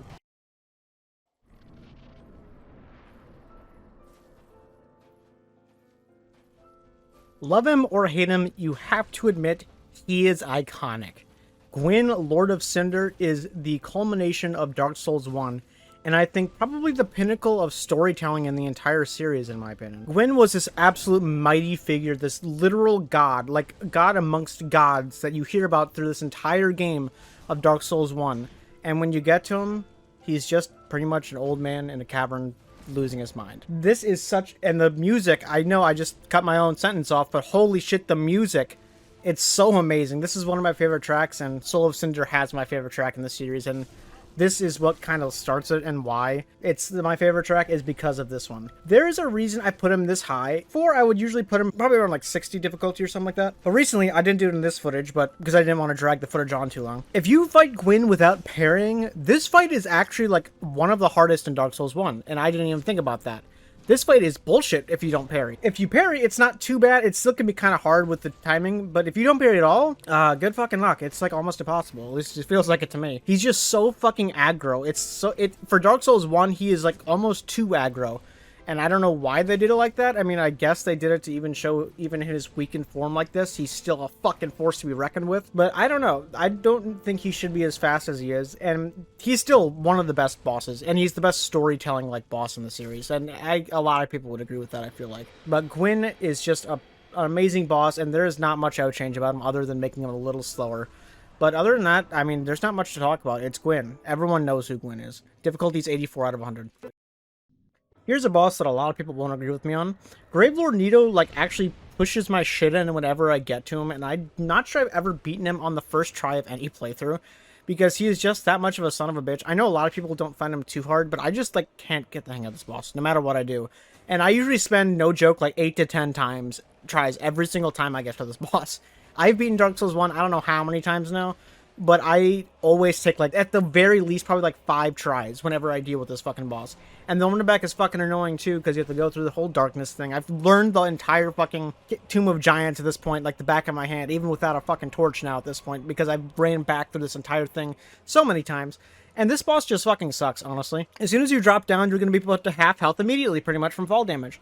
And if that's not bad enough, every once in a while, he's going to start off the entire fight by sticking a sword up your asshole from the ground. If you hear like a stock horror movie scream, just fucking start rolling as much as you can, because a sword is about to come out of the ground and impale you. There's also a shit ton of skeletons in this arena for some reason, because he's not hard enough on his own, I guess. And they will just instantly just start rolling at you. Apparently you can't aggro the big ones if you don't walk forward enough. But then you have to deal with like a shit ton of little guys for like 5 minutes while you wait for Nito to meander his way over to you. And then he does this giant like wave of darkness attack that's extremely fucking dangerous. It kills all the skeletons, and that's the only good thing about it. And it does like 9/10 of your health bar even if you block. So that's fucking great. I don't know why this fight is so hard for me. I can't ever decide if I want to go in here with a lot of mobility with the wood grain ring, or if I want to go in here with massive fucking armor to not be able to roll at all, because I take so much damage in this fight. I just really don't like Nito. Difficulty's 85 out of 100.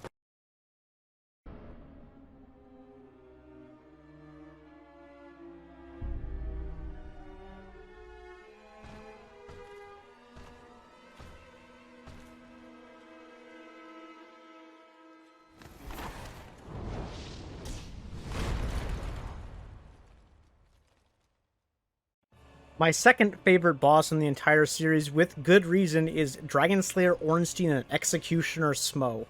This fight, I genuinely think, if you can suffer your ass through this fight and beat it, you can genuinely beat any single boss in the entire catalog. Because I think this was the point where if you kind of like meandered your way through Dark Souls 1 and you didn't really learn the game and you just kind of brute force it, you could get through it up until this point, I think. Because this is the point where you go and learn today, pretty much. I don't know how long I took on this boss, because I didn't stream my first time playing Dark Souls 1, but it had to have been like 50 times or something like that, 58 times. And each run back, my blood pressure spiked a little bit more. I remember my dog, who used to sleep in my room, would like genuinely start looking at me concerned, because I was getting so fucking upset. Because these two are like the best team of two enemies ever. There is not a better duo boss on the planet, I'm convinced. Because these two just complement each other so well. Ornstein is extremely fast. He will even like dash towards you with some stupid speed.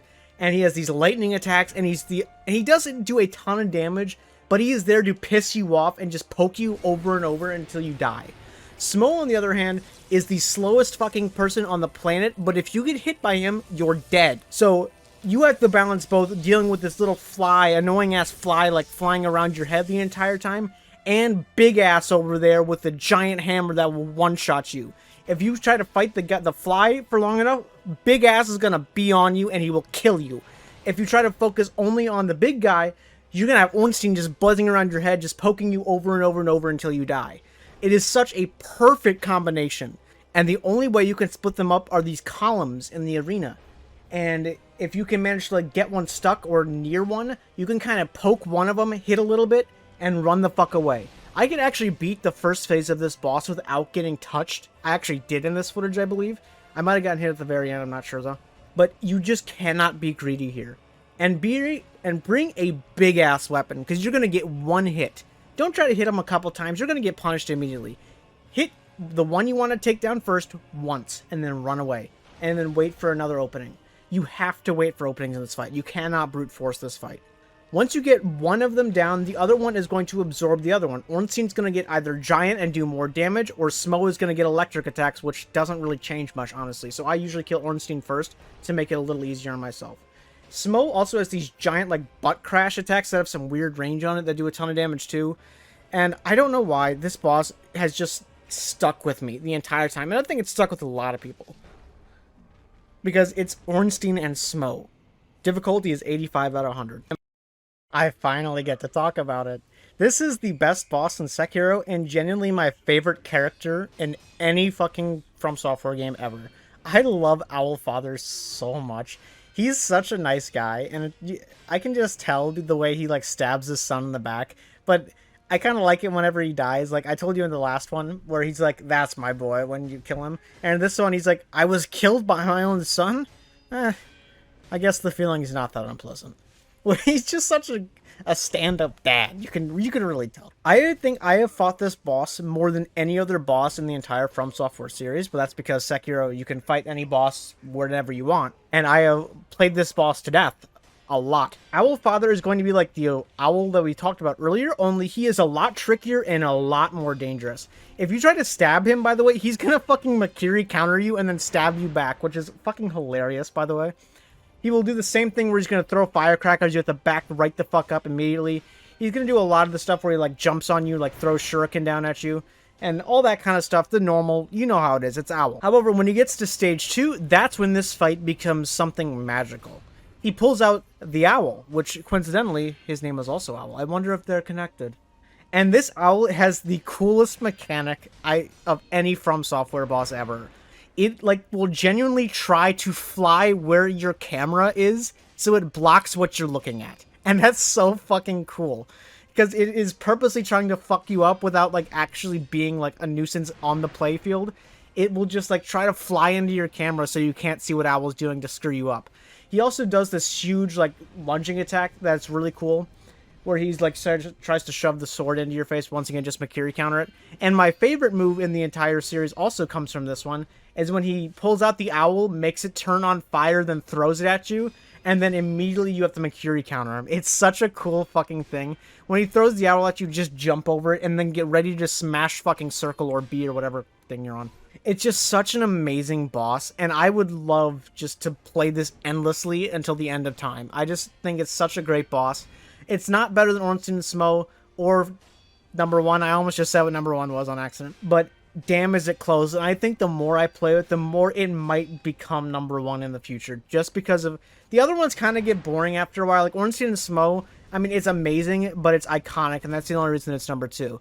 But this one, I mean, is just simply a masterpiece of a fight. This is peak Sekiro. And there will be nothing better than this in any Sekiro game if another one even comes out. I guarantee it.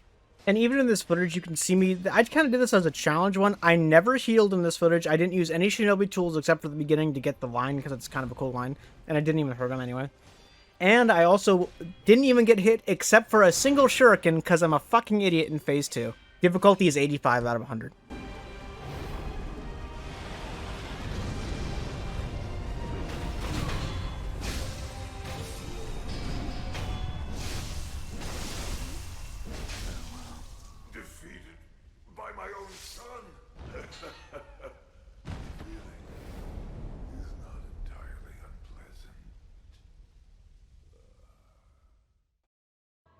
Dark Lurker is an incredibly hard and surprisingly incredibly good Dark Souls 2 boss. Those two usually don't mesh that well. The Dark Lurker is this guy or girl in a hood, and she's like an angel. It looks really cool, actually. I'm actually very impressed with the design of this boss. And it's actually pretty fucking hard. She has this like dark chakra blade like thing that does a shit ton of damage, and she'll pull it out of nowhere when you least expect it. And she also has this big ass laser thing where it's basically like Nashandra's laser. If you get hit by it, I don't know what the fuck you're doing. You're probably asleep. And she has a couple other unique attacks with like dark explosions and stuff like that. If it were just that, though, this boss wouldn't be all that hard. However, she clones herself, kind of like Pontiff Sullivan does from earlier, only it's a lot harder and a lot more oppressive because they are constantly doing random ass attacks that don't really have much synergy, which usually would be a bad thing. But I kind of get it in this case because they just don't give you a chance to breathe. And it's an incredibly hard encounter. And just a side note here, I fucking hate the run up to this boss because every time you have to kill like 3 invaders and you have to waste an effigy to fight this boss. So there's a chance you could actually just run out of attempts on this boss in a playthrough and you have to grind some fucking effigies, which would be so fun, I can imagine. Thankfully, I've never had to do that, and I was able to beat it relatively early on most playthroughs, but it can still be a fucking bitch. Difficulty's 85 out of 100.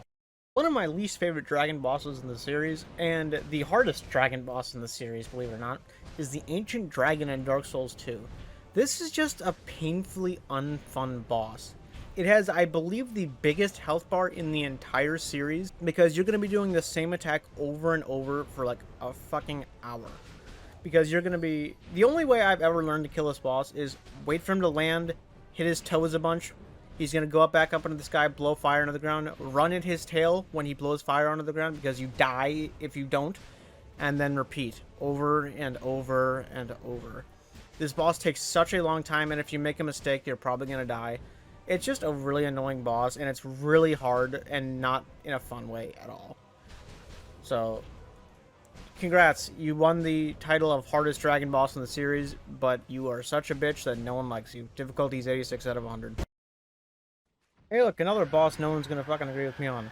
The Demon Princes are a boss that I can never get the hang of. No matter how many times I do it, it still takes me like 10 or 11 tries every single time I get to this boss, and that's fucking really annoying. It's a duo boss that is not very fun, unfortunately. A lot of duo fights are, but this one I don't find fun at all. A lot of people like it, I don't. The Demon Princes are going to start out with 2 demons, and they are going to be hyper aggro on you the entire time, pretty much. One is going to be constantly casting poison or toxic stuff at you the entire time, and the other one's going to be hyper aggro on you. And then they'll switch.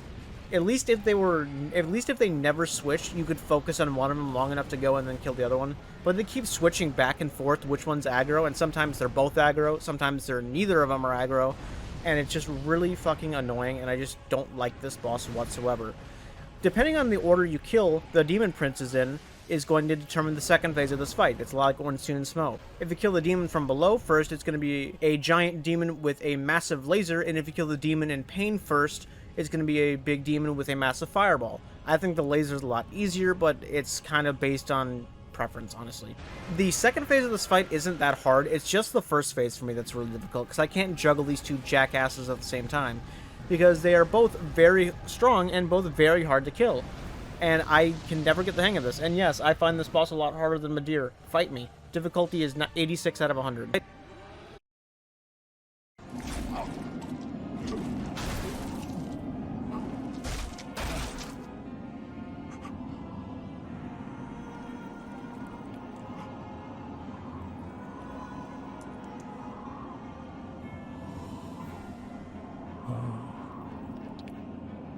Is this the blood?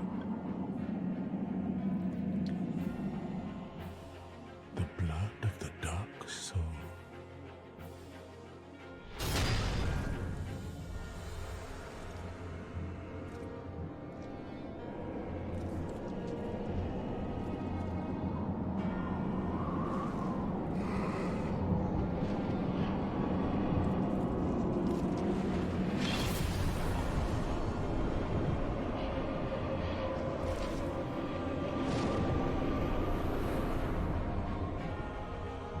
Fun fact, I just recorded this entire entry already and I forgot my mic was off. So let's go again, I guess. Slave Knight Gale is a man of culture also, as he also likes executioner swords, as I used one in this. And yeah, he is using an executioner sword. It's just broken in half for some reason. And Gale is a monster, and everybody knows who Gale is because everyone just loves Gale. And I love him too. I don't think he's the best in the series like a lot of people do. One of my mod really thinks he's the best in the series. But I don't think he's like the best. I still think he's amazing though. Gale is this monster of a man, and his first phase is pretty bestial. It's a lot like the Lost Sinner from like 2.5 hours ago at this point, where it's just really erratic movement, and surprisingly, he doesn't actually do that much damage in the first phase. I didn't realize that until I rewatched this. He does a lot with one particular move, but most of his attacks don't do all that much damage.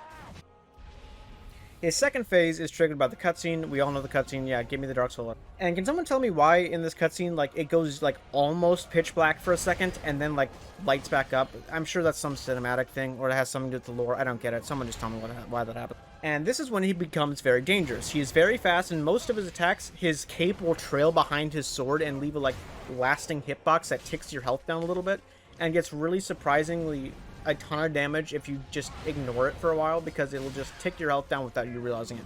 He also has a repeating crossbow like Guts from Berserk that will shoot many arrows at you and once again tick your health down before you realize it.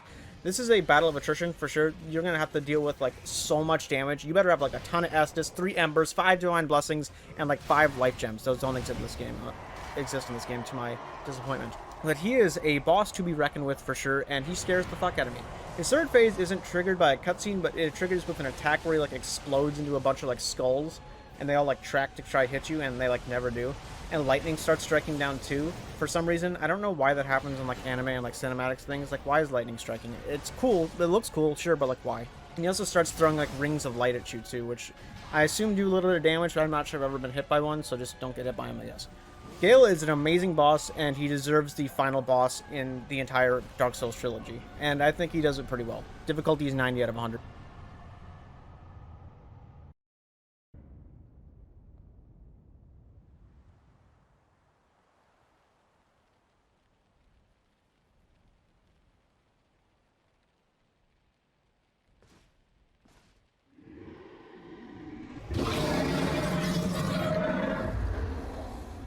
It's been a long while, Morgoth.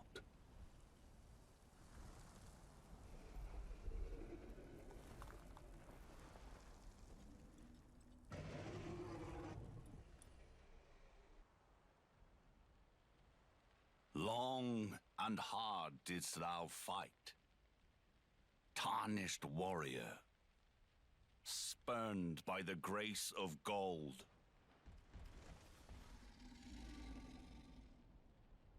Be assured the Elden Ring resteth close at hand.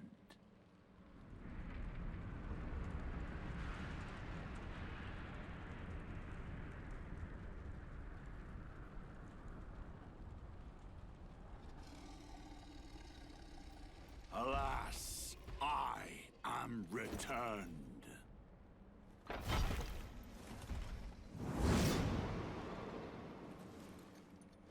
To be granted audience once more.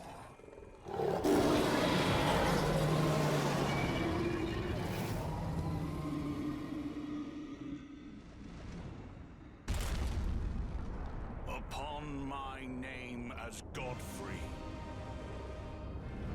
the first Elden Lord. Yeah, this guy's pretty fitting of being an Elden Lord, honestly. Horlu is a monster, and I feel like they buffed this guy. I could be completely wrong, but my first playthrough, I annihilated this guy pretty easily. But every subsequent playthrough, I've actually gotten wrecked pretty hard by him every time, at least a couple times. Horlu, or Godfrey at the beginning, is actually like a monster. His first phase isn't like extremely hard. He uses this giant axe that he likes to shove into the ground and make giant shockwaves that do huge amounts of damage. If you see him like swing his axe over his head right before an attack, that is your cue to get the fuck away from him, because he's about to raise the entire ground up and like spew magma from the earth, and it does a lot of damage, and it really might catch you off guard. And if you're in the wrong place at the wrong time, it'll just kill you. And every axe swing he does like fuck tons of damage too. When he gets to about 3/4 health, he's going to start doing shockwaves whenever he does step attacks, which do a shit ton of damage. Go figure. And you can't really do much about those. You can't block him. You kind of just got to dodge them. And dodging them is kind of easier said than done because they come at you really fast and you got to dodge like right into him or you're going to get fucking tagged by it and he's going to be on you immediately right after. This is a lot like Godfrey, the first Elden Lord fight from earlier. You want to stay really close to him if you can until he does those axe swings. When he gets to phase 2, it's a little bit different. He becomes a wrestler for some reason, and he has like the most bombastic attacks I've ever seen from a Fromsoftware boss. He'll like grab you, throw you in the air, and then like fucking pile drive you onto the ground. It's honestly really funny. And those attacks do way too much damage, and they can easily just RKO you and just it'd be over instantly. It's fantastic. And then when he gets to about 1/4 health, remember all those shockwaves from earlier, he's going to start doing it in this phase, which it seems like he does them a lot more in this phase. And you're going to have to dodge all of those as well. Just, if you get hit, it's like being hit by like a semi-truck that's made of fire. It just does so much damage, and there's like not much you can do about it other than get the fuck away from him if you're in the second phase and stay right on him if you're in the first. It's not really a battle of attrition because the fight's going to be over pretty fast. Either you're going to be in the dirt or he's going to be in the dirt, and it's going to be fast. Difficulty is 91 out of 100. Hume Knight is my favorite Dark Souls 2 boss and the second hardest Dark Souls 2 boss at that. This guy is really fucking cool. He has one of the most iconic swords in the game with the Fume Ultra Greatsword, and he uses that thing like it's like a little butter knife. He swings it around so hard. This boss also has a little bit of an Easter egg. If you run in here with all of Velstat's armor, which is what I'm actually doing in this playthrough, it becomes a lot harder because he's always in his second phase instead of only going into a second phase at half health, which is a cool little Easter egg and cool little lore tidbit because the Fume Knight really hates Velstat apparently, for some reason. His first phase is generally not too bad. You just gotta be really fast on the rolls and you cannot be greedy. You have to heal after you get a dodge in. You cannot heal, try and get greedy there. Like if you were really far away from him, he'll catch up and whack you with that fucking thing. And it will do a ton of damage. You gotta be really light on your feet here and roll through every single attack because it's gonna chunk your health bar no matter how much you have if you get hit by any of this guy's attacks. He's a big AoE attack too in phase 2 where like this is like a really cool attack where like spawns like little flame balls that like go in a clockwise motion and you have to like predict where they're gonna be and you have to like walk through the gaps. It's a really cool move. I really enjoy it. It has a really cool sound effect too. I don't know what it is, but I like it a lot.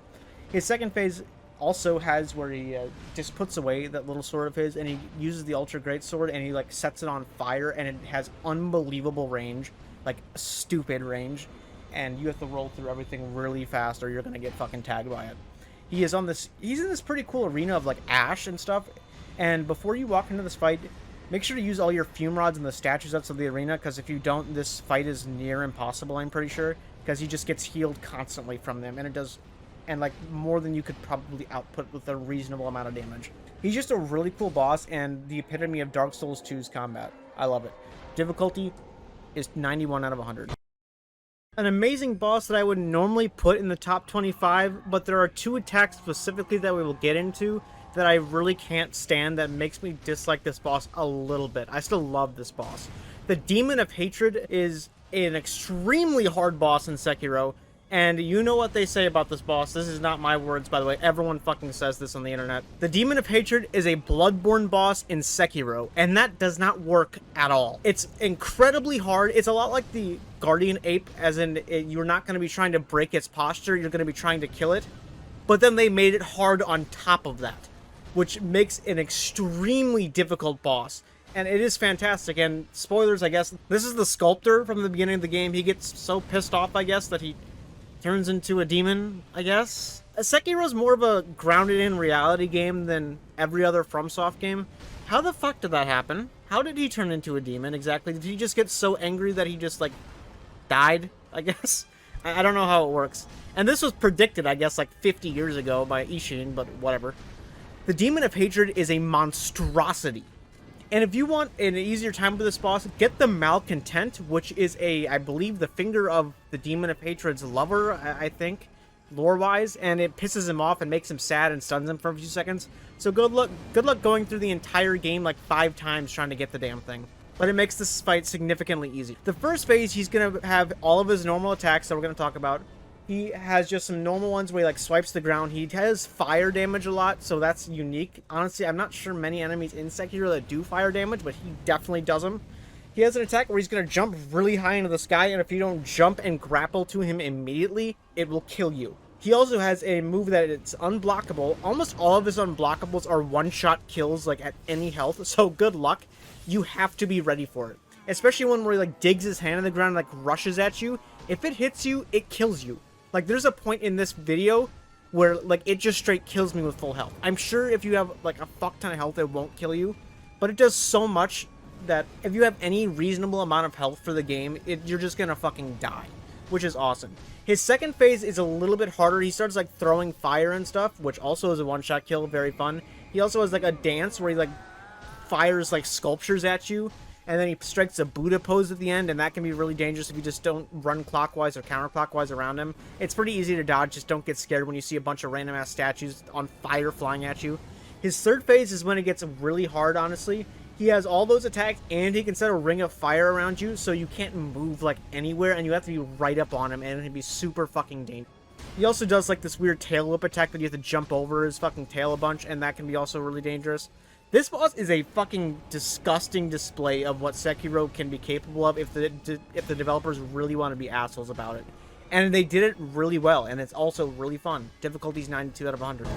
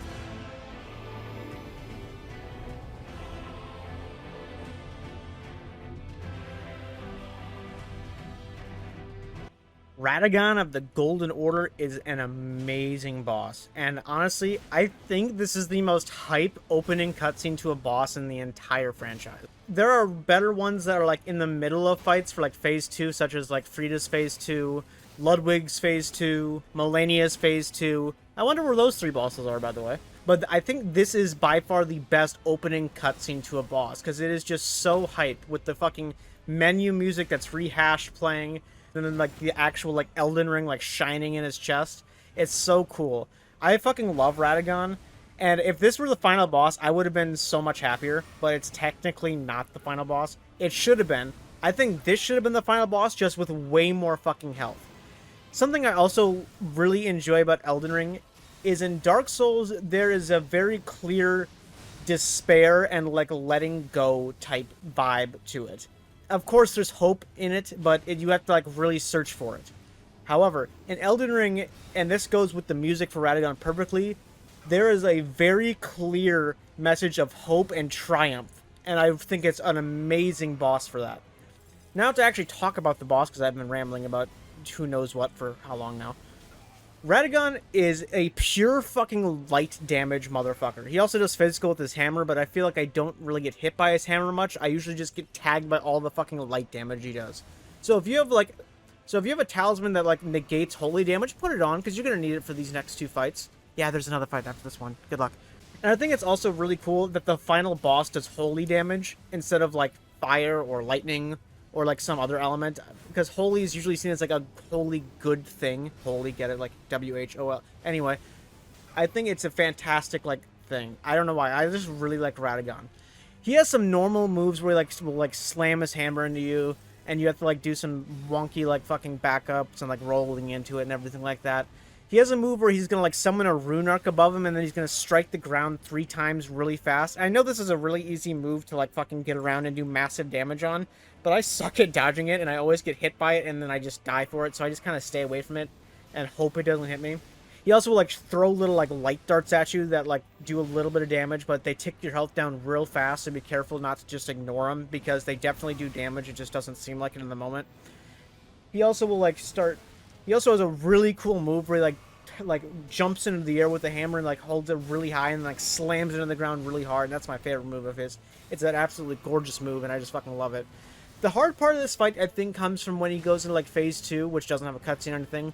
It just when he starts teleporting, it just is so frequent that like it'll just keep going on and on and on, and you'll just miss a bunch. And whenever he teleports, it does damage to you too, and he like fucking spams it. He like does fucking Shisui the body flicker of just like fucking just teleporting all around, so you can't hit him, and it does damage to you, and it gets really frustrating. However, I can't really fault the boss too bad for that. Like I said, I really wish this was the final boss, but I think it is a fantastic boss. Difficulty is 93 out of 100. Hey, we made it to the top 10. Give everyone a round of applause for making it this far if you made it this far. And yes, I think that Isshin Ashina is way harder than Isshin the Sword Saint, because it's in a very tiny room, and he has some actual just bullshit attacks. He is basically the first phase of Isshin the Sword Saint, only he has some really unique attacks. His first phase is literally just cake. You can pretty much beat it without getting hit. Ignore the fact that I did in this footage. But his second phase is just so oppressive and stupid that it's way harder. First things first, he sometimes can just decide to not get hit. And I don't mean like it doesn't register, like he just dodges it. It doesn't matter when you do it. Sometimes he'll just dodge your fucking hit. Because fuck you. If that happens, you gotta immediately back up or you're gonna just die. Which is fantastic. Great job Fromsoftware. I love that about this boss. Number 2 is he has a bunch of fire attacks, and when you're in this little tiny space, they almost always are right on you. He has one where he like launches it across the room. You have to jump, because even if you're out of the hitbox on the floor, it'll still hit you sometimes for some reason, because fuck you, I guess. One of them, if he does the Ichimonji double in the first phase, you can easily block it. In the second phase, it just will straight insta-kill you, because he blows fire out. So it's meant to catch you off guard. If you see him start to do the Ichimonji double, just run the fuck away, because you'll die if you try to block it. And he also has like a grab attack that insta-kills you pretty much. It doesn't actually insta-kill you. It gets you down to like 1 HP, which is extremely dangerous. And then he also has an attack where he like does this like weird little like pose, and then fire columns are from like sprout from where fire are on the floor. If you see him do this like little pose thing, just stand in a part of the room that is not already on fire and you won't get hit. However, he's going to follow it up by an extremely fast like waterfowl dance type attack, so be ready to block everything immediately. And I just feel like I die to just bullshit things in this all the time. I think this is the hardest boss on Sekiro, unironically. Difficulty's 94 out of 100.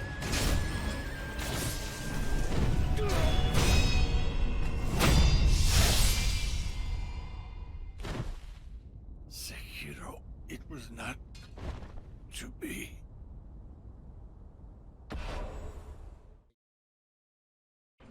The hardest and one of the best Dark Souls 2 boss is Sir Elden. This guy is a Dark Souls 3 boss in Dark Souls 2, and that I mean that as a compliment genuinely, because it is a fantastic boss. Sir Elden, I believe, has the most aggressive AI in the entire series, probably. And by that, I mean, if you do not attack him when he is not just finishing an attack, it will not work, and he will stop you and hit you. You have to be extremely cautious here, and this is an extremely like time-based one. You can't try to get greedy. You can't try to get like 2 or 3 hits in every time you block an attack or dodge an attack. It doesn't work. He'll kill you. You have to wait for an attack, dodge, then hit. If you're hurt, heal in the time after you dodge. You either have to heal or attack in the split second that he finishes an attack, and then you have to wait for another attack. If he staggers, go ahead, hit him a couple times, whatever. He has a move as well. If he's far across the arena, he can do this really long lunge at you, and you have to time it absolutely perfectly, or you will get tagged by it, and it will do half your health bar. He also can parry you, apparently. I've seen that a couple times on YouTube. I've never had it, I don't think. but apparently that can happen. I don't know what the stipulation for that one is, but it does happen. He also can coat his Odaichi in darkness, and don't let him hit you, especially then, because he buffs his attacks then, and it makes everything a lot harder. Sirlon is a fantastic boss, and the boss music here is also fantastic. Once again, for Dark Souls 2, this music is, like, beautiful. And also, why is the floor so shiny? That's all I have to say about that boss. Difficulty is 95 out of 100.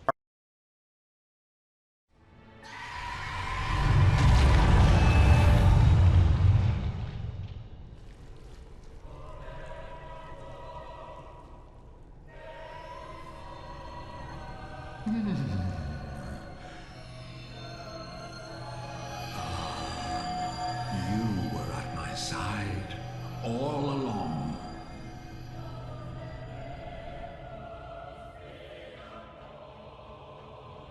My true mentor, my guiding moonlight.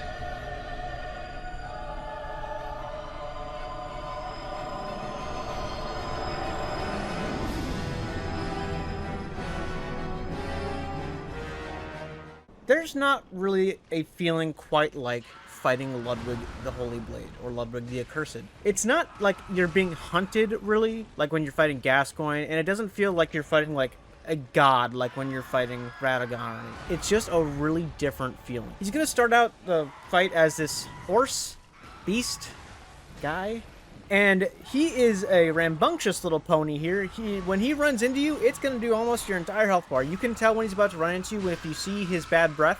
If you see, like, brown breath coming out of him, be sure to, like, step to the side and stuff. He has a really wonky hitbox, too, with a lot of his attacks, and it's really hard to tell what he's about to do. If he jumps straight up into the air, I don't really know what to do, but my strat for this is literally just run away as far as I can from where he jumped up, and usually it misses. It's an imposing fight, for sure. His second phase, his second form has him using the Moonlight Greatsword. Oh, that's where it is in this game. Where he, like, shoves it into the ground, he, like, does huge, like, shockwaves and stuff like that. If you see him about to do an AoE, step the fuck away from him because he does a ton of HP. He, however, staggers feels like a lot more in stage 2. That could just be me. And also, if you have any enchantments on your weapon that do more damage to beasts, it weirdly enough won't affect him in his second phase as it would in his first, because I guess he's not a beast anymore. Ludwig is a very unique boss, and I think everybody loves Ludwig. It's just a really nice boss, which I think has, like, one of the greatest, like, crescendos. That's a big word for me, by the way. Are you happy with me? In the entire series, and this music, like, I don't know how to describe it other than I would not be surprised if this was the battle music when I would, like, fight the real-life devil, I feel like. Because it is so, like, grandiose and evil sounding. Like, there's not a track like it in any Fromsoftware game. It's not my favorite track, but it is probably the most unique one, and in a very, very good way.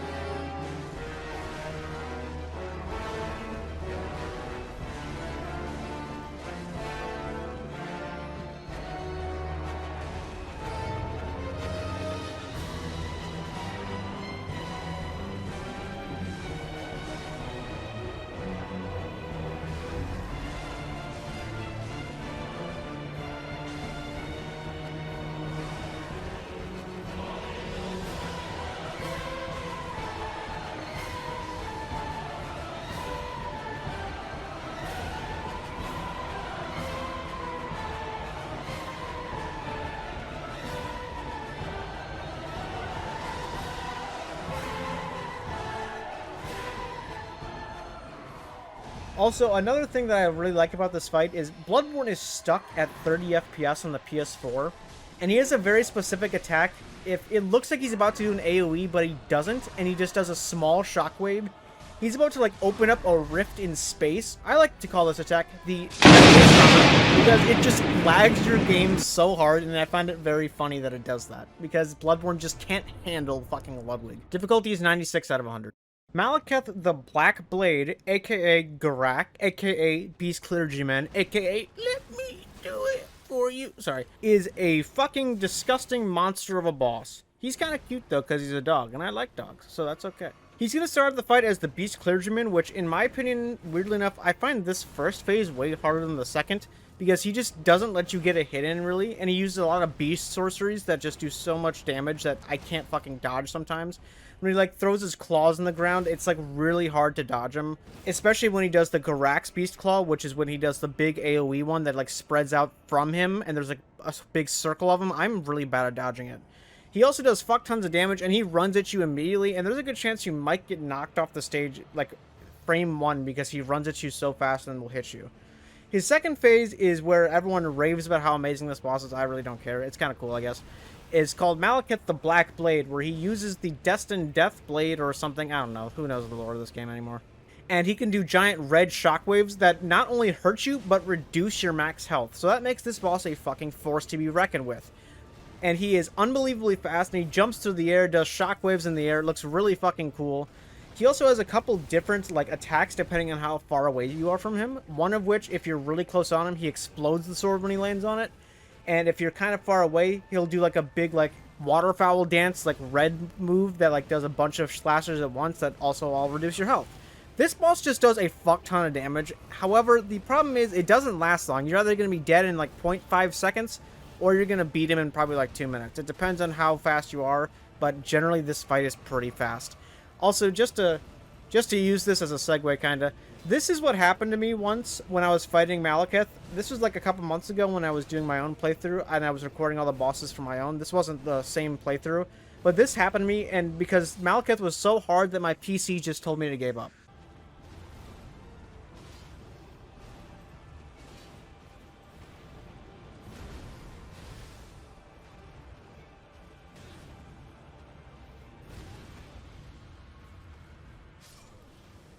There is no way that just fucking happened. I'm going to kill myself. Yeah, that's Malekith, alright. Difficulty is 97 out of 100. By far the hardest Dark Souls 1 boss is Manus, Father of the Abyss. This guy moves way too fucking fast for this game. And he also moves way too fucking fast for how big he is. The problem with this fight isn't you don't have enough healing. The problem is you don't have a time to heal. If you try to heal at any point other than the time when he is, like, in the middle of a combo, he will catch up to you and fucking rail you. He will not let you get a heal off. That alone makes this fight very, very hard. Most of his attacks also do a good amount of damage, and also if you don't have a very specific item, all of his dark magic is, like, very, very likely to hit you, and it's, like, does, like, massive amounts of damage. It does oodles of damage, if you will. He also has this extendable arm, which is very strange, that just for some reason has some weird range on it that sometimes it doesn't look like it's going to hit you, and it 100% does. This boss reminds me a lot of the Demon of Hatred in a weird way, but way harder. Difficulty is 97 out of 100. Moog, Lord of Blood, comes in at number 5, Burger King foot lettuce, and for a good reason. His first phase is literally just Moog the Omen from way earlier, only every once in a while he's going to put his staff or trident or whatever in the sky, and he's going to count down from 3 in Latin. Once he does that, he is going to go into his phase 2, which is way, way harder. If you don't have a very specific crystal tier, he is going to heal 3 times and take all of that health from you. And even if you have the tier, it just won't take the health from you. It'll just heal him 3 times. So basically, he has 1.5 health bars, pretty much. So you get to deal with that. And he becomes unbelievably fast. Like, way too much for his size, pretty much. He's a big fucking dude. He's an omen, of course. And he is really fast. And he has wings now, for some reason. He likes to spread blood all over the arena, and unlike earlier, it's going to, like, stay for a long time, so just be careful where you're walking, because you might just get ticked down by random bleed damage that'll just kill you, because that's fun. Also now, in this phase, when he tries to stab you with his trident from earlier, he can, like, spread blood out from it, too. He can just spread blood with, like, every attack, it feels like. It's very hard to get away from the blood. I really enjoy this boss, not for necessarily the boss itself, but for the lore. I really like Moog, he's really cool. And when he goes knee heal, you know, that part, that's such a fucking cool part. I really like Moog, and I honestly hope we get some more lore on him, because he's kind of a cool character. Completely evil, don't get me wrong, but a cool character nonetheless. Difficulty is 97 out of 100.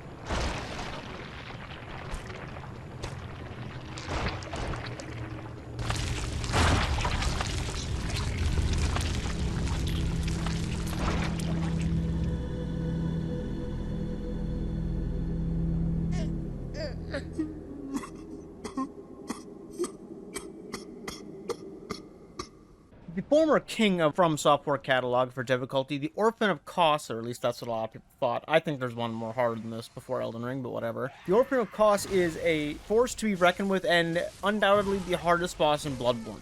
I love this guy's arena so much. It's probably like one of my favorite arenas as well, because it's like on a beach, and I can count the amount of times you fight an enemy on the beach in Fromsoftware games on 2 fingers. Wait a minute. 2 fingers. And it's dark and gloomy and raining, and it's a really beautiful setting. His first phase is immediately extremely aggressive, and if you go anywhere near him, he's going to be on you like immediately. The way I always deal with this boss is I have a weapon that hits really fast, such as the stake driver. I'm telling you guys it's a god tier weapon, just saying. And then I pop a beast blood pellet and then just wail on him. He'll stagger a lot and you'll build so much damage up from the beast blood pellet. But Joey, you take extra damage. I don't care. Sometimes he like grabs like a pustule or something, I don't know what it is, off of like his axe umbilical cord thing. I really don't know what it is, and it's gross, but whatever. And he throws it at you and it's like a big bomb, and it does a fuck ton of damage, and that honestly is probably my least favorite move phase because I like never can dodge it correctly. It does so much fucking damage and you can't really do much about it. The first phase is extremely aggressive, but like it's manageable kinda. Like you can easily like sidestep all of his stuff and get around him. It's not like impossible. When he gets to his second phase, that's when like everything goes out the window. He screams, sprouts wings or a scarf or something. I don't know. He's like Laharl, I guess. And he becomes even more aggressive and has more attacks and does more damage because the first phase wasn't hard enough, I guess. He also will now throw like lots of pustules all over the place that'll explode everywhere, or jump in the air and throw pustules. It's great. He also sometimes screams, and if you see him screaming, just get the fuck away from him, the giant corpse of Kos, which is the big like squid thing in the middle of the arena, because lightning will strike it and it'll spread out from there, but if you're far enough away, it won't spread to you and you'll be fine. I don't think I've ever been hit by it, honestly. Maybe once, but I'm assuming it does lots of damage, and you don't want to be caught in that. Honestly, this fight, there's a lot of luck, and you just gotta get really lucky, and you gotta wail on him and kill him as fast as you can, because if you stay in that fight, it's gonna be a battle of attrition, and you'll lose almost undoubtedly. Difficulty is 97 out of 100.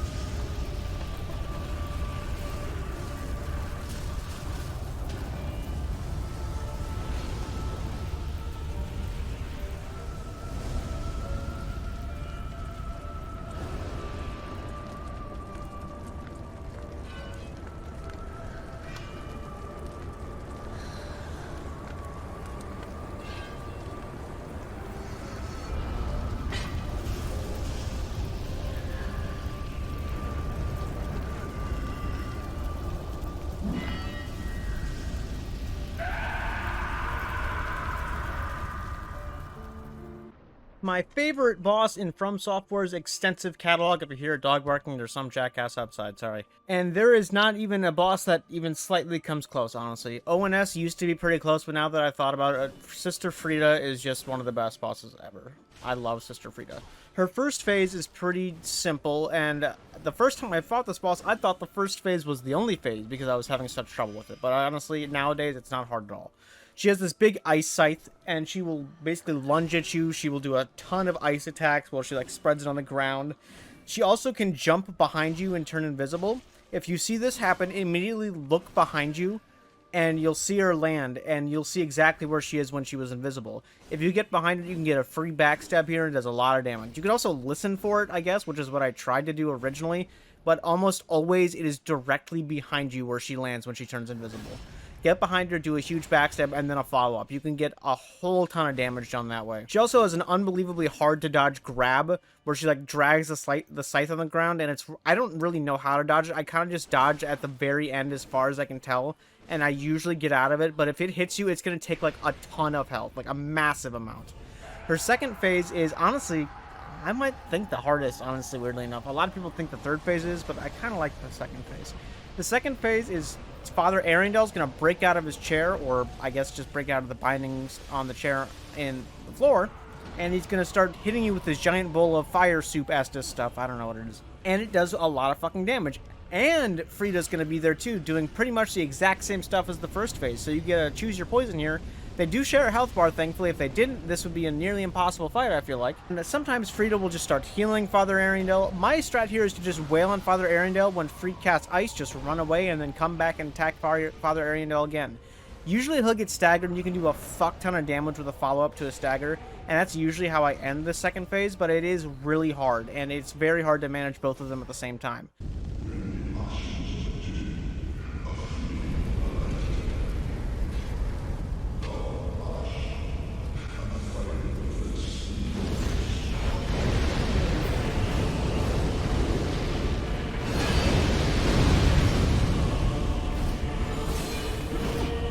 The third phase is what people usually talk about when they're talking about Sister Frida. She gains a second scythe of black fire, and she becomes an unbelievably fast boss. A boss that is way too fast for this game. Sometimes you can actually, like, dodge an entire combo over, then go in for a hit, because that's usually what you do as soon as someone finishes the combo, and she'll already be in another combo and just kill you, because she is that fucking fast. A lot of people say she's too fast. I don't think she's, like, too fast. I think she's a really good speed, but she is, like, really fast for Dark Souls 3, like, an unbelievable amount. She also has this, like, unbelievably gorgeous move where she, like, spirals up into the sky with black fire and then does a huge crash down. I don't know how to fucking dodge that one. I just try to get away from it, and then when the black fire gets near me, I dodge roll through it, and 90% of the time I get clipped by it, but it's not that big of a deal. The problem with this fight is it is so unbelievably long that you're going to need a ton of Estus, and an Ember, and a lot of probably Divine Blessings, which you can only hold one anyway, so fuck you. It's basically, this fight is, are you going to run out of healing items first, or is she going to die first? And it's going to be a long fight. But man, is it, in my opinion, the perfect Fromsoftware fight. Difficulty's 98 out of 100.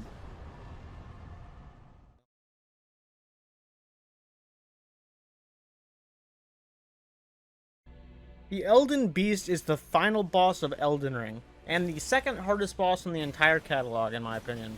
A lot of people might disagree with me, but I think this boss is unbelievably stupid. But I hate how annoying it is. It is stupid hard, and, like, not in the fun way. You are immediately thrust into this fight right after you fight Radagon, you know, that guy from a while ago, and you don't get any more healing or anything else. And if you lose here, you gotta refight Radagon anyway, so you're gonna get good at Radagon, probably. But you're probably always going to be coming into this fight with not everything you could have. You're gonna be at a disadvantage in this fight no matter what you do, which is fucking stupid. And he has some really bullshit attacks too. We'll get into those. But he does have some normal attacks too that we'll also get into. He has some normal one where he blows fire from his mouth, I guess. And if you're not directly in front of him, you should be okay. He can do a big, like, sword combo, which is what you want him to do because you can get so many hits in right after that one if you're right on him. He can do one where he flies into the sky and spawns a giant Elden ring. Wow. And you just have to jump over it, and honestly, that one's not too big of a deal. Or he has one where if he's far away, he can, like, do giant slashes with his sword that make giant holy damage. He also has one where he can grab you and spawn you on a rune arc, and then he's going to impale you, like Jesus Christ, with a bunch of light things. With a bunch of light shards, I guess. This is why you want holy damage protection for this fight.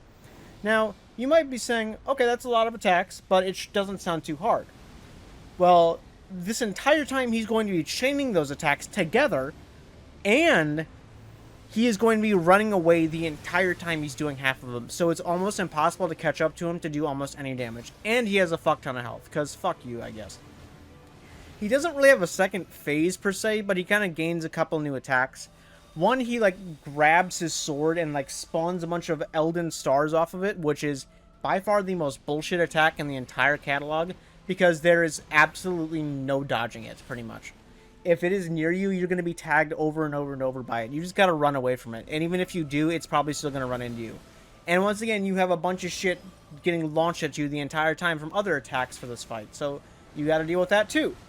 He also has one where he like increases the Elden Ring attack, where he goes in the sky and he spawns 3 rings. So you got to jump over one, then you got to jump over another, and then jump over the third one in quick succession. That one's not too bad, honestly, but it does hurt if you get caught in it. He also has a nuke attack that does fuck tons of damage, like Placidusax earlier. He just does a fuck ton of damage, and it's almost undodgeable, some of them, which is great, and I just really dislike this boss. But it is unbelievably hard, so it earns the spot. Difficulty is 99 out of 100. Hey, I know what you did. You just skipped to the final part of the video to see what number 1 was. Fuck off. Go watch the rest of it. Malenia, Goddess of Rot, is unsurprisingly number 1 on this list. She is undoubtedly the hardest boss in all of Fromsoftware.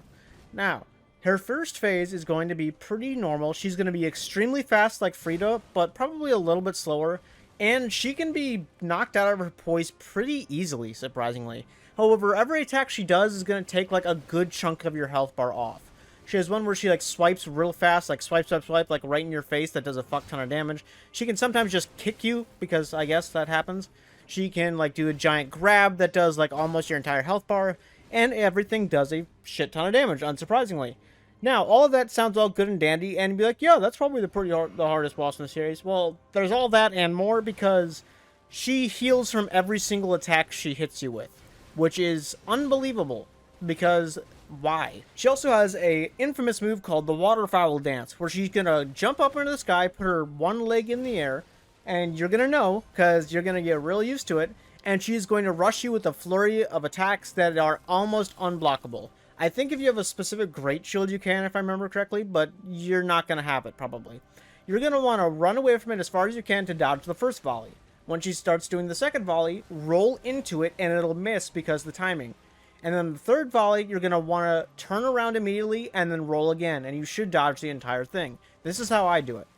Also, she is extremely weak to bleed, frost, and you can also stagger out of her stuff. So if she gets in the air and you're right next to her and you're not prepared to dodge the Waterfowl Dance, you might want to go for a Hail Mary and try to knock her out of the sky with a status ailment. If you have frost, you might be able to frost her. If you have bleed, you might be able to bleed her. And if you have neither of those, maybe you'll get lucky and you can break her stance and she'll fall down. This is extremely rare. However, as you see in this clip right here, one time, I believe this was 3 playthroughs ago, I frosted her, then bled her, and then knocked her out of her stance immediately after, and just did a huge 1-2-3 combo on her, and it was fantastic.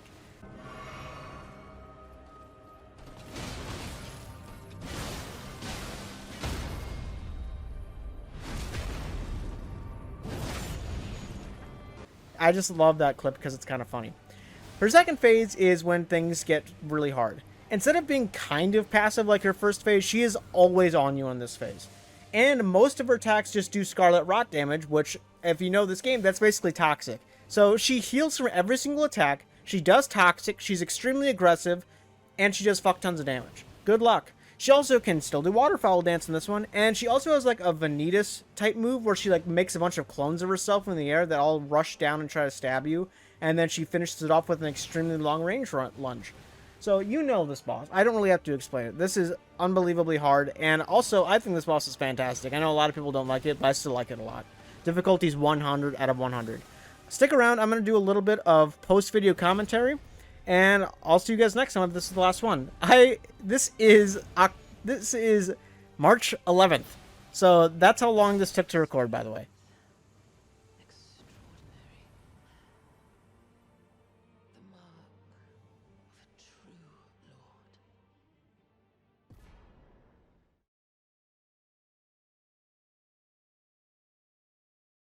Hey, welcome to the post-video commentary here. This isn't scripted, so although the the entire video didn't seem like it was very coherent, probably. This is going to be even probably less coherent because this isn't even scripted, so I'm just kind of talking here. This video took over 2 months to make, and as you can see, this is all my... Oh, hold on. Vegas is a great program. Give it a second. These are all the files I used to make this video. As you see, I have all the photos up there. I have all of the bosses. I have all of the commentaries. I just have a lot of stuff. I have a whole folder of this stuff right here, as you see from my videos folder. I have all the Bloodborne bosses.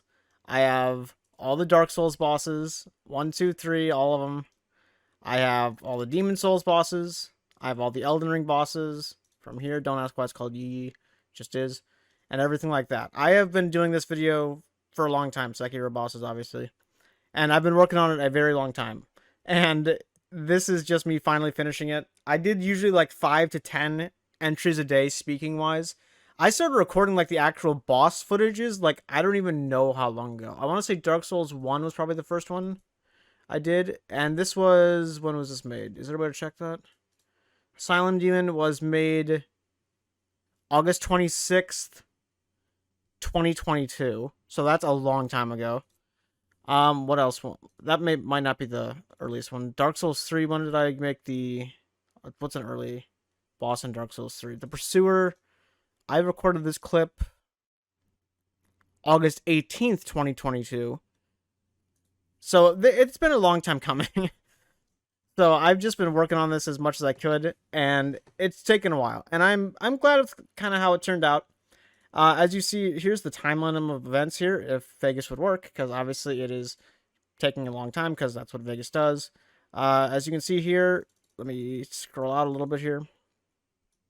This is an extremely long timeline of events right here, of everything. Like, I've started recording this a long time ago. Like, right here, this is when I recorded the...